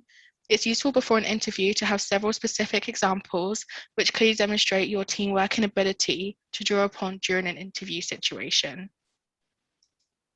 That's brilliant. Yeah, and oh, sorry, I was going forward a bit there. Yeah, and that's really important as well. And a lot of questions we get asked at Pathway are, you know, we obviously understand a lot of yourselves are, you know, maybe year 11, year 12, year 13, still in school, and you know there is areas where you think, oh, I'm going for a job interview and I can't relate because I haven't potentially maybe worked in the past, or you know I haven't been involved in sports or something like that. There is so many different options, and as we said earlier on in the interview session, is interviewers aren't trying to catch you out.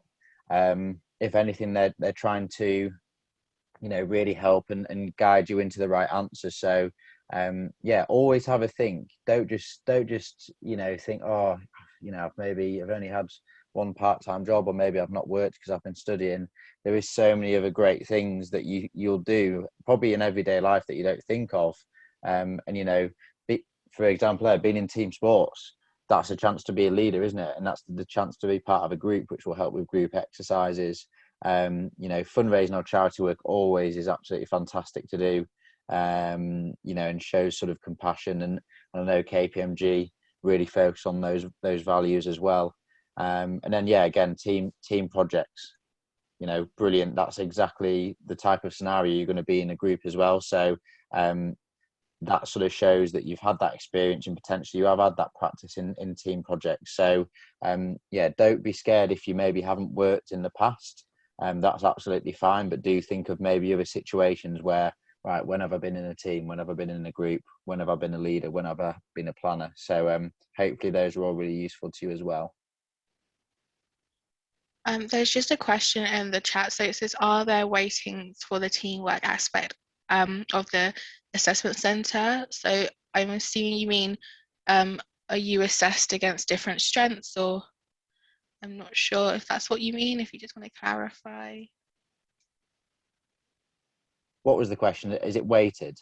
Yeah. So for, especially with the KPMG assessment centres, with the group discussion, you are assessed against certain strengths. So when you look at the strengths that you'll be assessed on throughout the day, you can quite clearly see which ones are talking about sort of teamwork and working collaboratively together. So it's great to look over what those are and what we're looking for in terms of strengths. And this will be for every company as well. They all have certain values or strengths that you will be assessed against. So you can kind of see what you're looking for and what kind of answers they need throughout the exercise. I hope that helps answer your question.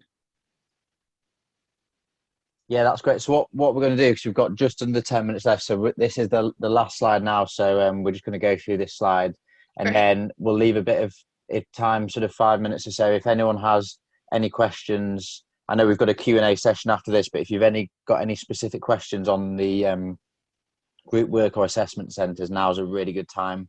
Now we're in a room together, so do start to potentially think of what questions that you can ask Jamelia as we sort of move through this last slide. Great. So with this last slide, we're just going to go over how to answer the interview questions about teamwork. So whether the question is strength-based or competency-based should influence how you respond. Strength-based questions often require slightly shorter responses, whereas your responses to competency-based questions are likely to be longer and more thorough. Strength-based questions will require you to assess what your own strengths are and how this might be of value to the company. Before the interview, take time to review KPMG's 11 strengths and reflect on how your own personal strengths align with this. You may also want to look back at your strengths report from the Transforming Small Businesses assessment. It's also useful to think about what motivates you personally, as this will allow you to give a more authentic response. While it isn't a requirement to provide examples in your response to strength-based questions, it may help bring credibility and life to your answer. If the question is, how do you manage conflict within team situations?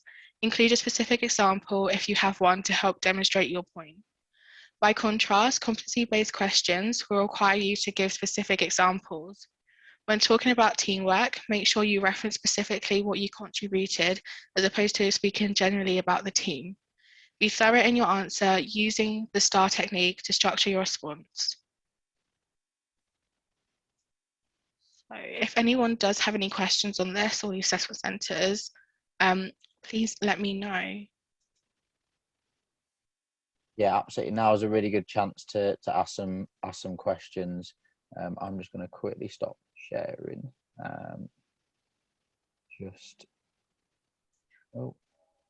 Okay, so Mark, how many people attend the assessment centre and how the activity is different when it is virtual or in person? So that's actually a bit more of a difficult one for me to answer because I actually joined the team virtually, so I'm not sure about in person, but virtually you are joined in the group discussion up to 3 other candidates, and then your assessors are also in the background assessing you. So you're able to talk with each other to come up to a conclusion based on the task that you're given. So it's worked quite well virtually, as you're able to see everyone in the room and it's just like being at a normal table really with the person, except you're just on screen. Great question as well. I can take you through the questions now. So Alina has asked, what would be the dress code for the assessment centre? Yeah, so it just kind of be a normal business dress code. Sometimes that you might find at KPMG, we run a dress for your work day. So you might find that some people are comfortable dressing for the assessment centre more casually, but it would just be how you find what's comfortable for you to dress for the assessment centre. So there'd normally be a smart casual or smart business wear. Brilliant, thank you very much. And then Isabella has asked, who do you see and speak to at an assessment centre?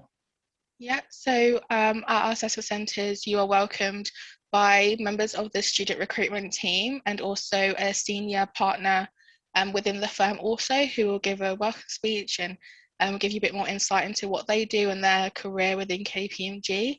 And then other than that, you will most likely see a few other candidates if you have a group discussion, and then just your assessors for the other exercises. And then also you'll have an opportunity to ask questions to graduates or apprentices as well at the end of your assessment centre. Brilliant, thanks very much. We've got Ashika who's asked, again, I know you went virtual for your first one, but what's the environment like at these centres? Obviously, you know, there will be a bit of nervousness as well. So what is the environment like and how welcoming is it at KPMG?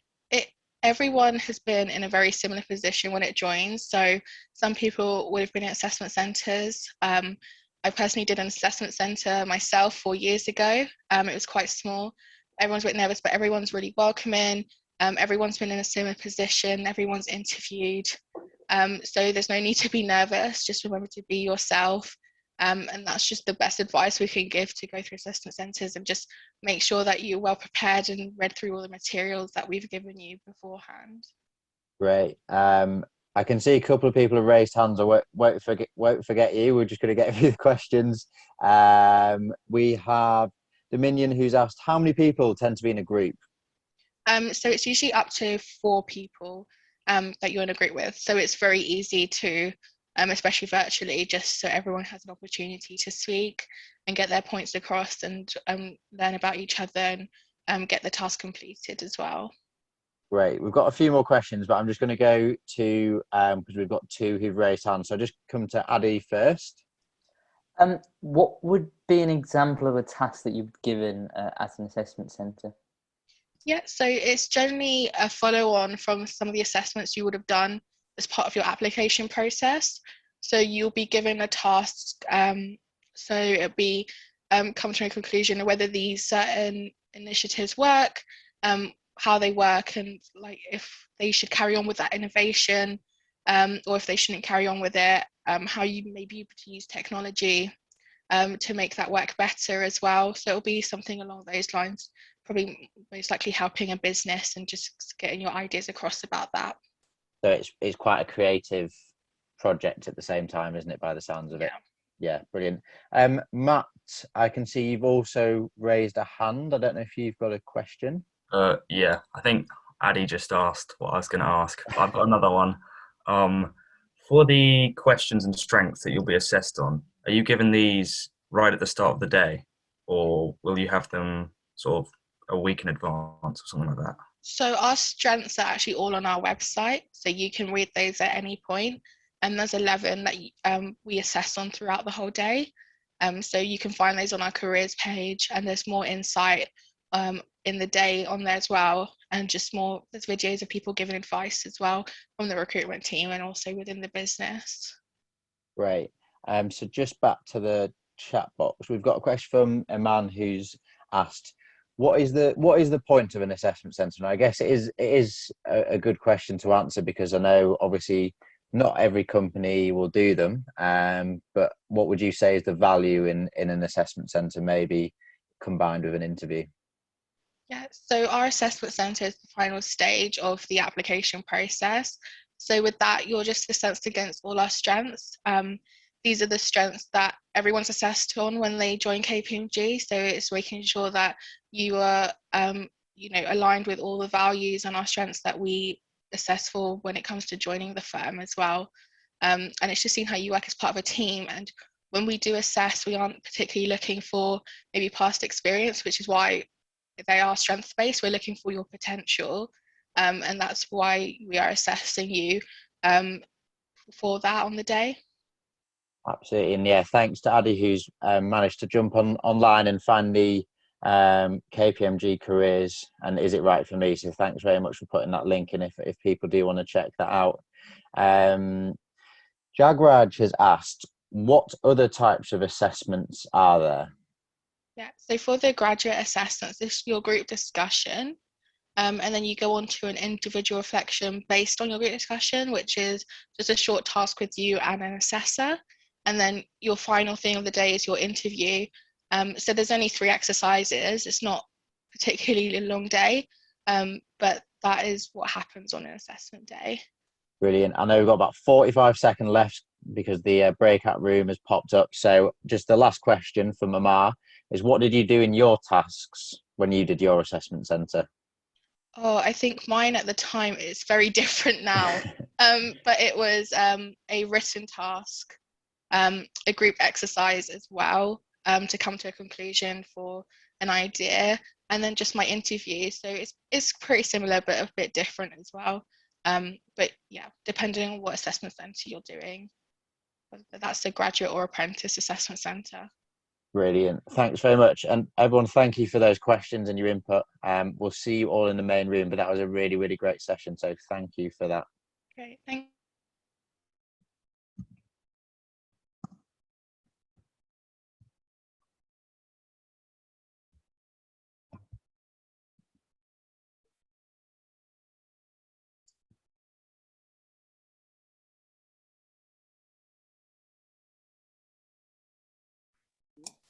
Welcome everyone. Welcome to the breakout room. Hi, Chloe. Hi. I'm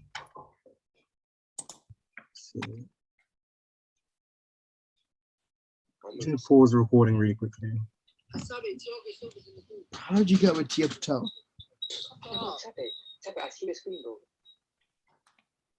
What am I doing then? Okay, cool.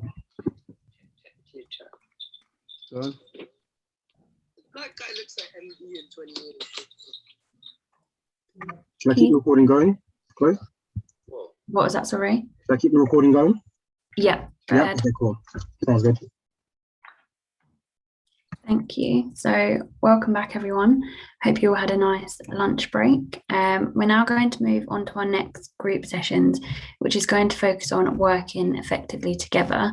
I know Rosie mentioned it was going to be based on assessment centres. It is more focused on working effectively together, but this is a big element of assessment centres, as there is usually a group task.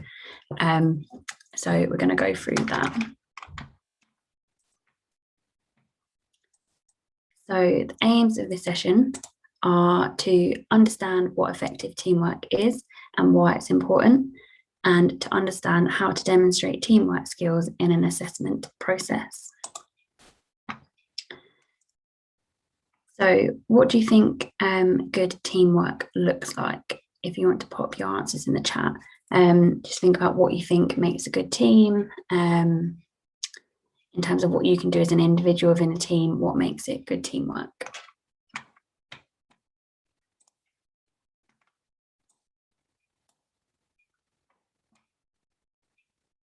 You can see some good answers coming through, focusing on communicating, listening, working together,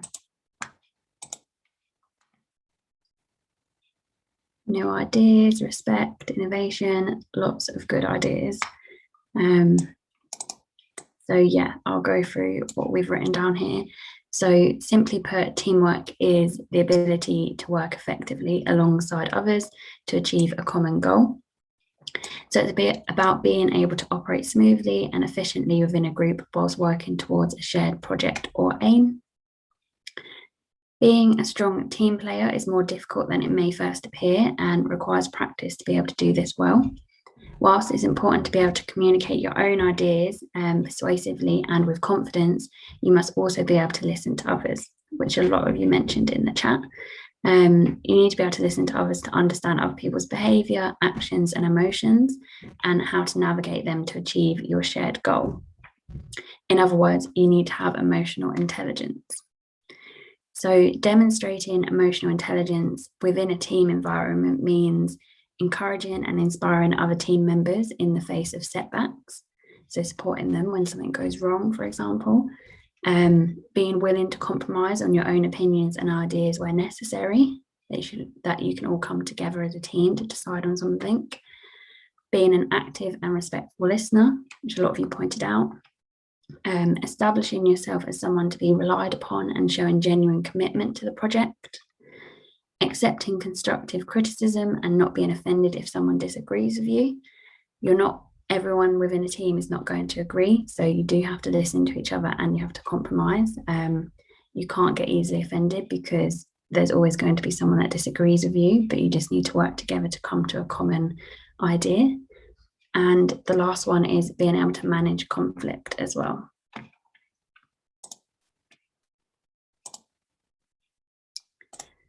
So where do you fit in? Each member of a team will have a particular skill or set of skills which they can bring to the table to help get the job done. The most successful teams are made up of diverse groups of people who can offer different perspectives and ways of thinking. And it's also important to remember this when working with others towards a shared goal, that you're going to be different. Being a purposeful collaborator, which is one of our strengths that we do assess throughout our recruitment process, means embracing your fellow team members' unique perspectives and diversity of thought. This is an important strength which is assessed throughout our application process. So the best outcomes are often achieved when people with different skill sets, opinions, and perspectives come together to leverage their collective expertise. So we want to see that you are someone who contributes a positive and supportive environment by constructively resolving team challenges, taking an inclusive approach, and embracing different perspectives. So recognizing what you have to offer is the first step towards a strong team player. So if you can now spend some time reflecting on your individual strengths and how you can bring them to team scenarios. So in the chat box, if you just write, what do you think your main strength is and how could that benefit you in a team?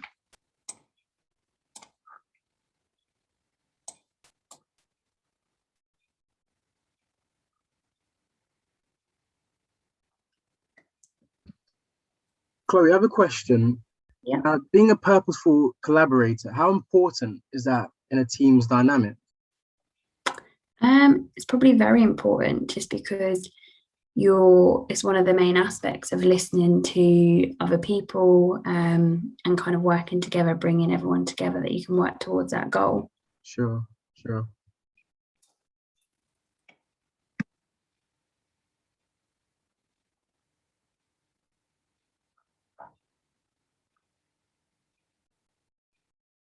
Okay, I can see some answers. Being able to problem solve, and if there's a situation, an ability to solve it, that's really good strength to have. And coming up with new ideas is always great.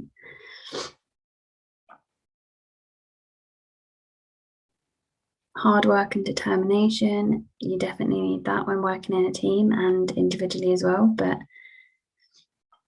good at listening, coordination skills, making sure that everyone has a role to play, that's really good. Good at listening and being able to compromise, good leadership skills, it's really good. Including all the members, there's a lot of these people making strengths that they include everyone, which is really great, because you definitely need to, like we said, everyone is different within a team, so they come with different skill sets. So to be able to include everyone and make the most of their skills is definitely a great strength. Commitment to an end goal. Understanding if others don't agree with your ideas, it's really good. Listening to others. Time management, that's a good one to keep everyone on track. Flexibility to other people's ability, that's a really good point as well, actually. Because like I said, everyone will have different skills and people will have different abilities in terms of what they can do. So if someone's not as good as something as someone else, it's great that you can recognize that and not get angry as such about that, but then you draw upon their other skills. That's a really good point. Giving constructive criticism and feedback, that's good as well. There's lots of great points in there, well done. So moving on to the next slide. If you can have just a quick read of the quote on the screen. So many ideas grow better when transplanted into another mind than the one where they sprang up. If you can just have a quick read and think about that, what do you think this quote means, and how do you think it relates to teamwork? Again, just pop your thoughts in the chat. There's no like right or wrong answer to this. It's just to see how you kind of interpret it. So yeah, any thoughts, just pop them in the chat box.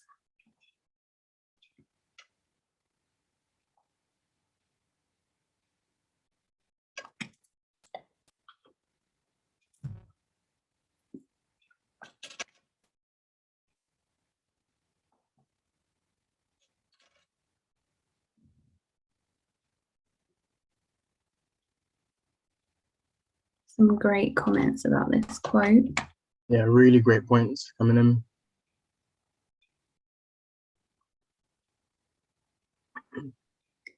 Most of them kind of say about how people will interpret things differently. So making the best solution when everyone contributes. Someone can have a main idea and other people can develop the idea. Seeing your ideas through different perspectives. Yeah, there's lots of good points coming through. Ideas grow when there's more than one person thinking about it. Should listen to everyone's ideas, unique insights. Yeah, you've done really well. It's really good points that come through. So essentially, it's a comment on the value of collaboration. So in order to fully develop an idea and successfully make it a reality, it usually needs to be shared with others who have different perspectives and life experiences. So this may mean that they think, work, and interpret ideas differently to you. It is a diversity of thought which makes working in a team so valuable. Also, when we share our ideas with one another and use our differences, whether it's skills, ways of thinking, experiences, technical ability, etc., it can actually achieve a better outcome than working when you're on your own. So yeah, lots of great comments for that one. So before I go through the team players in detail, if you have a look at the ones that are coming up on the screen now, if you have a look at the ones that are listed, have a think about it and let us know what type of team player you think you are out of those ones listed. They're the 6 main types. There is probably other ones. But yeah, just have a think and pop in the chat box which one you think you're most related to. Which one are you, Chloe? I'd probably say the planner. I like to be very organised. Yeah. Yourself? I think I fall more under probably the leader or the communicator. Can you fall under 2, or is it just one in particular? I'd say you can fall under 2. I mean, it's never just straightforward. Sure. So we've got researchers, planners, communicators, creative, quite a few planners, seeing quite a few creatives as well, researcher. I think the main ones that come through are the planners, the researchers and creatives from what I can see. Art and leaders as well. Okay, so there's lots of different team players. I'm not sure if you're going to mention it anyways, Chloe, but Isabel just mentioned a really good point. She said either a leader or a planner, depending on who else are in the group and what's needed. Can you switch what you need to be, or is it just if you know you're a researcher, you should just do that, or do you have to like I suppose adapt depending on your team? I'd say you probably. Oh, sorry. I think you do probably adapt, just because, like you said, if you're not necessarily just one, and you do have skills, whether it from like being a planner, a leader. Depending on the situation, if the team needs a leader and you have that element, then you're more likely to go towards that. So yeah, that is a really good question. I think you definitely do adapt depending on the situation. And like you said, it's never just straightforward. You're never just one and that's it. You're always going to have different skills from each one. One of them you may be stronger in, another one you may not be, but it doesn't mean you don't have any element of that.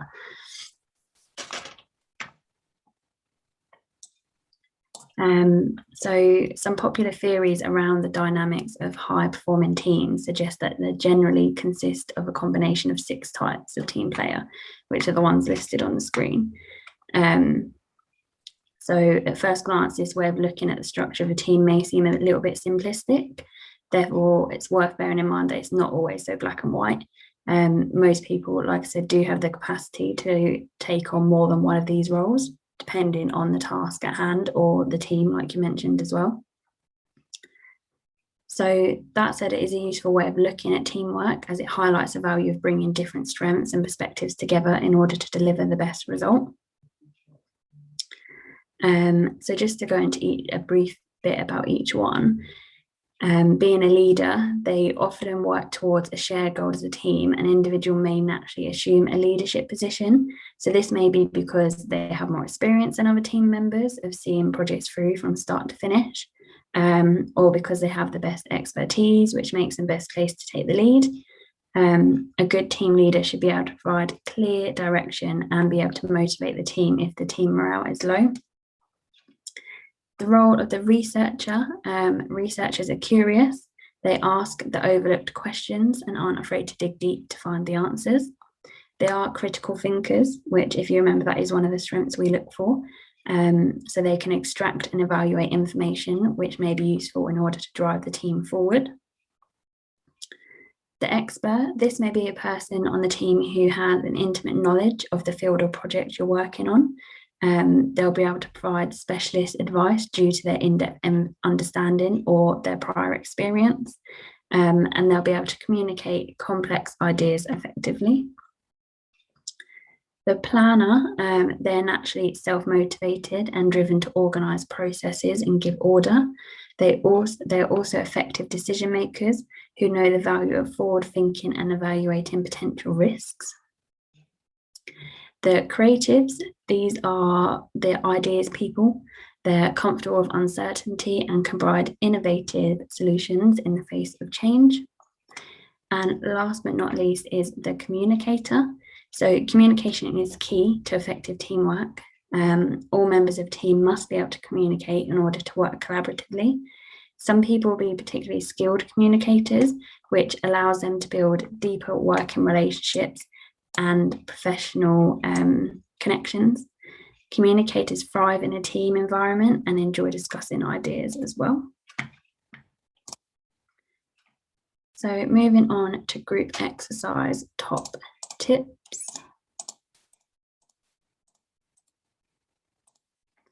So the ability to work effectively and harmoniously as part of a team is a desirable strength for employers when recruiting for their apprenticeship or graduate programs. Therefore, it's important that you can demonstrate this in an assessment centre situation. One element of assessment centres which employers use to assess teamwork and skills is usually a group exercise. So during most group exercises, the candidates work together to perform an activity while being monitored by assessors. The assessors will then score the candidates against a particular marking criteria based upon their respective contributions to the exercise and how effectively they were able to work with the other members of the team so that you can generate a strong outcome.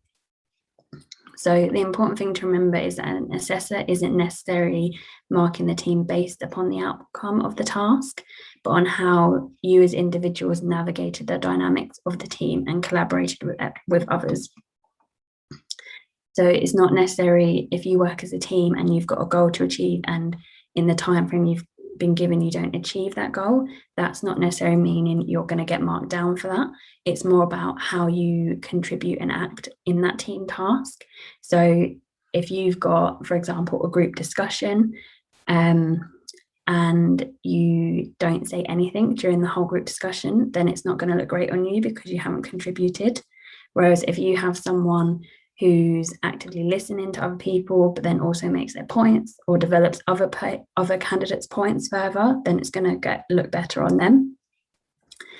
The other end of that is you don't also want to come across like you're taking over, because that's not good teamwork either.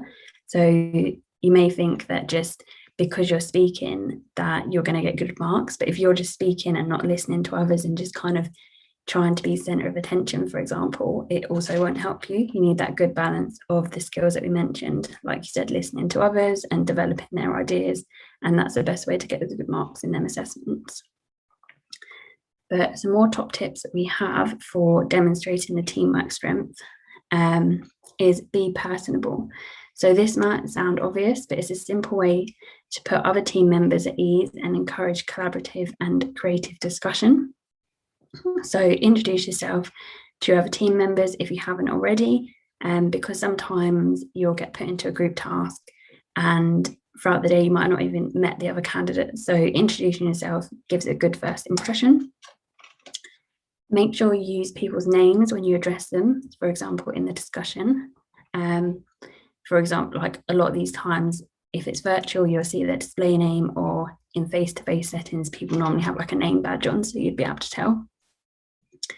It's just a simple way to be able to show warmth and that you value their opinion as well. Another tip is the way to show that you value the opinions in others is to keep your body language relaxed but engaged. So make eye contact with people, show that you're an active listener by nodding whilst others are speaking. Avoid slouching or reclining too much, as that could indicate that you're not taking the task very seriously.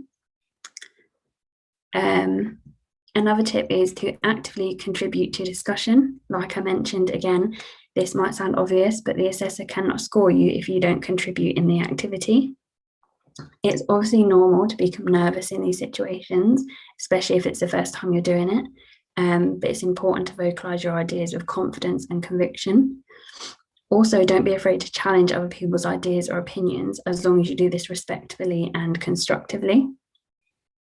This shows that you have the ability to evaluate and make sound decisions. On the flip side of this, it's also natural to want to demonstrate your passion and drive during a group exercise, but like I mentioned, it's important not to allow this to tip over into dominance and aggression. Have conviction in your own ideas, but if the rest of the team strongly disagree with you, listen to their views and take what they have to say on board. Showing that you are a team player is more important in this scenario than being like right or the best person. Bear in mind that your assessor will want to see your listening skills as well as your communicating skills. Being inclusive of all members of the team is very important. If it may be that another candidate appears overwhelmed and is struggling to vocalize their ideas, so you could ask them directly what their thoughts are and whether they have anything they'd like to add. This really shows that your emotional intelligence and compassion. In team scenarios, it's perfectly normal to click more quickly with some members more than others. However, your assessor will want to see that you can work well with everyone on the team, not just the people who you get on with best or who share the same ideas or opinions. And then also, you should have in mind the task at hand and make sure the group discussion is working in the direction of a solution or an outcome. If your group is feeling particularly creative or inspired, you may find that the discussion veers off track, or that you're putting a disproportionate amount of discussion or focus upon one part of it rather than the whole task or final outcome. So you need to make sure that you're steering the progress of the group in the right direction, and also keep an eye on the clock to make sure you have an adequate time to complete the task. This shows leadership and ability to see a task through from start to finish. I think that last one's quite important. I know someone mentioned one of their strengths was time management. A lot of assessment centres where you have a group task, it's always going to be timed. And I think a lot of people kind of, whether it's nerves or just in general, people forget that there's a timer going, and a lot of the time, like, that's not tracked. So it's definitely important to make sure you are aware of the time as well. Chloe, going back to number one, yeah, being personable, would you say it's I suppose quite similar to being yourself? Yeah, very. It's being relaxed, welcoming, being yourself, really. Sure. And how would that translate to group work? So for example, if someone is quite shy and they're working in a group with people that are, I suppose, a bit louder, how would they navigate that? How is being personable and being yourself great for that? Yeah, I see what you mean. I think it is harder when you there's always going to be different types of people in a group. So you are going to have people who are naturally louder and compared to other people who are quieter. That isn't a negative. If you are quieter, it's just being yourself. But I think if you are that type of quieter person, it's really important that you do try to voice your opinions. Even if you only said a few things, compared to people who are sharing lots of ideas. But if you make them few things really valuable, like that will stand out more than people who are just talking a lot. So I think being yourself is still important, even if you are quieter. It's just making sure you do get your points across. No, absolutely. And I guess that falls under playing to your strengths, doesn't it? Yeah, definitely. Also, I'm quite interested to know, out of these 6, are there any more points, or I suppose team working skills that you'd expect to see on this? This is for a question for the chat. Are there any questions, or rather, are there any other points or skills that you'd expect to see on this?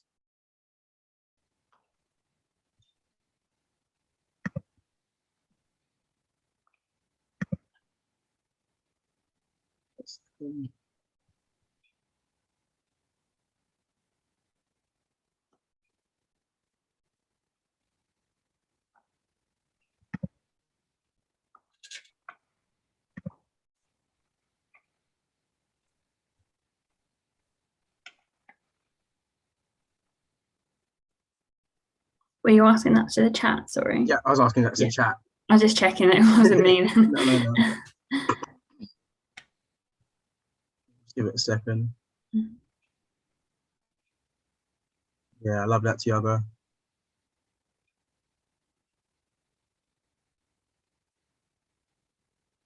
That's actually a really good point Tiago mentioned, being able to take constructive criticism and being able to give it too. How important is that working in a group? Because I understand, sometimes egos might get in the way, but being able to take advice and criticism, how important is that, Chloe? Yeah, very important. I think to be able to listen to that feedback or criticism from other people and actually take it on board is a really good skill to have. And I think a lot of people can struggle with this because people don't necessarily like criticism. It's not nice to hear. Yeah. But if it's constructive and there's points of how you can develop, then and you can take that on board, that's a really, really good skill to have. Sure. I mean, a clear structure or way of contributing ideas instead of just talking around. Absolutely, Sam. Absolutely. Yeah, I think that's a good idea, that if you were in a group task, like if you had someone who'd kind of decided how you're going to discuss it at the beginning, so you could all say, like, you're going to say one opinion, like your thoughts each, and then discuss it. So at least everyone has a chance of speaking then, and they've got their own time, rather than it just being open. And then if you are a bit quieter, it's sometimes harder to kind of get your word out. So that's a good idea. Absolutely. Okay. And last point, I really love Ibrahim's answer. A person that reviews all the content at the end, maybe. I think that's quite nice. And very briefly, I suppose I do that quite a lot, just to summarize and make sure that we're all under the same page. And I suppose it falls under that whole structure, which Chloe was mentioning earlier. So that's definitely a really good point for sure. Yeah, definitely. Yeah, there's lots of good ideas in there. Absolutely.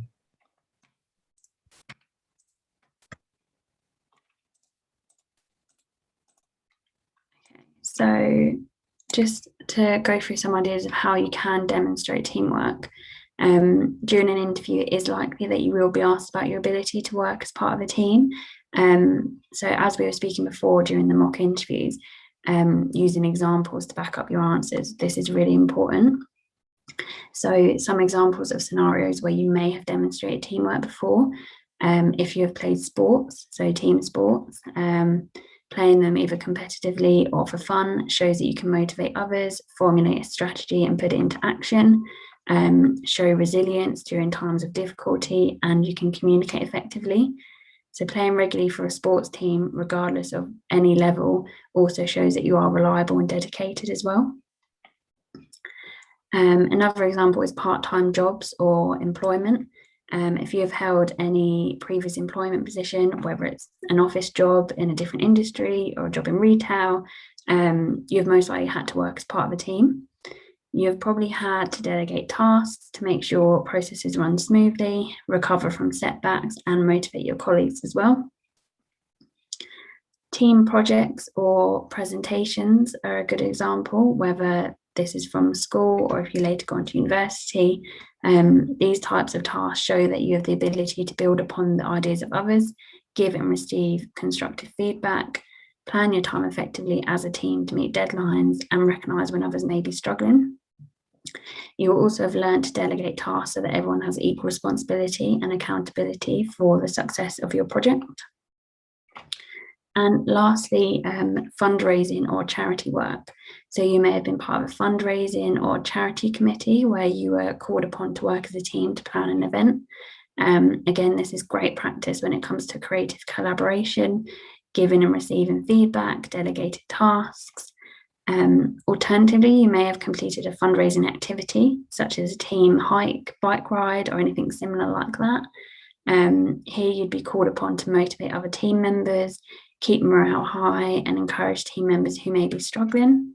So these are all great ways to demonstrate that you can work in a team. It's useful before an interview to have several specific examples which clearly demonstrate your team working ability, so you know that you can draw upon different ones when you're in that interview situation. I was going to ask, Chloe, how important is transferable skills? So for me, I suppose an example would be when I was in school, around, I suppose, many of your ages, I was a captain of my school football team. And so many years later, I applied for a job that had nothing to do with football, actually, but because I was a lead, well, I suppose, a leader on the pitch, I was able to mention that, I had communication skills, I was able to be empathetic and understanding. How important is transferable skills, for going across industries and roles? Yeah, very important. Sometimes people have that opinion where if you haven't got the experience in that exact industry or role, that you may not be suited, but that's really not the case, because a lot of people will look at your skills rather than the specific where you've had experience. So drawing on any of them, like teamwork experience we've just said, is a great way of doing it. So in interviews, whether it's you've done your part-time job, your team sports, there's still great ways to demonstrate your skills. So it really doesn't always matter if you have the experience within that field or not. If you can show how you've demonstrated a skill, then that's great. Absolutely.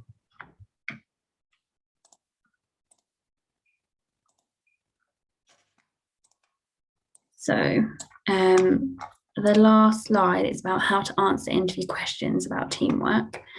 So whether the question is strength-based or competency-based, this will probably influence how you respond. Strength-based questions often require slightly shorter responses, whereas responses to competency-based questions are likely to be a bit more longer and thorough. So strength-based questions will require you to assess what your own strengths are and how these might be of value to the company. So before the interview, take time to review KPMG's strengths and reflect on how your own personal strengths align with these. It's also useful to think about what motivates you personally. This will allow you to give a more authentic response in the interview. Whilst it isn't a requirement to provide examples in your responses to strength-based questions, it may help bring credibility and life to your answer. So if the question is, how do you manage conflict within team situations? If you have an example of when you've been able to do this, it's a great way of demonstrating your point. Also, then, by contrast, competency-based questions will require to give specific examples when talking about teamwork. So make sure you reference specifically what you contributed as opposed to speaking generally about the team. Be thorough in your answer and use a structured response to answer it. I think that is the last slide before going on to the panel. Great, Chloe, thank you so much for that. That was a brilliant session and a lot of value in that too. Thank you. Excuse me. Are there any questions that we have for Chloe? Do feel free to put them in the chat. We'll try to get to them.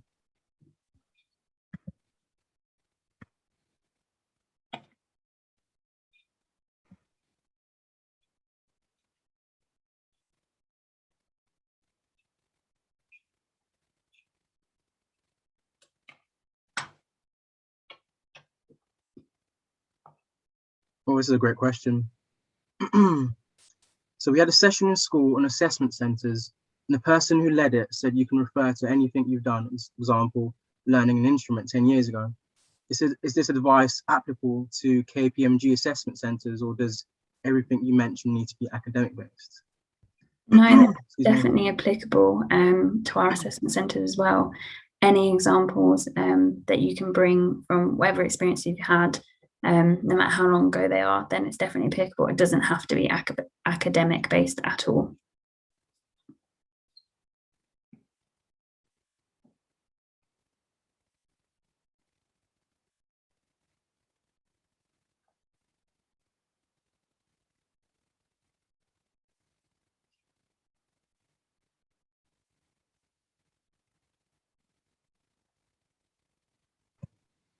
Any more questions, guys? I was going to say, Chloe, I suppose the theme for today, is structure. You know, whether it's an assessment day or an interview, just structuring your answer or structuring how you're presenting your information. Very important, isn't it? Yeah, definitely. Absolutely. What question from Simran? Would any teamwork scenarios that I have as an example be seen as any less compared to more obvious teamwork scenarios? For example, being a house prefect compared to running a fundraising event. I wouldn't say any examples are better or worse, as long as you're able to explain it and apply it to the question that's being answered. For example, working in a team, as long as you can show that and you've given enough detail for that, there's no reason why that wouldn't be as valuable as any other answer. Yes, as long as you can explain it well and you've backed yourself up, then definitely any answer is great. We've got a question from Isabel too.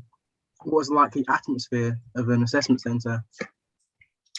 I feel like the generic view of an assessment centre, obviously people are nervous and people worry about it, but from like the ones we do and previous ones I've attended, like employees do make them a lot more relaxed and try to create like a friendly environment. So all the candidates are in the same situation as yourself. So there's like you all in it together, and employers who are running the assessment centres try to make it relaxed and enjoyable as they can. So yeah, I think they're never going to be amazing because you're always going to have that nervous side of it because it is essentially an assessment centre or job interview, but they definitely are a lot more relaxed in the whole atmosphere now. Thanks for that, Chloe. We're just about to go into the breakout room right now. So thanks everyone for joining us. Thank you, Chloe, as well. Thank you.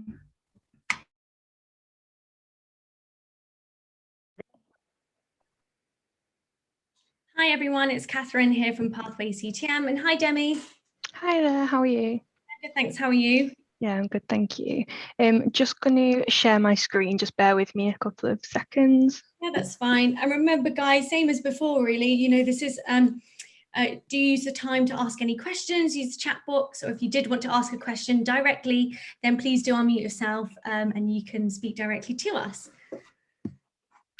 Great. Can I just check that you can see the working effectively together slide? Yes.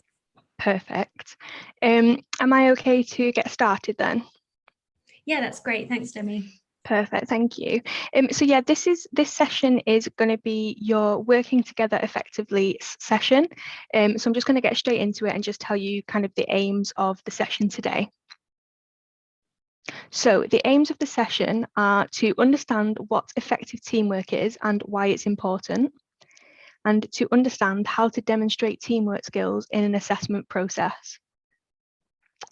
So before we start with this, I want to know, in the chat function, please can you write, what do you think great teamwork looks like?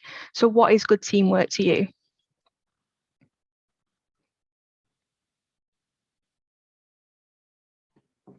Awesome, guys. So do put in a chat box what you think teamwork is to you. Great. So using everyone's unique skill to set it and achieve a goal, listening to other people's ideas, effective communication, working together effectively with others, being able to work productively with others. Great comments there, everyone. Well done. Yeah, really great comments. Thank you, everyone. So going to move on now. So basically, teamwork is the ability to work effectively alongside others to achieve a common goal. It's about being able to operate smoothly and efficiently within a group whilst working towards a shared project or aim. Being a strong team player is more difficult than it may first appear, and it does require practice to be able to do well.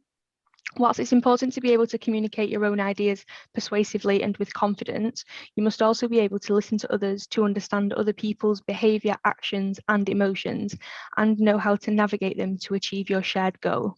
So in other words, it's about kind of having emotional intelligence as well. So demonstrating emotional intelligence within a team environment means encouraging and inspiring other team members in the face of setbacks, being willing to compromise on your own opinions and ideas when necessary, being an active and respectful listener, establishing yourself as someone to be relied upon and showing genuine commitment to the project, accepting constructive criticism and not being offended if someone disagrees with you, and managing conflict is also part of that as well.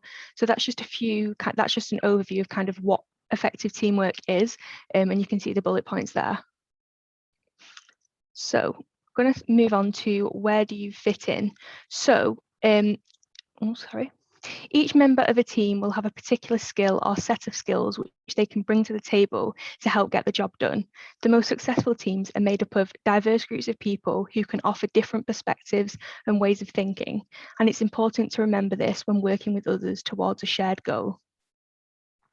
So being a purposeful collaborator means embracing your fellow team members' unique perspectives and diversity of thought. This is an important strength which is assessed through the KPMG application process. The best outcomes are often achieved when people with differing skill sets, opinions and perspectives come together to leverage their collective expertise. So we want to see that you're someone who contributes to a positive and supportive environment by constructively resolving team challenges, taking an inclusive approach and embracing different perspectives. But we will go more into that later on. Effective teamwork is also kind of recognizing what you have to offer is the first step, and that's the first step towards being a strong team player. So spend some time reflecting on your individual strengths and kind of how you can bring them to team scenarios. So in the chat box, please can you put what you consider to be your main strength and how you think that could benefit you in a team scenario. Oh, I think we've got a question as well. Great. So Darcy has said, in an underperforming team, for example, would it be okay to take more control of the team or to get the job done, risking other relationships to get the job done, or allow superior worker to take control over this? Would it be okay to take more control of the team?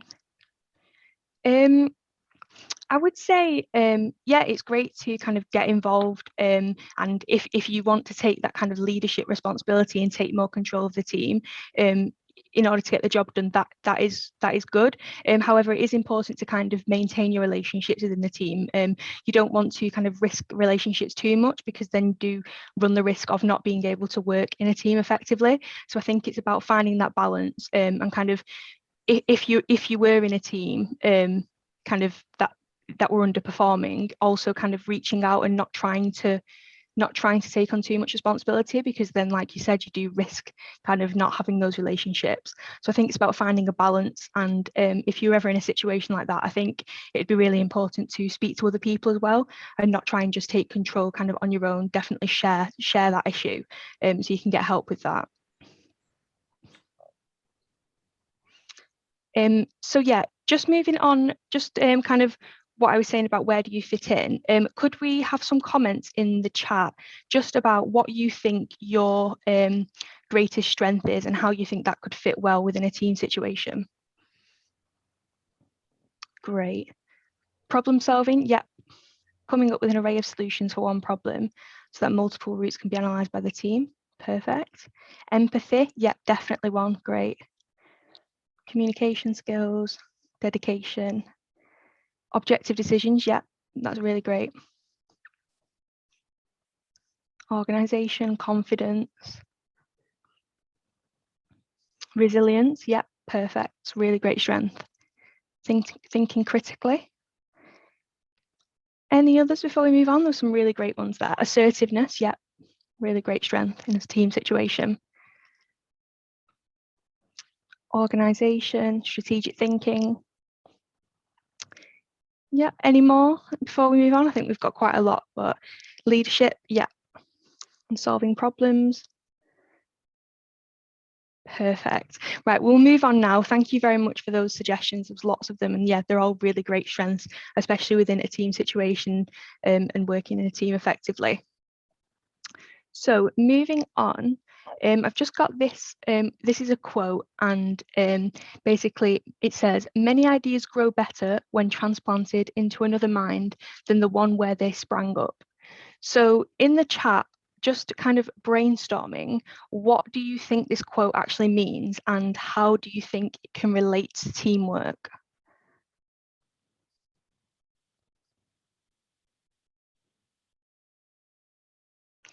Might be a bit of a tricky one, so just give you a few minutes to kind of have a think.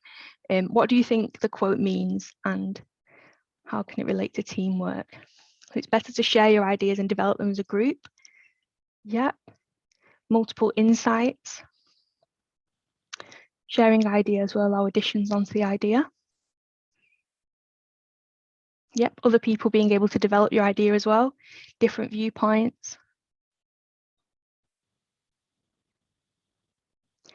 Idea that is shared can be developed more effectively. Yep, really great, thank you. Any more ideas? I think we've all kind of got some there. Allowing everyone to be on the same page to achieve a common goal. Yep, great. Okay, any last ones before I move on? Collaborative working, yep, perfect, that sums it up essentially.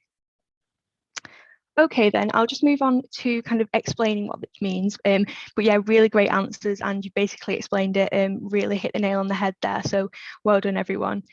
So what it means is it's a kind of comment on the value of collaboration. So it kind of sums up collaborative working. So yeah, a few of you in the chat said that, so really well done.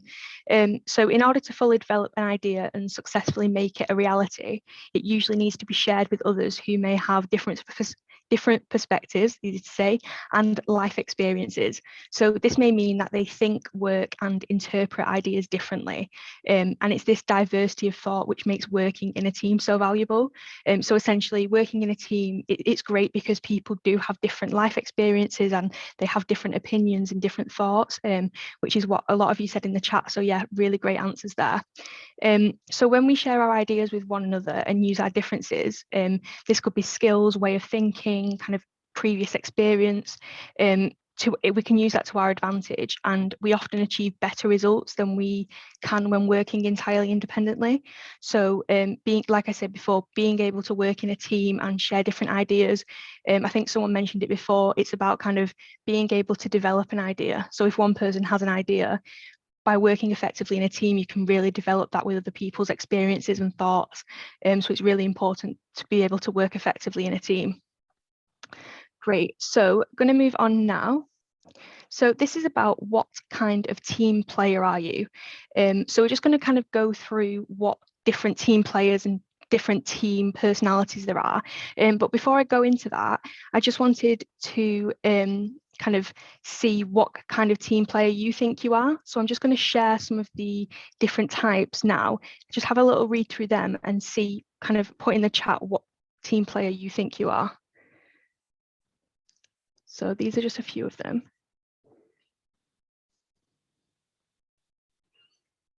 Okay, so there are kind of the team players that you can be. I've not quite yet gone into it, but I will explain exactly what they are.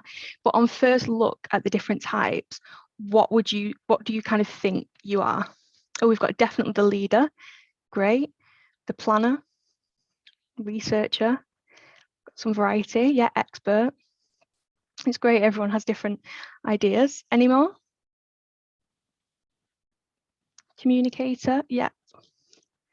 Leader, got another leader. Oh, got a few leaders, that's great. And it's good that you guys know, you know, what type of team player you are. I think that's really important.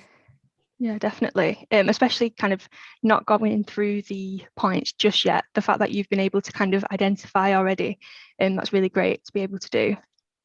Someone said they can see themselves in every category. Well, yeah, that's really good. The fact that you see yourself in each one. Okay, so I'm going to move on now and just kind of give an explanation as to what each one is. Once I've explained that, I will just answer that question because I've just seen one come up in the chat. So just bear with me. So some popular theories around the dynamics of high-performing teams suggest that they generally consist of a combination of 6 types of team player, which are the types that you can see on the slide. At first glance, it's a way of looking at the structure of a team system, and it may seem a little bit simplistic. So it's worth bearing in mind that it's not always so black and white. Most people have the capacity to assume some or all of these roles depending on the task at hand. So like I saw someone in the chat say they can see themselves in every category, and that is what this is a common thing as well. So you can have a bit of everything in your personality when it comes to working in a team. It's a useful way of looking at teamwork as it highlights the value of bringing different strengths and perspectives together in order to deliver the best result. So I'm just going to kind of explain now what each of these mean. So if you said that you think you are the leader, this is often when working towards a shared goal as a team, an individual may naturally assume a leadership position. This may be because they have more experience than other team members of seeing through projects from start to finish, or because they have expertise which makes them best placed to take the lead. A good team leader should be able to provide clear direction and be able to motivate the team if morale is low. So for those of you who said you thought you were the leader, that you might think that resonates with you. So with the researchers are curious, they ask the overlooked questions and aren't afraid to dig deep to find the answers. They are critical thinkers who can extract and evaluate information which may be useful in order to drive the team forward. So that's what researcher is. The expert is a person on the team who has an intimate knowledge of the field or project which you're working on. They will be able to provide specialist advice due to their in-depth understanding or prior experience, and will be able to communicate complex ideas effectively. Planners, this is for the planner strength now. So planners are naturally self-motivated and are driven to organise processes and give order. They are also effective decision makers who know the value of forward thinking and evaluating potential risk. So yeah, that's an overview of the planner. So moving on to what a creative is. Creatives are ideas people. They are comfortable with uncertainty and can provide innovative solutions in face of change. And last but not least is the communicator. So communication is key to effective teamwork. So all members of a team must be able to communicate in order to work collaboratively. Some people will be particularly skilled communicators, which allows them to build deep working relationships and professional connections. Communicators thrive in a team environment and enjoy discussing ideas. So there's quite a lot of information there, but I hope that's helped to kind of clear up what each of the styles mean. Now I've gone through that and kind of explained what each of them mean. Has anyone kind of changed their opinion on what they are, or is it reinforced that you're definitely the type that you thought you were? It'd be interesting to see if anyone's changed their mind after reading a bit more about that. Reinforced, great. Yeah. Yep, reinforced again.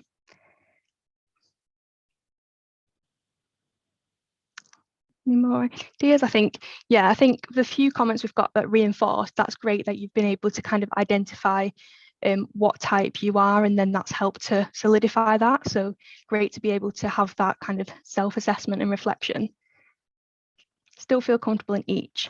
Yep, great that you feel comfortable in each one. Yep, just being able to have a bit of each one is definitely going to help you in a team situation. Great. So I think we'll move on now. We'll move on to the next slide. So these are just some top tips for. Oh, I don't think the slide's working. Bear with me a second. Sorry. Oh, for some reason, unfortunately, we don't seem to have the words. I think the slide's a bit. There's been a bit of a tech issue with this slide, so apologies for that. But I will go through them in detail, so you'll be able to hear what each of the points mean. But yeah, apologies for that one. Demi, I don't know if I can. get it up if that helps, or happy for you to just read it out? Yeah, do you have the slides with the points on? Yes, I do. Oh, I don't know why it's doing that. Let me just get that out there. Oh, that's great, thank you. Slide.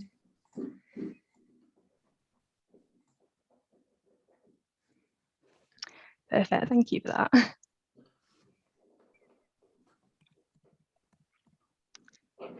Great. So yeah, this is just some group exercise top tips. So the ability to work effectively and harmoniously as part of a team is a desirable strength for employers when recruiting for their graduate programs. Therefore, it's really important that you can demonstrate this in an assessment centre situation. One element of assessment centres which employers use to assess team working skills is the group exercise. At KPMG in particular, we do use group exercises to kind of measure strengths, and this is a really common exercise that you'll find within an assessment centre. So during most group exercises, the candidates work together to perform an activity while being monitored by assessors. The assessors will then score the candidates against the particular marking criteria based upon their respective contributions to the exercise and how effectively they were able to work with other members of the team to generate a strong outcome. The important thing to remember is that the assessor isn't necessarily marking the team based upon the outcome of the task, but on how individuals navigated the dynamics of the team and collaborated with other people. So moving on to the top tips, these are just some tips that will help you to demonstrate teamwork effectively during a group exercise. And just to kind of reiterate the point that I've just said, it is important sometimes to remember that it isn't necessarily the outcome of the task that is being measured, it's how you navigate that. So if you ever are in a group situation, in a group exercise at an assessment centre, do try your best to keep that in mind, that it's not about the outcome necessarily, it's about how you work towards that. So definitely something important to keep in mind. So the first top tip is to be personable. So it might sound quite obvious, but it is a simple way to put other team members at ease and also to encourage collaborative and creative discussion. So introduce yourself to other team members if you haven't already, and make sure you use people's names when you address them, because it makes it a bit more personalised and it builds that rapport with that person as well. Usually in assessment, it can be quite difficult to remember names, especially if you're quite nervous or there's quite a lot of people, but sometimes in an assessment centre, people will have name badges on, and if it is a virtual one, they'll have their name in the Teams meeting as well. So that's definitely a good way to kind of be able to remember those. And yeah, it's just a simple way to show warmth and kind of make it a bit more personal. Kind of, yeah, like it was saying, be personable and talk to people using their names. It just creates that warmth. The second tip is being aware of your body language, and this kind of shows that you do value the opinions of others, and it's to keep your body language relaxed but also keep it engaged as well. So this can include making eye contact, showing that you're an active listener by nodding whilst others are speaking, and this can be done by avoiding slouching or reclining too much, because that could indicate that you're not really taking their opinions on board. So it's just kind of find that good balance between showing that you're listening but also not appearing too relaxed, so that you look like you're not really that bothered about what that person's got to say. So that's really important to try and remember. So the third tip is to actively contribute to the discussion. This might sound obvious because it's the entire point of the group exercise, but sometimes it can be quite difficult. But the assessor can't score you if you do not contribute to the activity. So it is something really, really important to try and remember and actively try and do within the group exercise. Just vocalize your ideas. There's nothing worse being in a group situation when you've got a really great point in your head and the time just passes and you've not been able to say it. So definitely just put yourself out there and say that point if you've got a great point. Don't be too scared to kind of actively contribute. And also don't be afraid to challenge other people's ideas or opinions, as long as you do so respectfully and constructively. It's really important that you're able to have like a conversation within a group discussion. So if you do have a different opinion to someone else, voice that, because that is really great to be able to show that you can think differently and can kind of not argue with them, but you have different opinions, but it's just about doing that in a respectful way. So yeah, that's definitely something that will kind of help you stand out in a group exercise. And yeah, it just shows that you have the ability to evaluate and make sound decisions. So just, although it does sound obvious, do try and actively contribute, because otherwise an assessor just won't be able to score you, and that'll be kind of where you fall down a little bit in a group exercise. So the next point is about being assertive but never aggressive. So on the flip side of actively contributing to a discussion, you will want to demonstrate your passion and drive during a group exercise, but it's important that you don't let this tip into kind of dominance and aggression. So whilst it's important to voice your opinion, and if you have differing opinions to others, definitely voice those, but just ensuring that you're respectful and it doesn't kind of go into the aggressive side.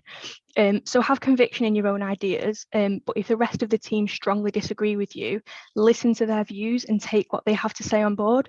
And understand sometimes if the entire group has differing opinions, it can be, you can get quite defensive and it can be quite intimidating, but just try and remain respectful and understand that people do have other opinions to you, just like you do with them.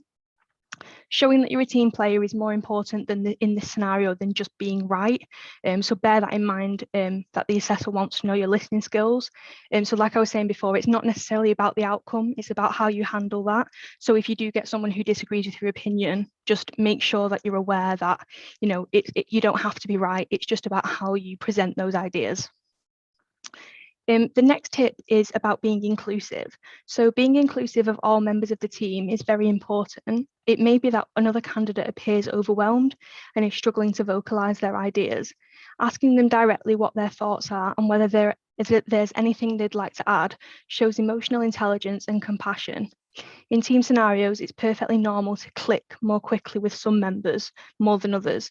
However, your assessor will want to see that you can work well with everybody on the team, not just the people who you get on with best or who you share your ideas and opinions.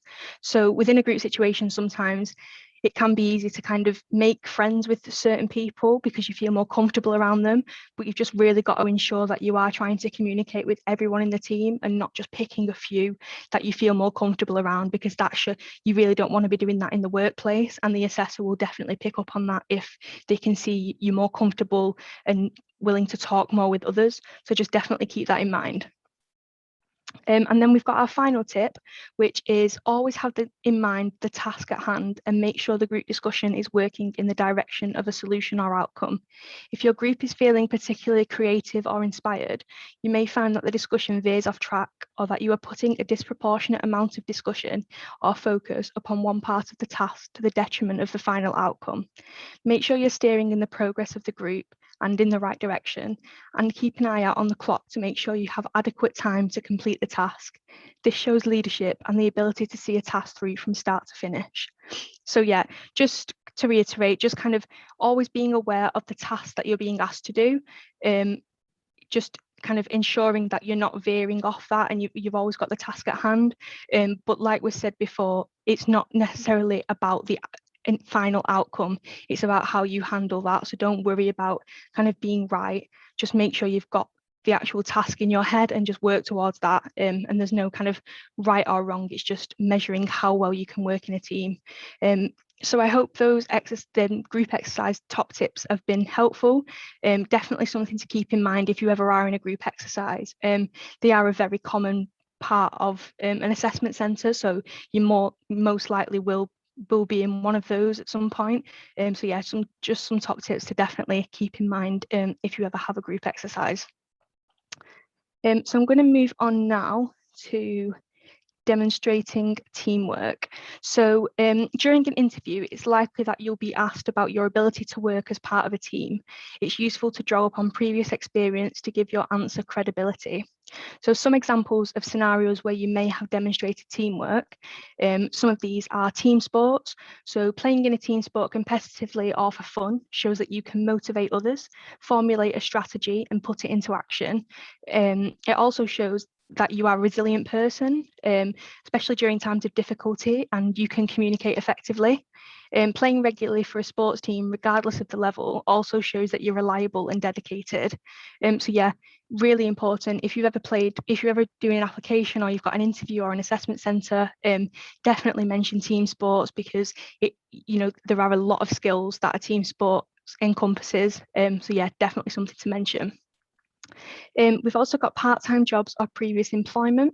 So if you've held a previous employment position, whether that's an office job in a different industry or a job in retail, you have most likely had to work as part of a team.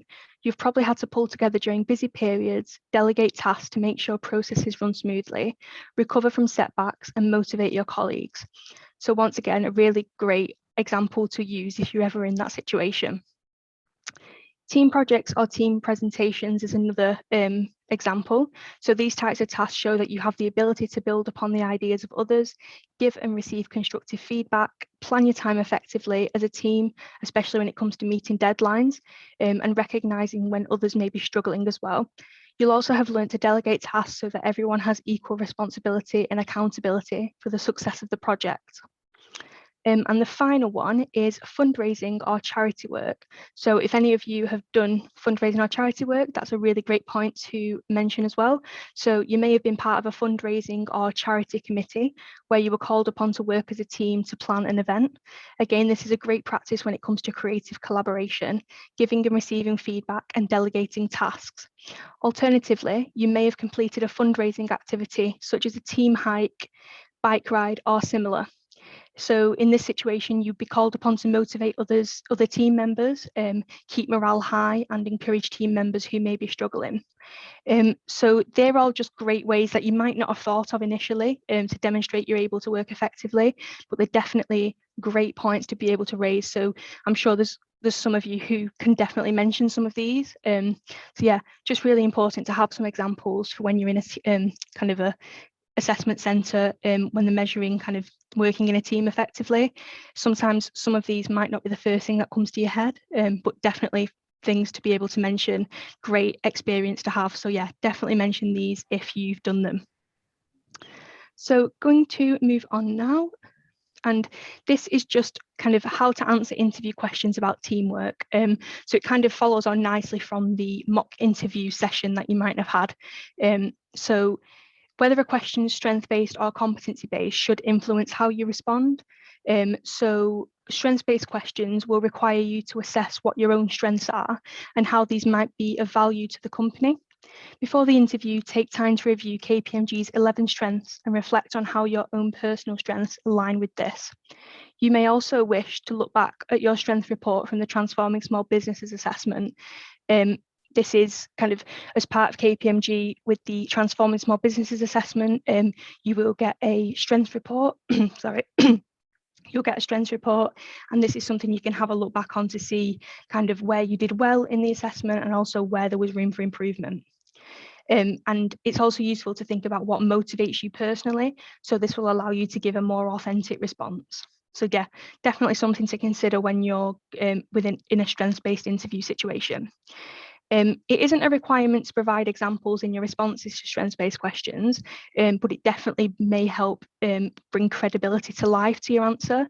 So although it's not a requirement, it's definitely recommended if you've got an example, because it really does demonstrate that strength. If the question is, how do you manage conflict within team situations, just trying to include a specific example, if you have one, really will help to demonstrate your point. Just contrasting that, competency-based questions will require you to give specific examples. So when talking about teamwork, make sure you reference specifically what you contributed as opposed to speaking generally about the team. So I'm sure you saw in the mock interview session, some of the answers given were quite vague and didn't really demonstrate how that person could demonstrate that strength. Whereas in a competency-based interview, you really will need to use examples to demonstrate that. So that's something to bear in mind depending on what interview style you will be having. So just being thorough in your answer and using the STAR technique, which was shown to you before, that will really help you to structure your response, especially within a competency-based interview. But the STAR method may also help you with different interview styles as well.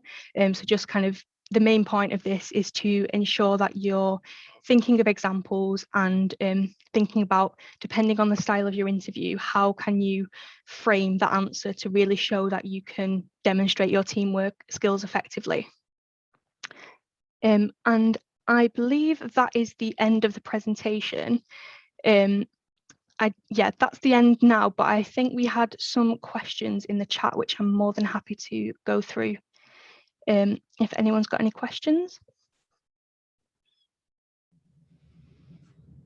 Yeah, I just need some questions, Demi. One from Darcy. How long would the tasks for these assessments typically be? And are you given time beforehand to get to know your team?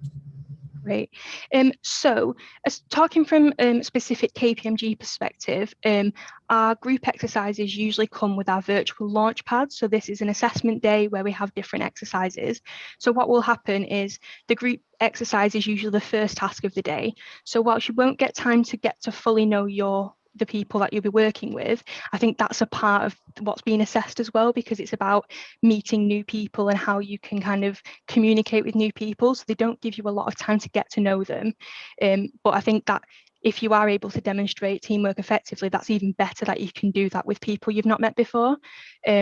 With the group exercise at one of our assessment centres, they're usually around 20 minutes long, 20 to 30 minutes, and you will be given kind of a brief at the start, and then you'll have an assessor who sits and watches and kind of listens to you, and then you'll be given free rein then to just kind of ensure you're communicating and working towards the brief, and it's something that an assessor won't really kind of interact with you. They're just sitting back and watching how you can communicate. So I hope that helps to answer your question. Yeah, around 30 minutes. Just a general question, what uni degrees and qualifications do you need for KPMG? So at KPMG, the vast majority of our programs, you don't require a specific degree at all. So, you know, we have people applying for courses who have done history, we have people who've done English, maths, you know, with no particular kind of specific courses you need. For a very few of our courses, such as actuarial science or technology cyber, you may need more of a science-based degree, but you can find all of that information on our website as well. So if you've got a particular course in mind, definitely have a look at that, and it'll tell you exactly what we look for. And yeah, so that's kind of the qualifications. We do have our specific GCSE qualifications as well, and our A-level qualifications. They can vary slightly depending on the programme. So again, if you do have a specific course in mind, I definitely recommend checking our careers website, because all the information you need will be there.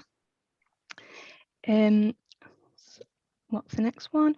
Would you say that an apprenticeship opposed to a standard degree would restrict your progression in role of employment at KPMG?